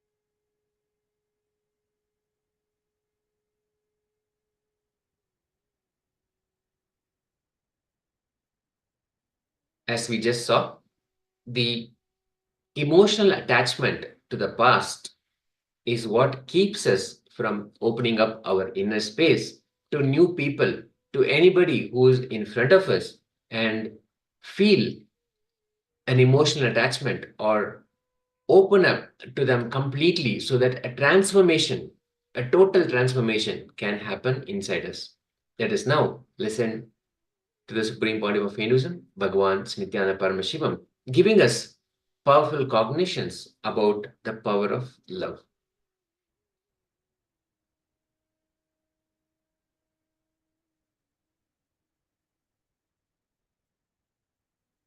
Any violent reaction, understand very clearly. You should, all my disciples, you can only explain and enrich. You can always legally protect yourself. Do only what is legally right and legally protect yourself. Never give up your rights. Legally protect yourself. Legally defend yourself. Never give up your rights.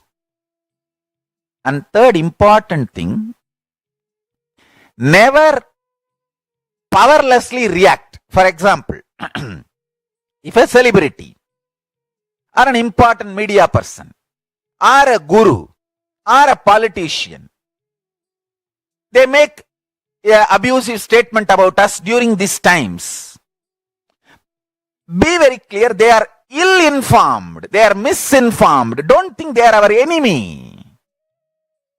They are not our enemy. They are just ill-informed, misinformed. So either send the right informations to them or try to reach out to them through social media, some way, asking for time to explain our side story.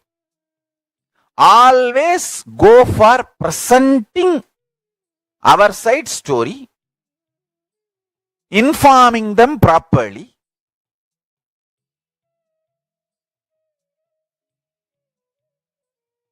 explaining and enriching. Never react and try to hit at them or try to use words against them, try to do something foolish. If you try to do something foolish like trying to criticize them, use strong words against them, you are making a permanent enemy. Understand? A temporary misunderstanding should never be converted into permanent enmity. And one more thing, we should all know, many of the celebrities, whether political field, religious field, or any field, when they grow up, many people support them, help them.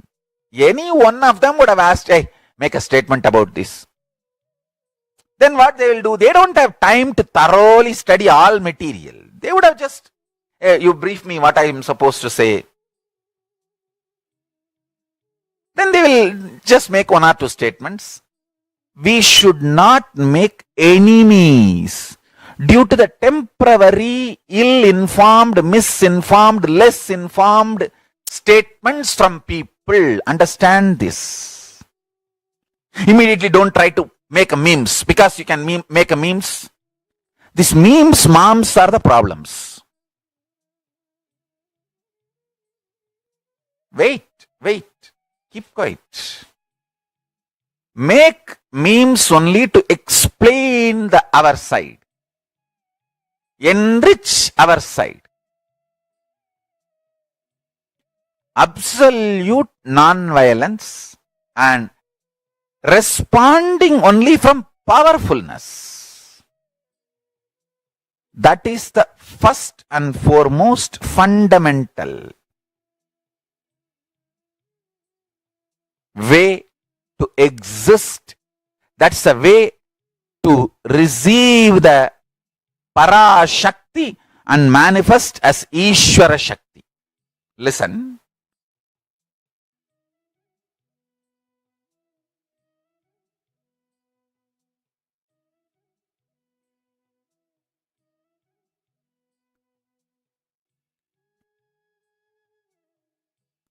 I've always seen when a guru or his sangha is attacked, if you don't react with violence, powerlessness, anger, and if you react with a stability, understanding, if you respond with a love, non-violence, in 1 or 2 days, whole world understands this accusation is false. Understand one great thing in the modern day the social media has done is it has made people hear both side stories. See, the opinion making is no more monopolized. The capitalistic trend in the field of information sharing, the chronic capitalism has lost its hold.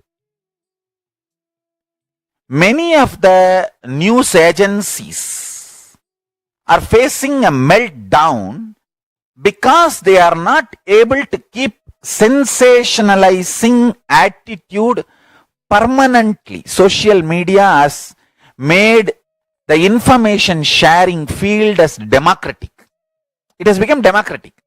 Just if you have a 5,000 rupees cell phone, you can take any photo, video and put your opinions and upload, and people start listening to your side story. The decision makers have started listening both side stories. Social media has done a great good to the world.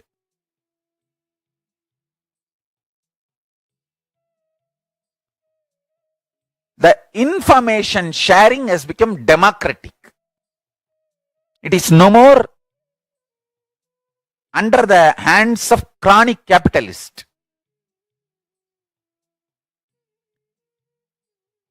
You don't need a huge setups, infrastructures.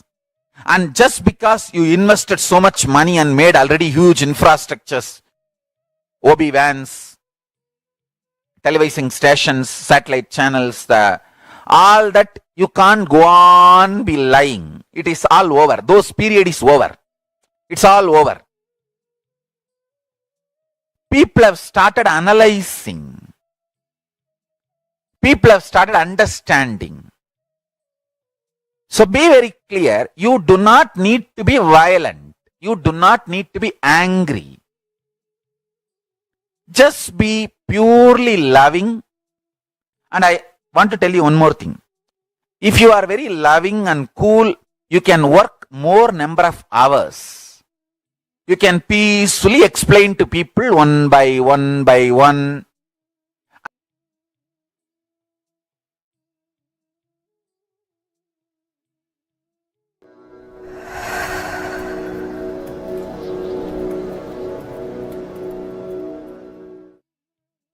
Listen. In every action, bring intense love. Bring intense completion with yourself, with others, with every animal with which you live, trees with which you live, and objects with which you live. Everything. With your home, with your team, with your family, with your friends, with everyone, bring complete completion. Don't try to complete with abusers. They will try to poison you. As far as abusers and demons, devils, rakshasas, rakshasi is concerned, keep away from them. Don't allow their poison. If you try to complete, you are so naive, you will be cheated. I tell you, understand? Many times people feel, oh, pornography, I'll just watch once, I will not get addicted, but you don't know. Inside you there is an intense lust. So that will record the pornography inside you, and after that, it will constantly instigate you from inside and cherish inside and make you addict to pornography. Same way, inside you there is an innate violence, anger, throwing tantrum to your mother, throwing tantrum to your father, throwing tantrum to your teacher, throwing tantrum to everyone, throwing tantrum to life itself.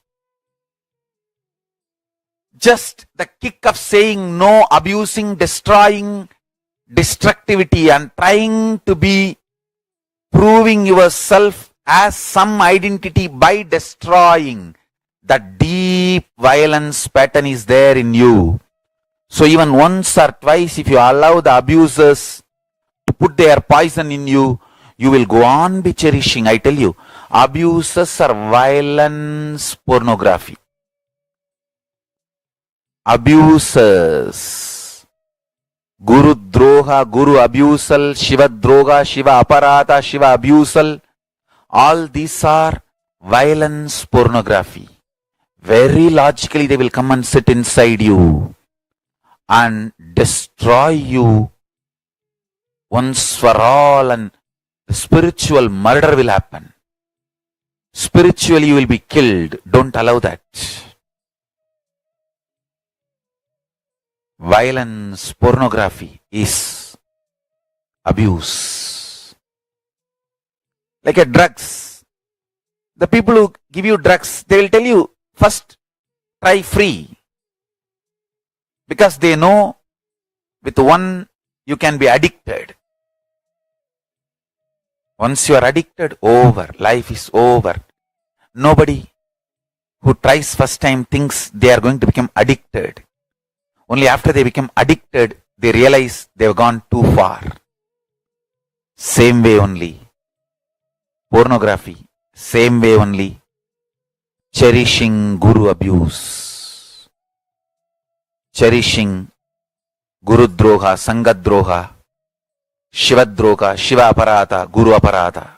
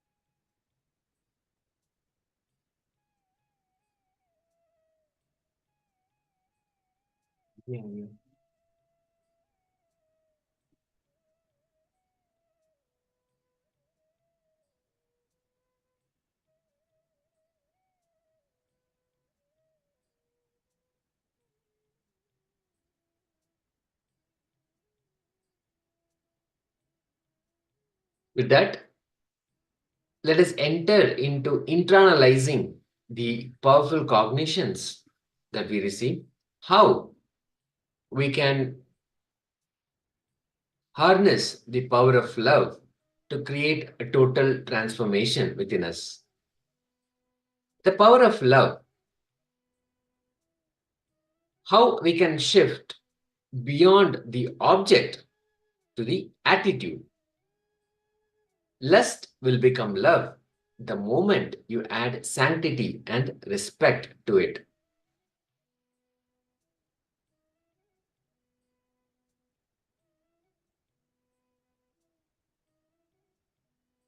Changing the object is never the solution.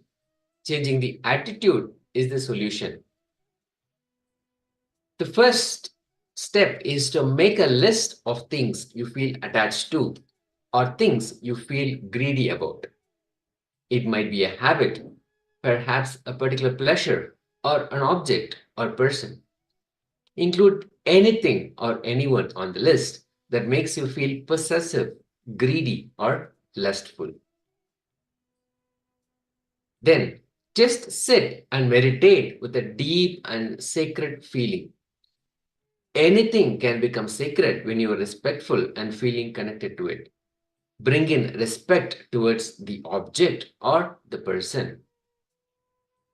With a lustful attitude, you will make even a person into an object because you try to possess the person. With an attitude of love and respect, you will make even an object into a living being.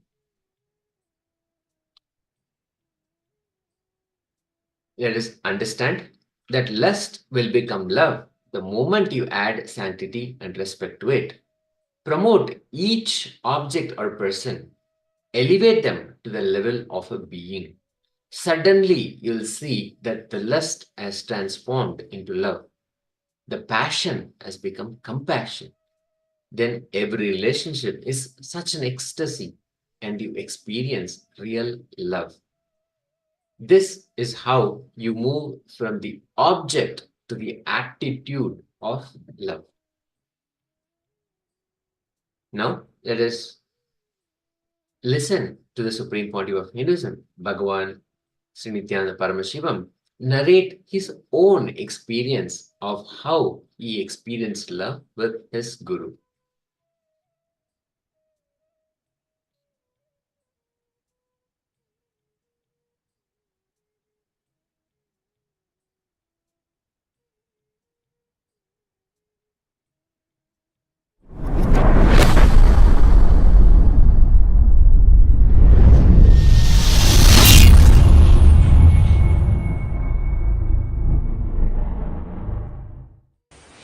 Early morning, when you are the one becoming many, that is what is waking up state.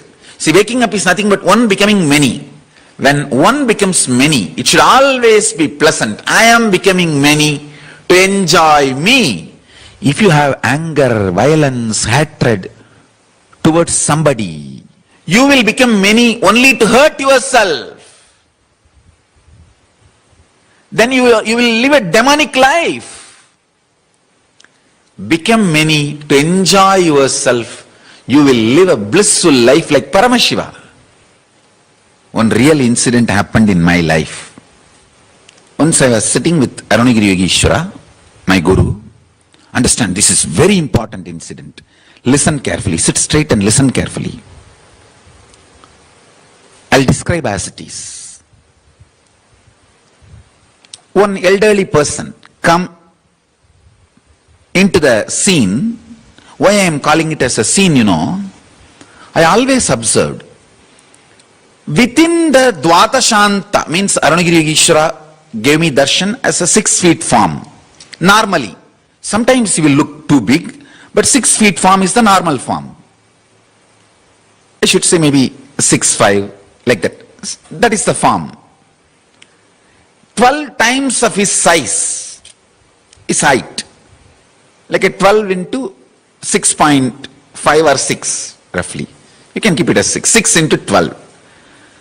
That many feet, 72 feet. Within that 72 feet, if somebody comes and seen by me also and him also, that person is from KAILASA. He can see us, we can see him.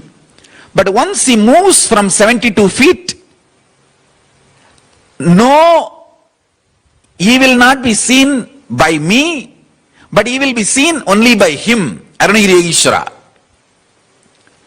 And outsiders cannot see him. Listen carefully. That is Dwadashanta, his breathing space is so powerful. No outsider can see him even when I am sitting with him. That is why the temple watchman, Rajendran, Tiruvannamalai temple watchman Rajendran, he says, I used to see Swamiji will be sitting and talking alone in front of Arunagiri Yogeshwara's Jiva Samadhi for a long time, morning till evening. But I don't know with whom he is talking. So ordinary people cannot see him. When people walk into his breathing space, if they are from KAILASA, I can see them, they can see me, they can see him. All three can see each other. So one person like that, elderly person, walked in, kept some edible items like a murukku, a few items. So I was sitting with Arunagiri Yogeshwara and listening to him. He was talking something. After some time, very casually, and I had a very intimate relationship with him. He's literally part of me and I am part of him. Casually, without him telling me, instructing me,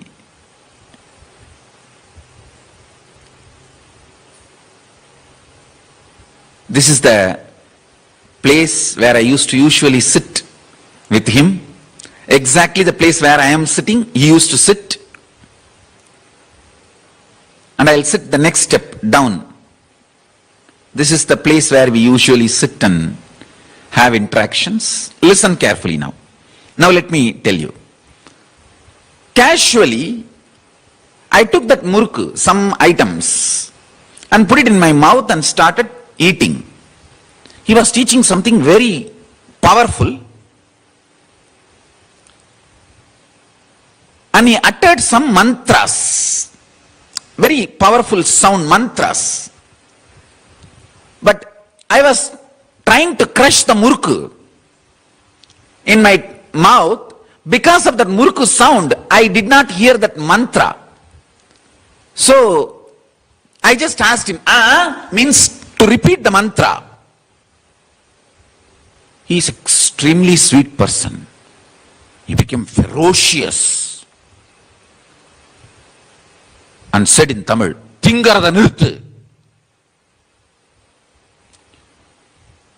Literally my whole being was shaken. He told, Tingarada nirthu. It means, literal translation is stop snacking.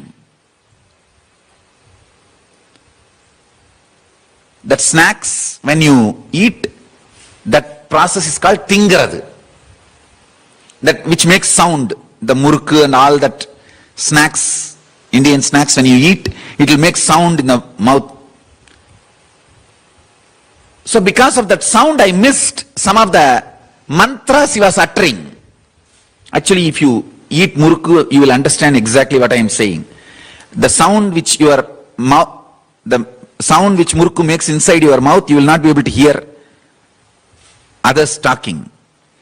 So I missed some syllables, some of the bija mantras, and asked him, means when I just said, it means I am asking him to repeat. I missed the sound, so please repeat. He became so ferocious and very strong screaming voice, Tingarada nirthu. Fortunately, he has already blessed me with a simple obedience. Just my spontaneous reaction was, I spat the whole thing. Means I just spat the whole thing, threw the whole thing out.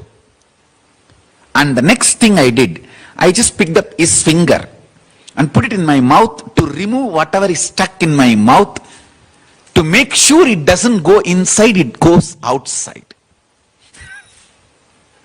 So whatever, I took his finger and put it in my mouth to clean, let all that go out. Let your instructions be absolutely executed by your grace. I am here with absolute simple obedience. I did not think and do all this action. I just know simple obedience. And no anger, no reaction, no fear, no violence, no resistance, nothing. Actually, he was screaming, ferocious with me. I was very romantic. The romance was my response for his ferociousness. Will you have a guts when even your mother or father screaming at you, will you have a guts to pick up their hand and put it in your mouth and clean your teeth? Fortunately, he has blessed me with absolute simple obedience. That simple obedience, I just spat the whole thing, whatever was in my mouth, and picked up his hand, put the finger and cleaned my teeth, whatever was deep inside, stuck. Two things happened. It just cooled down. His whole response to me cooled down. Of course, surely is Paramashiva, the whole space is different, and he was testing me, all that I know. I'm telling you the exact as it happened. And the way then he took another hand and held my head with one hand, and actually I took the left hand, his left hand, and put it in my mouth to clean my mouth, to get the small bits out of whatever was stuck in my teeth. So he took his right hand and held my head and nicely cleaned. Like just it did here, there, and the whole thing came out, and I spat the whole thing. It all happened, maybe the whole incident, I can say 10 minutes. He said, I was just checking. I know for sure you are in oneness with me.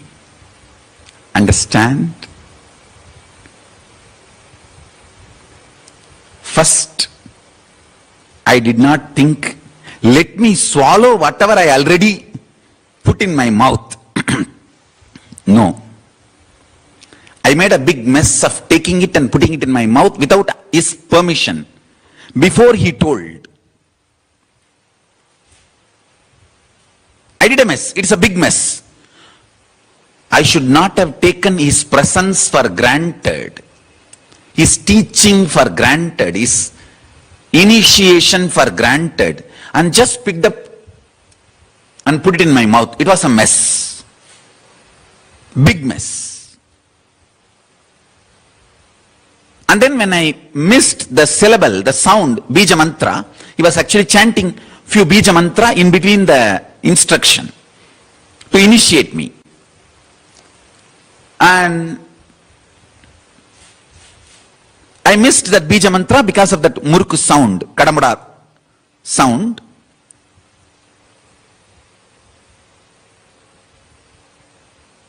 When I asked him,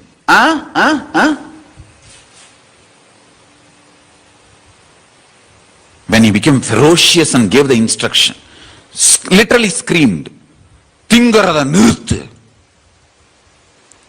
I did not plan strategically, let me just swallow whatever is in the mouth. No. Simple obedience. Just pat. Next, I have to clean whatever is in the mouth. How much ever I try to clean on my own, it will not be complete. So let me take his help to execute his instruction. Took the finger and put in the mouth. Absolute intimacy and romance. Not, I am very clear, he is ferocious for my good. He doesn't hate me, or he is not angry with me. Trusting your guru is not angry with you. He doesn't hate you. Is guru-disciple relationship. That is the basis for simple obedience. I just know he doesn't hate me.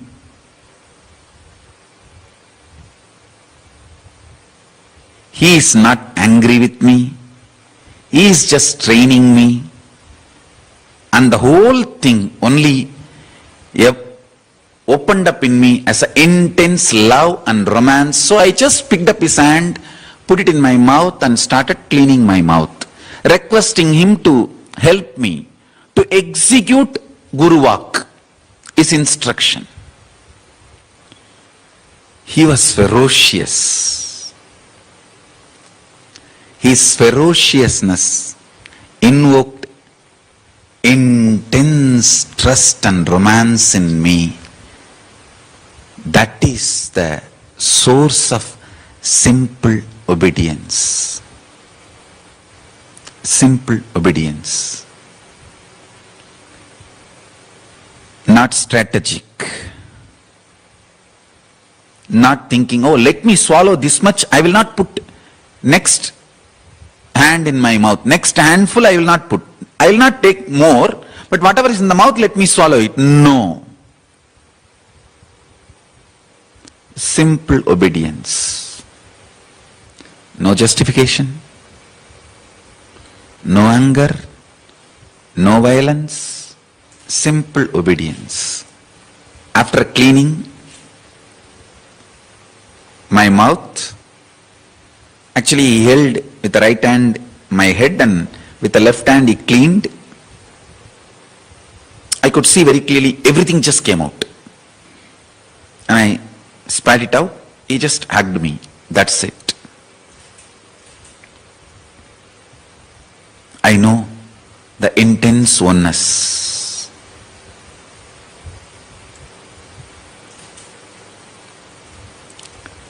I bless you all with this oneness, keeping Arunagiri Yogeshwara as a witness. I am bringing that Akashic record from past to present and making it happen with all of you. Let all of you experience this oneness with Arunagiri Yogeshwara. I am blessing all of you, every one of you.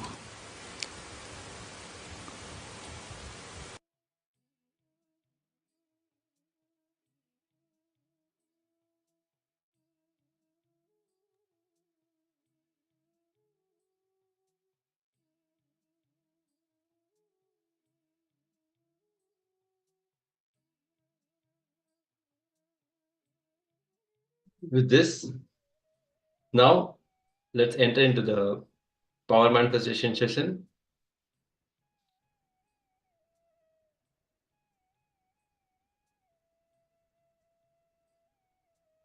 Let's see the power of third eye.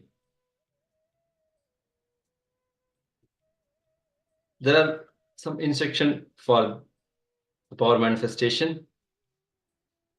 First, sit cross-legged on the floor or on the chair with your head, neck and spine in a straight line.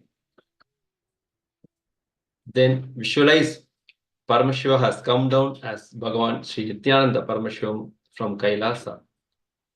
Remember Paramashiva in your third eye. Sit with this powerful cognition and meditate on it.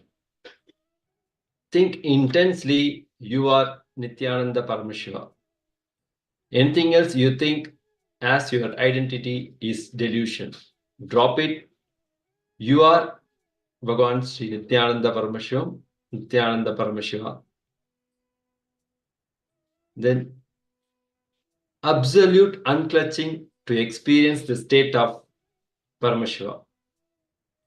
Complete completion to experience the space of Paramashiva. Oneness to experience as powers of Paramashiva. And chant intensely Ajapa Japa Om Nithyananda Paramashivoham. Deep feeling connection with Bhagavan to experience the being of Paramashiva.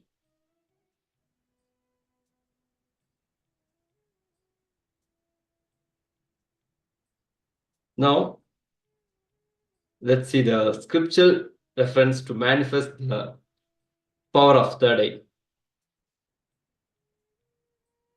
कपालान्तर्मनो निस्य तिष्ठं मिलितलोचनः क्रमेण मनसो दात्यात् लक्षयेत् लक्ष्य उत्तमम्.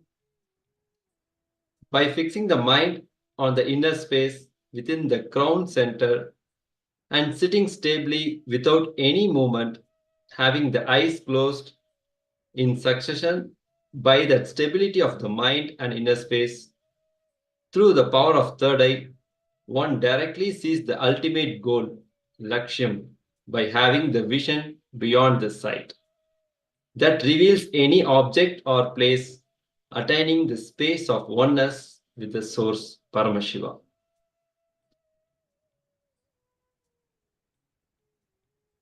With this, let's enter into the power manifestation.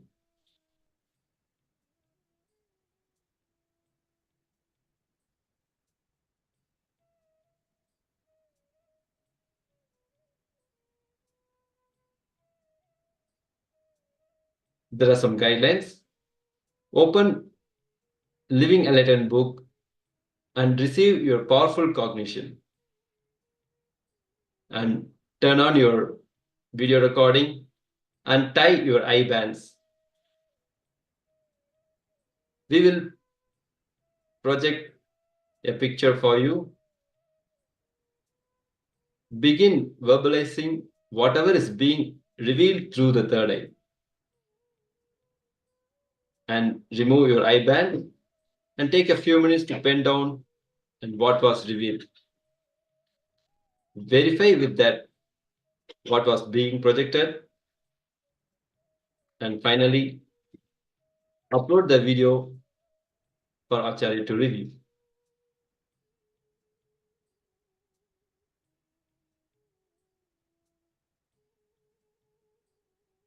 Now tie your eye bands and please close your eyes.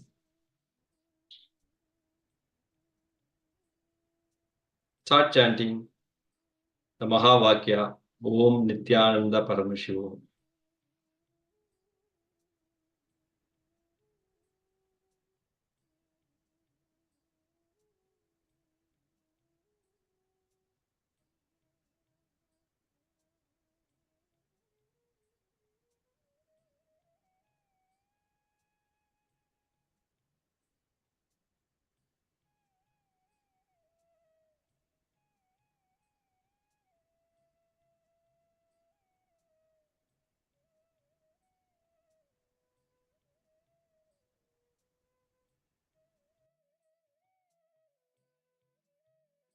शिवोऽहम्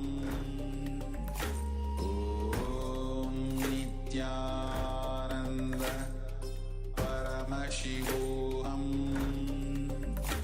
ॐ नित्यानन्द परमशिवोऽहम् ॐ नित्यानन्द परमशिवोऽहम् Nithyananda Paramashivoham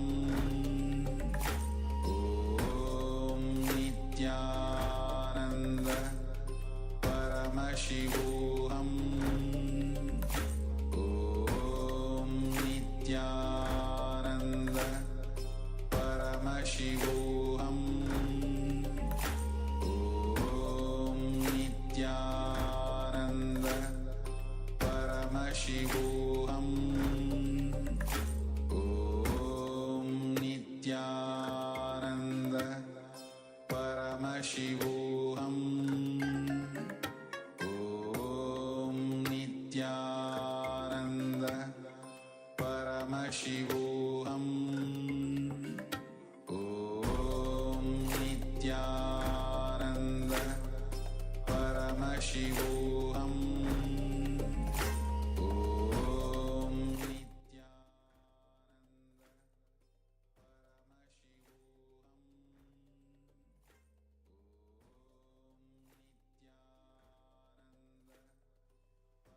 Pin down what was revealed in your third eye.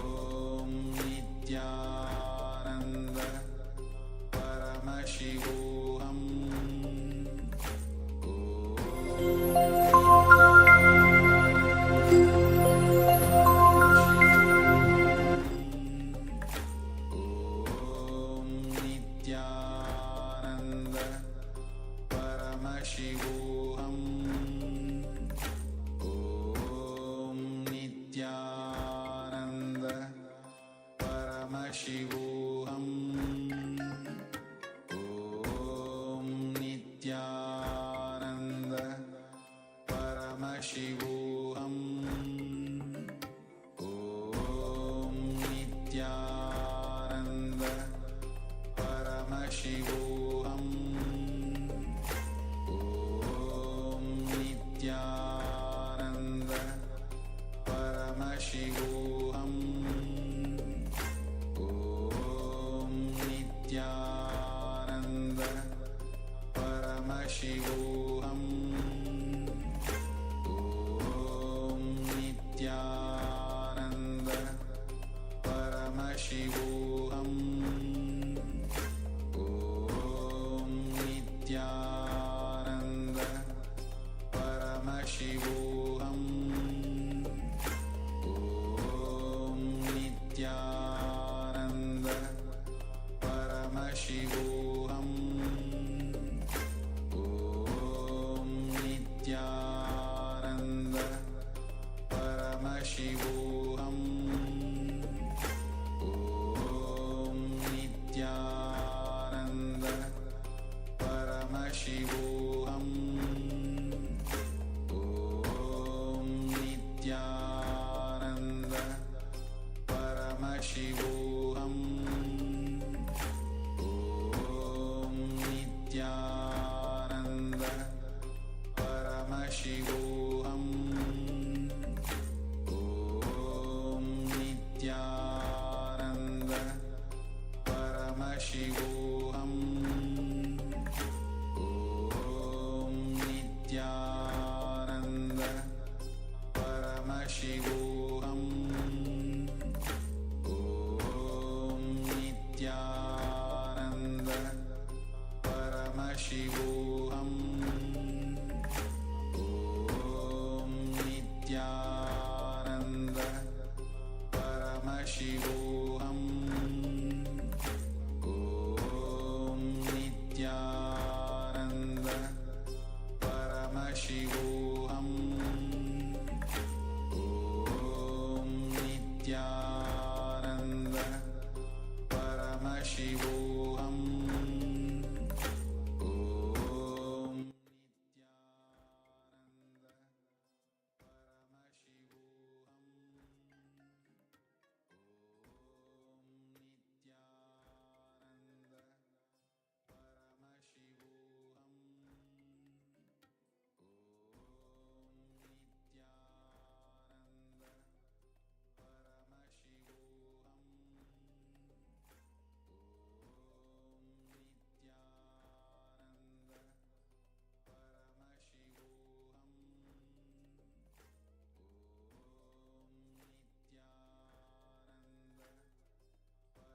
Now, remove your eye band and take a few minutes to pen down what was revealed to you.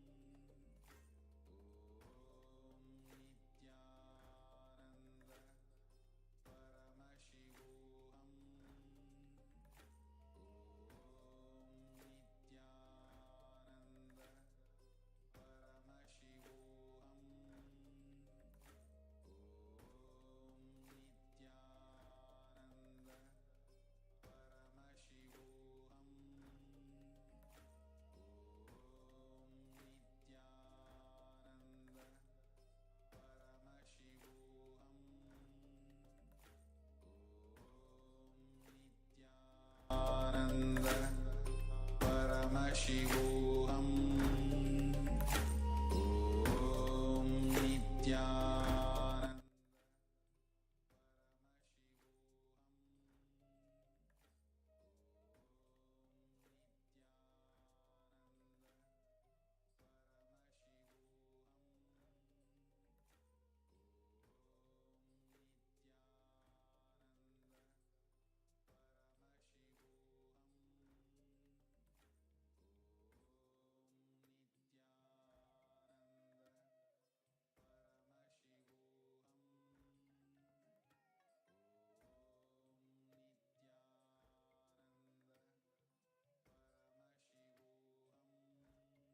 Now you can open your eye band and verify the picture which was being projected.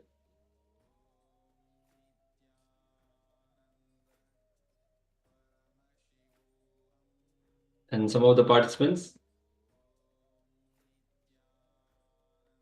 got it correctly. Ma Parameshwari, you're absolutely right. It's a tree.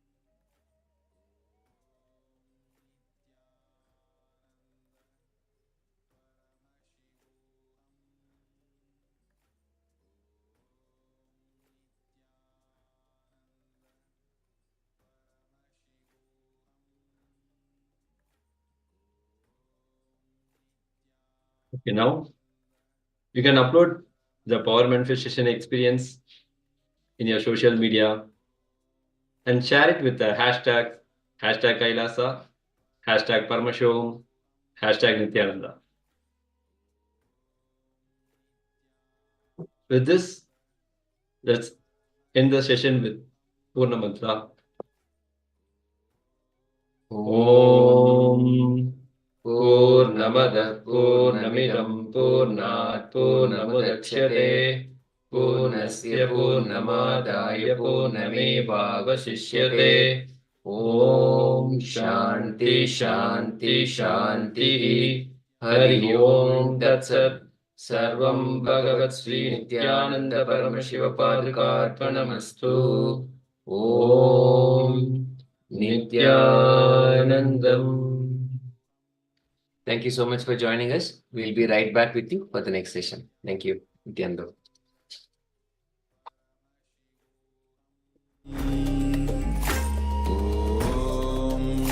Nithyananda Paramashivoham. Om Nithyananda Paramashivoham. Om Nithyananda Paramashivoham. Om Nithyananda Paramashivoham. Om Nithyananda Paramashivoham. Om Nithyananda Paramashivoham. Om Nithyananda Paramashivoham. Om Nithyananda Paramashivoham. Om Nithyananda Paramashivoham. Om Nithyananda Paramashivoham.